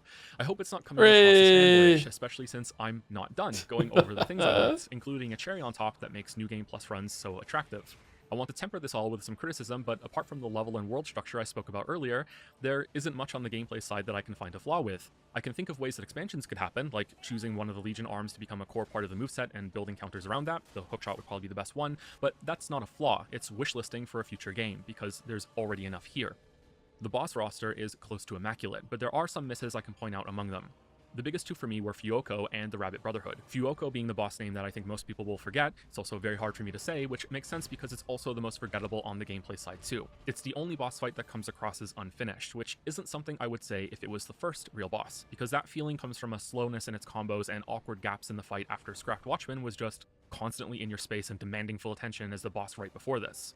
Maybe Fuoko is meant to feel like an older model robot that's more plodding, methodical, and hard-hitting, but even on later playthroughs, I still think there's something missing from this fight. And not in a way that makes it too easy, just not as engaging as the others. The fight is actually still kind of difficult to me. There's something weird about the timings on it that I'm never comfortable with. So maybe that's the point, but hey, I don't know. Unscripted moment back again. Hey, how's it going? On the other hand, the On the other hand, and he reaches up to the hand on his shoulder. That Brotherhood feels like a finished fight, but it's not one that I enjoy enough to have to do twice on each playthrough. The way the rematch mirrors the first one is something that appeals to me on a meta level. The first time you start off against the big guy and clear out the smaller ones as you go, whereas on round 2 you have all the smaller ones up front and then end with just the big guy. But admiring that switch up doesn't carry over to the fight just not being very much fun for me. I think the first version works best because the rotating guest star gives you something new to work with, and the big rabbit becomes less aggressive when they come down, so it's less likely to become an unfair staggerfest on you as their attacks overlap. Gank fights in the genre are usually pretty bad, and this one avoids all those pitfalls and ends up being quite enjoyable. But the second round has you square off against them in the same way, and the ooh, that was a good cut. Oh, wow. Aren't interesting enough for this to feel like a good time before the real fight starts against the big guy, who is only a little different this time. It would have been a lot more work, but having the 3 smaller rabbits fight you in a more coordinated way, but still fair, would have made this fight have more of an identity, something like how the Mantis Lords work together in Hollow Knight, but now I'm asking for an entirely new fight instead of what we got, and we all know from how many bad multiple boss fights we've seen in this genre that I'm asking for a lot here. As it stands, these are the only 2 main bosses that I As it stands, he stands up. Look forward to fighting when I'm going through the game, Fuoko and Rabbit Round 2. If we're bringing mini bosses into the mix, then I would add only 2 more, which are the White Lady and the gimmicky Gatekeeper near the ends.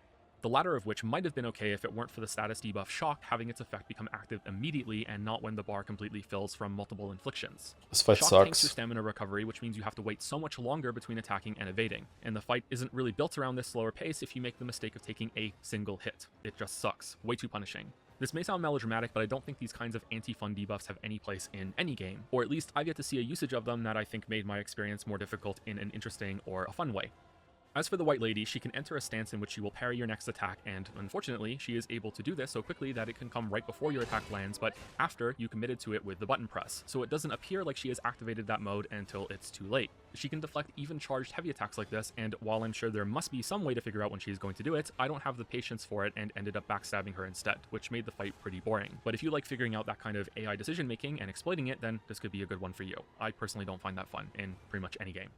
Yeah, just subtly say that, float the idea that there's possibly a way to figure it out, so, it doesn't cause like some sort of fucking uproar. It's like, oh, actually, you know what? Speedrunners spend a collective fucking like 1,000 dog years trying to figure this out, and we found out that her fucking like left foot turns a little bit when she's about to parry, fucking like 30 seconds before, and you just remember that she's active in the parry phase. Is gonna go just fucking hell. Oh my god, just holy shit. But that's all, just those 4. Every other main boss is a fight I look forward to and was eager to see how much my chosen weapon and playstyle would feel against them. And this is where I have a few more things to add onto the pile of Lies of P features that synergize so well. This game has new weapons to find as rewards for exploration like Breath of the Wild has Korok seeds. They are everywhere, and it has more great bosses to use them against than Breath of the Wild and Tears of the Kingdom put together, which means it has more than 3.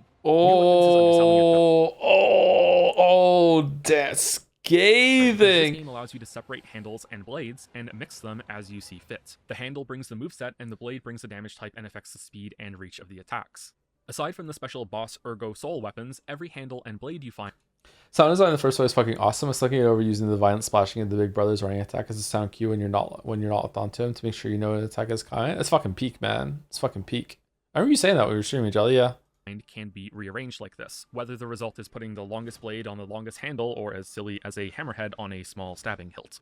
Some blades and handles work better together. Do I put the dildo thing in this one or no? Penalty if, understandably, you try to thrust something that doesn't have a sharp point, but the game will still let you use it regardless of whether the moveset matches the blade, because it's all about variety and freedom, and I wonder sometimes if they should have even dropped that limitation so every set and combination could have been viable. As it is now, there are already no stat requirements to use any of these, just stats providing scaling on the damage type, and upgrades on blades carry over if you attach it on a different handle later. No other game has made me stop and experiment with weapons like this before, since it's so easy to use and embraces the mad ideas you might have. Putting the largest axe head on a teeny tiny butcher knife handle is not just fun, it's absurdly powerful. It does a lot of damage, has a great charged R2, and is really good at blocking if you're trying to fish out deflections. My favorite was putting the greatsword blade that you get at the very start of the game on the salamander dagger handle that you get in the third area of the game, and creating a high block sword with a for enclosed areas, and a very fast charged heavy for breaking posture bars. This weapon system is an important part of why I think the repair tool works, because looked at in isolation, it's a bit of unnecessary busy work to be grinding your weapon bar back to full as you're slashing through areas. But since the game lets you tinker around like a weaponsmith, and also lets you break enemy weapons by deflecting enough, which, as a quick aside, is something you can do on phase 1 of some bosses to make the whole fight easier because the weapon stays broken when you go into the next phase, which is something you can figure out yourself, by the way. I think it's a good thematic fit that you also have to do some basic weapon maintenance, even... A little bit of run-on sentence there. I think I realized during recording that I hadn't brought that up, so I think I just added it. Should have changed some things there and went for it. Hey Joe, you know you should use a filler game sometime? Another Crab's Treasure. It's short, it's souls, you can get nice and mad at it at times, and not as many people have played it, so folks won't be as backseated about it. Yeah, we could do that. That's the Peak people, isn't it? Yeah, we haven't played Another Crab's Treasure. Looks interesting. I feel like people who say Lies of P is worse than From Souls aren't really giving the boss and combat design enough credit. So full of smart and thoughtfulness and intent. Yeah, not everything's gonna be for everyone though. So I feel like some of them are just defense forcing and are worried that their beloved From is maybe under fire, but some of them is just like the game is just not gonna mesh with them. Like even among that group, there's usually a game that From themselves have made that they don't really like either, right? Hopefully it's Dark Souls 2, but I feel like a lot of them haven't played Demon Souls. Without the fun moments it can bring to combat. Plus, I can barely see it, but did you add the Korok Cloud on some of the weapon pickups? Korok Cloud? No, I showed the Korok on one of them, but the other ones is just the sound effect. I don't think I added a cloud. The game also lets you combine the Grindstone with a temporary weapon buff that you can cater to each fight if you want a bonus. And your weapon can never break completely, and you need to go and find another one somewhere. Changing weapons and handles is yet... Have you watched RT's Lies of P? I haven't, no. I should watch it. Another way the game allows you to experiment with finding your own path to enjoyable difficulty. And again, it's not with using a busted magic system that breaks enemy AI so bad that they don't know how to respond to it. It's with thinking about what you want out of your weapon to suit your approach and still engaging with... All right, sorry, I don't know why I'm apologizing. It's fucking my stream and I'm reacting to my own content. Why is it acceptable that the Souls games just entirely shit the bed once you start using magic to keep them at range? Why are we all okay with that? It's weird that we're so many games into this, and Elden Ring is still like, hey, you start using range. The AI just doesn't know what to do. How are we okay with this? Is it just because they put some gap closers in on some bosses? I don't get it, man. There needs to be a way for Miyazaki to choose them. I guess maybe it's just that. It's just meant to be the easier mode. Just adjusting for your gameplay difficulty. Is it though? Because I feel like it's just breaking the fucking game. I like that, what's his name? A Tree Sentinel can bounce it back, but then they just kind of give up on that as it goes through. They can't be happy about that, right? Unless they just want an easier version. Oh no. I don't, the game without having to break it, or without giving up your weapon or moveset entirely if you swap out just part of it over. Boss fights were built for and around this as well, and were designed more freely knowing that players had so many options and responses. A boss can have an attack pattern that hard locks them onto the player and unleashes a flurry of strikes that goes on for several seconds, and even if the player is using the slowest, heaviest weapon in the game that can't weave hits throughout it all, they can still block and deflect and be actively responding instead of waiting for their turn. Gee, I wonder what I'm talking about here. Attack from afar, and you can deflect the projectiles back instead of having to play Simon Says dodge roll and wait for them to land so it's your turn to attack. Over my playthroughs, I had differing experiences with the faster and slower weapons like this. It was fun to dodge and slip in hits with quick stabs in the middle of an enemy combo when I was using a light weapon, but it was also fun on the next run to stand like a juggernaut deflecting it all and then knocking the boss down with 2 punishing hits, since I could learn the best timing to do so with this different approach. Or I could do a mix of both with a weapon balanced somewhere in the middle that I made myself out of all of these options, which means I can even make sure that it looks cool. The katana on top of all this was the Two Dragons Sword, which is a boss weapon you get near the end of the game and has rocketed up to being one of my favorite New Game Plus tools of all time.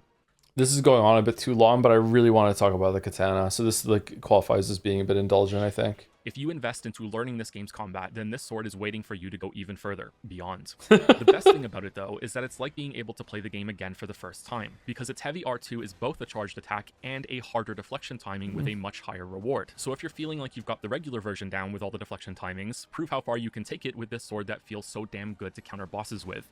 In fact, it can be kind of broken and overpowered after you get used to it. It's like that remade puppet enemy I spoke about earlier melted down and forged into a weapon set. It's more difficult, but if you know what you're doing, it's much more powerful. And then, like they're just showing off, the Fable art on this thing has a dodge built into the first stage of the attack, so you can use it to iframe a boss move and then land your Fable art immediately in the opening you just made afterward. So it's not even a weapon that's built for deflecting either. You get to engage with both of the main types of responses in the game. This isn't the only way the game is prepared to make doing New Game Plus runs more fun. I haven't spoken about the upgrade system yet because it's called the P organ, and I thought if I said it too early, people who hadn't played the game might turn the video off. It really is called that. I hate boring upgrade systems. I'm playing a bit of Starfield right now, and it's just The Porgan. of the incremental upgrade tiers are in that game for leveling up. I think there's also a meme about By the way, it's not katana because it's a Korean sword. It should be called a doei instead. Really?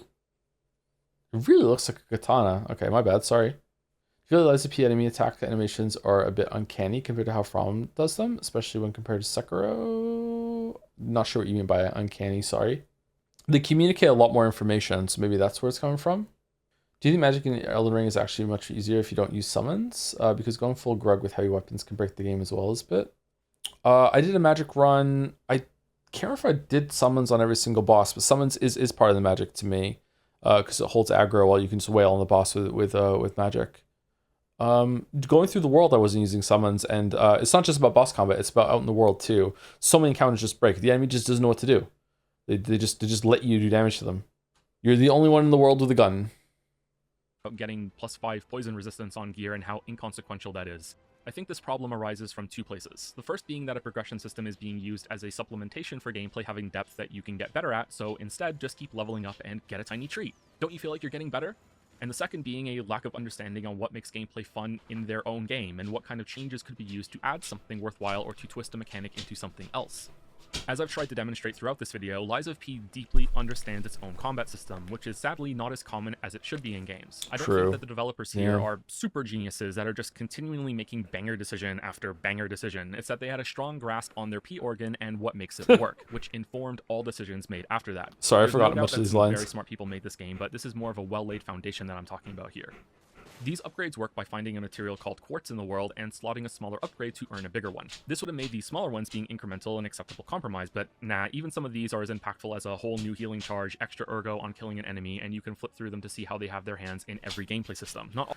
So this video is already too long, so it's good that I didn't harp on about this, but like so many developers miss a beat here by making either they have exploration rewards but they're not good enough, or they just don't have exploration rewards at all. Like it is so rewarding to find something that is treasure, and it's not treasure in terms of like, oh, it looks shiny, it looks like treasure, therefore I get to have money. If money's really, really important, then that can work, don't get me wrong, but like treasure to find in terms of like this is giving you like a gameplay bonus that you can use instead of just being like a relic that you can't use because it's not for your build, is just really, really valuable. Deus Ex is still the gold standard about this. Just the amount of like fun it is to find omni tools to do hacking, lockpicks to go through areas that have more resources to get, and then the big one is the augments, and then the augment upgrade canisters too, that are just giving you these real tangible rewards that aren't just like, oh, you just pick up some currency. Money is also really worth it in that game too, so currency actually, funny enough, is also fun to get in that game too. You get experience as well. Like Deus Ex is just so good at wanting you to like pour through its levels, which is good because it also hides so many things in the levels, and it's ready for you to do that. Yeah, so many games miss that, man. All of them are amazing, but there's nothing here that's +5 poison resistance. The bigger ones, though, range from substantial gameplay tweaks to fundamental changes, as in, you can now block red attacks instead of having to deflect them. However, you can only get that in New Game Plus, because for the first two cycles of that, New Game Plus 1 and New Game Plus 2, the game adds new tiers onto these to continually reward exploring for more quartz, and had the confidence to think, hey, you've already beaten the game, so to hell with it, let's have some fun. Deflections repair your weapon now, have another Legion arm equipped at the same time, here's a huge boost to your equipable weight limit, and why not, have another amulet slot. Amulets are this game's version of rings, and they benefit from the same philosophy as the P organ. The best of these come from boss ergo souls and are as powerful as being able to dodge even when you're out of stamina, or being able to iframe red attacks now after all. Because a 50-50 chance to deal extra lightning damage to burning enemies on Tuesday mornings if the sun is being obscured by a cloud and you have to roll higher than a 10 on a d12, and the extra damage is 1 or 2 depending on how much higher you rolled above 10, is shit game design. Lies of P wants you to have fun and wish for more amulet slots and be happy when you find quartz for all these cool things, instead of slotting the one essential one on and then filling the rest for the situational sake of it. Anyway, that's close to everything I have to say about Lies of P. I want to wind this video down by addressing some of the criticism I've seen about the game, returning to some that I'm providing myself, and then commemorate one last thing that's a little out of my comfort zone. The biggest problems I've heard that people have with this game are how dodges work, the parry timing, and the cube, which is related to how you summon a helpful NPC for boss fights and then give it buffs. I actually agree with most of these criticisms. I didn't play around with the cube much, but it looked very clunky and oddly tied to an in-game timer to get resources to use it. See, you bring a bunch of lists of criticisms and you say you agree with most of it, and then you go through and be like, hey, look, yeah, you're right. The game isn't perfect. This is a problem. This is a problem. And then you come to the one that you do disagree with after you've like extended the olive branch and you're like, fuck you, the dodging is fine. Get fucking good. I'm guessing the intent here is that if a player is going to be accumulating consumables and trying to gain an edge on fights like that, then this is a way to get powerful buffs while doing some consumable farming, which is a guaranteed way to get rewards, while also allowing them to build up a supply when they're between boss fights. In practice, though, having to teleport back to the hub to get this stuff is annoying, as is having to come back here to level up. And I've read the buffs and summons aren't particularly powerful either. I only used it once on one fight in New Game Plus to see how it worked, so I can't say for sure, but I don't think this is a good system. Parry timings are harder to judge. I'm fairly certain that there are a few attacks in the game that don't work properly for getting a deflection. I feel this way because there are some very hard enemies that I got very comfortable deflecting, and some odd ones here and there at the beginning of the game that I just cannot reach consistency on no matter how many times I see them. Yeah, still. This could be a skill issue, and I strongly encourage you to think that because I don't have the time to rigorously test it, but I still wanted to float the possibility, and this might be where some of the criticism is coming from. But this isn't the whole story for some people, and I've read complaints that the deflection window is too tight, period. I like how it is now, but I could live with it being a little easier, like maybe a couple frames, or far better, there being an amulet you find early on that could make the timing a hair more generous. Getting the iframes on dodging is much easier than deflecting, which is fine to differentiate them, and also one is more rewarding than the other, but with the cost of an amulet, maybe they could be brought closer together. Which brings us to the dodge problems, that you can't roll from the floor after being knocked down until you buy the P-Organ upgrade for it, and that dodging just feels weird and bad, yo.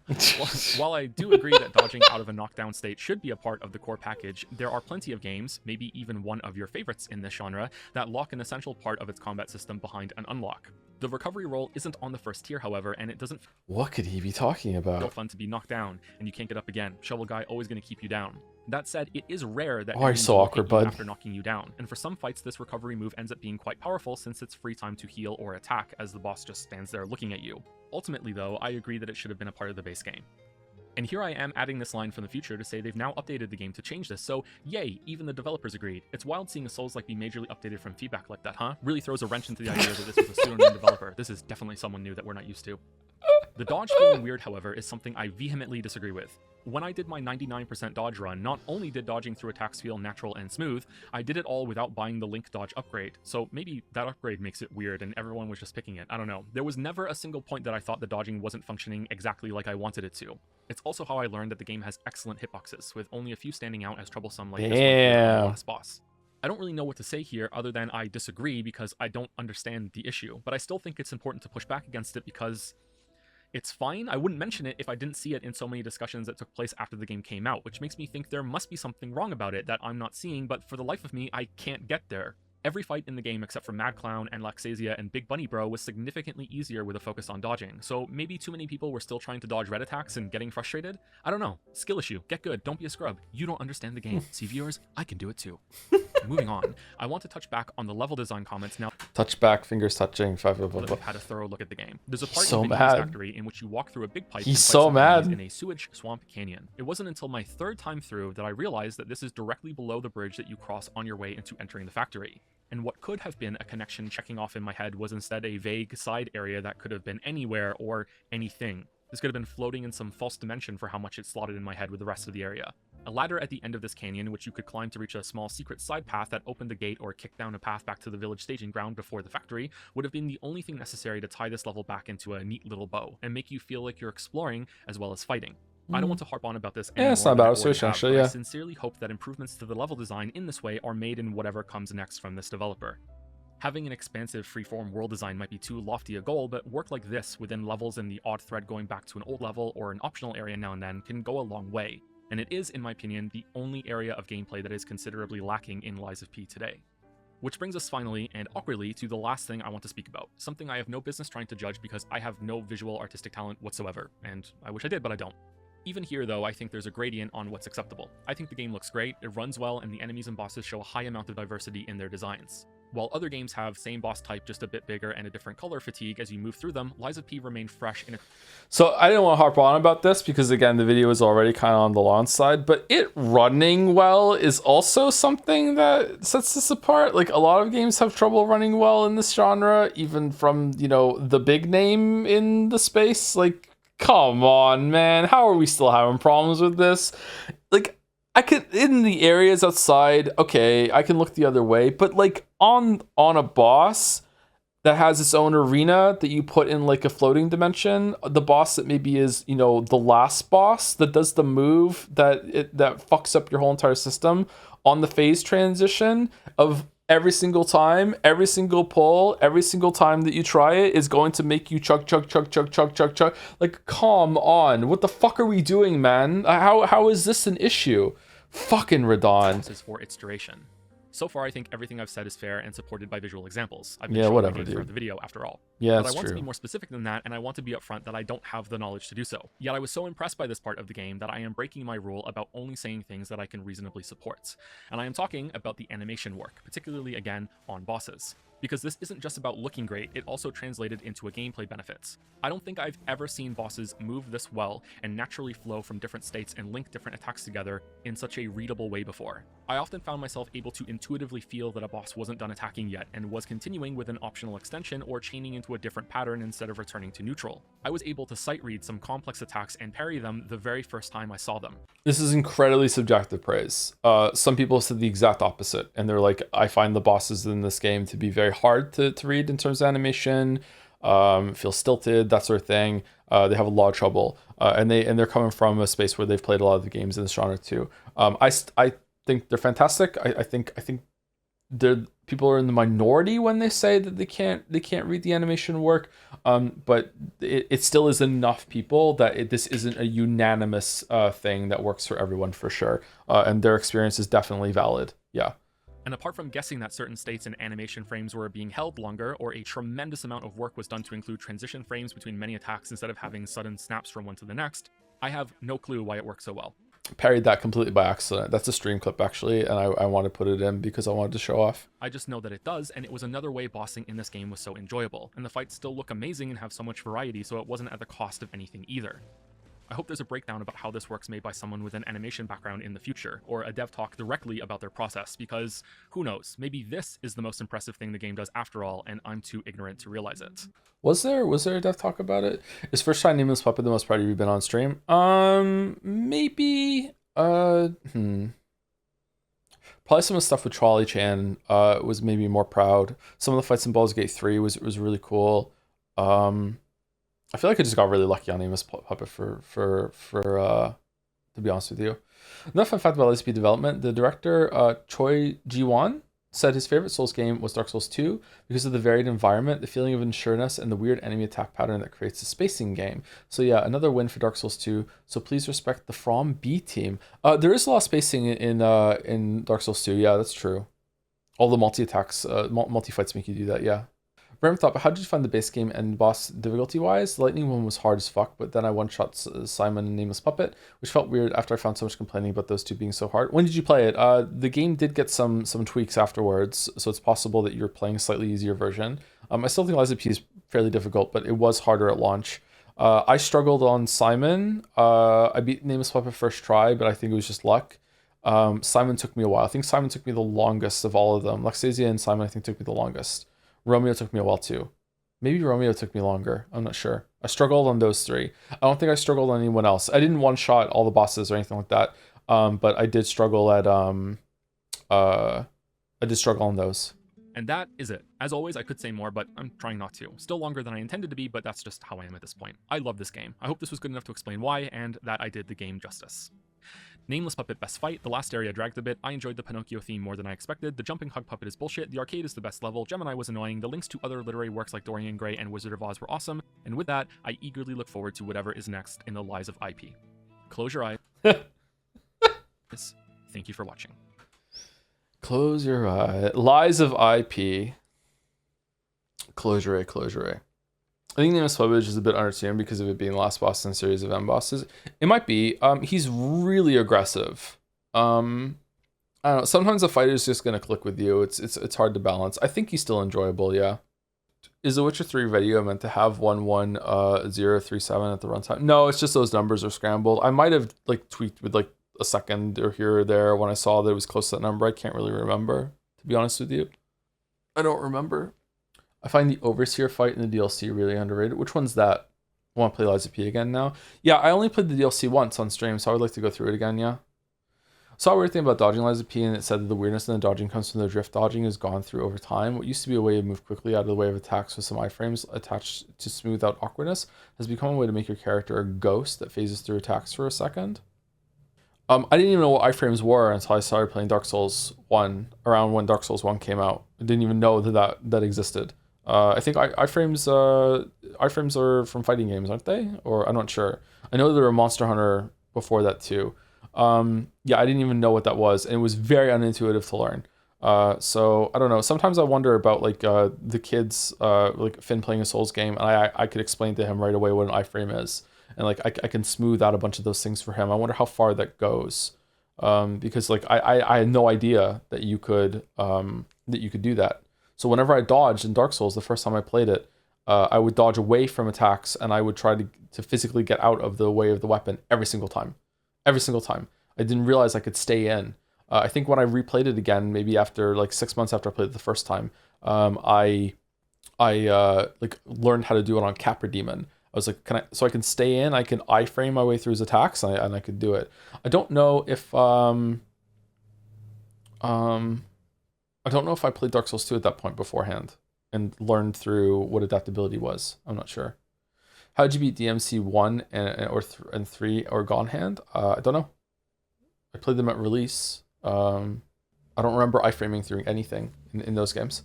Just intuitively did it maybe? Not sure. I haven't played God Hand, by the way. I have played DMC 1 and 3 though, and 2, unfortunately.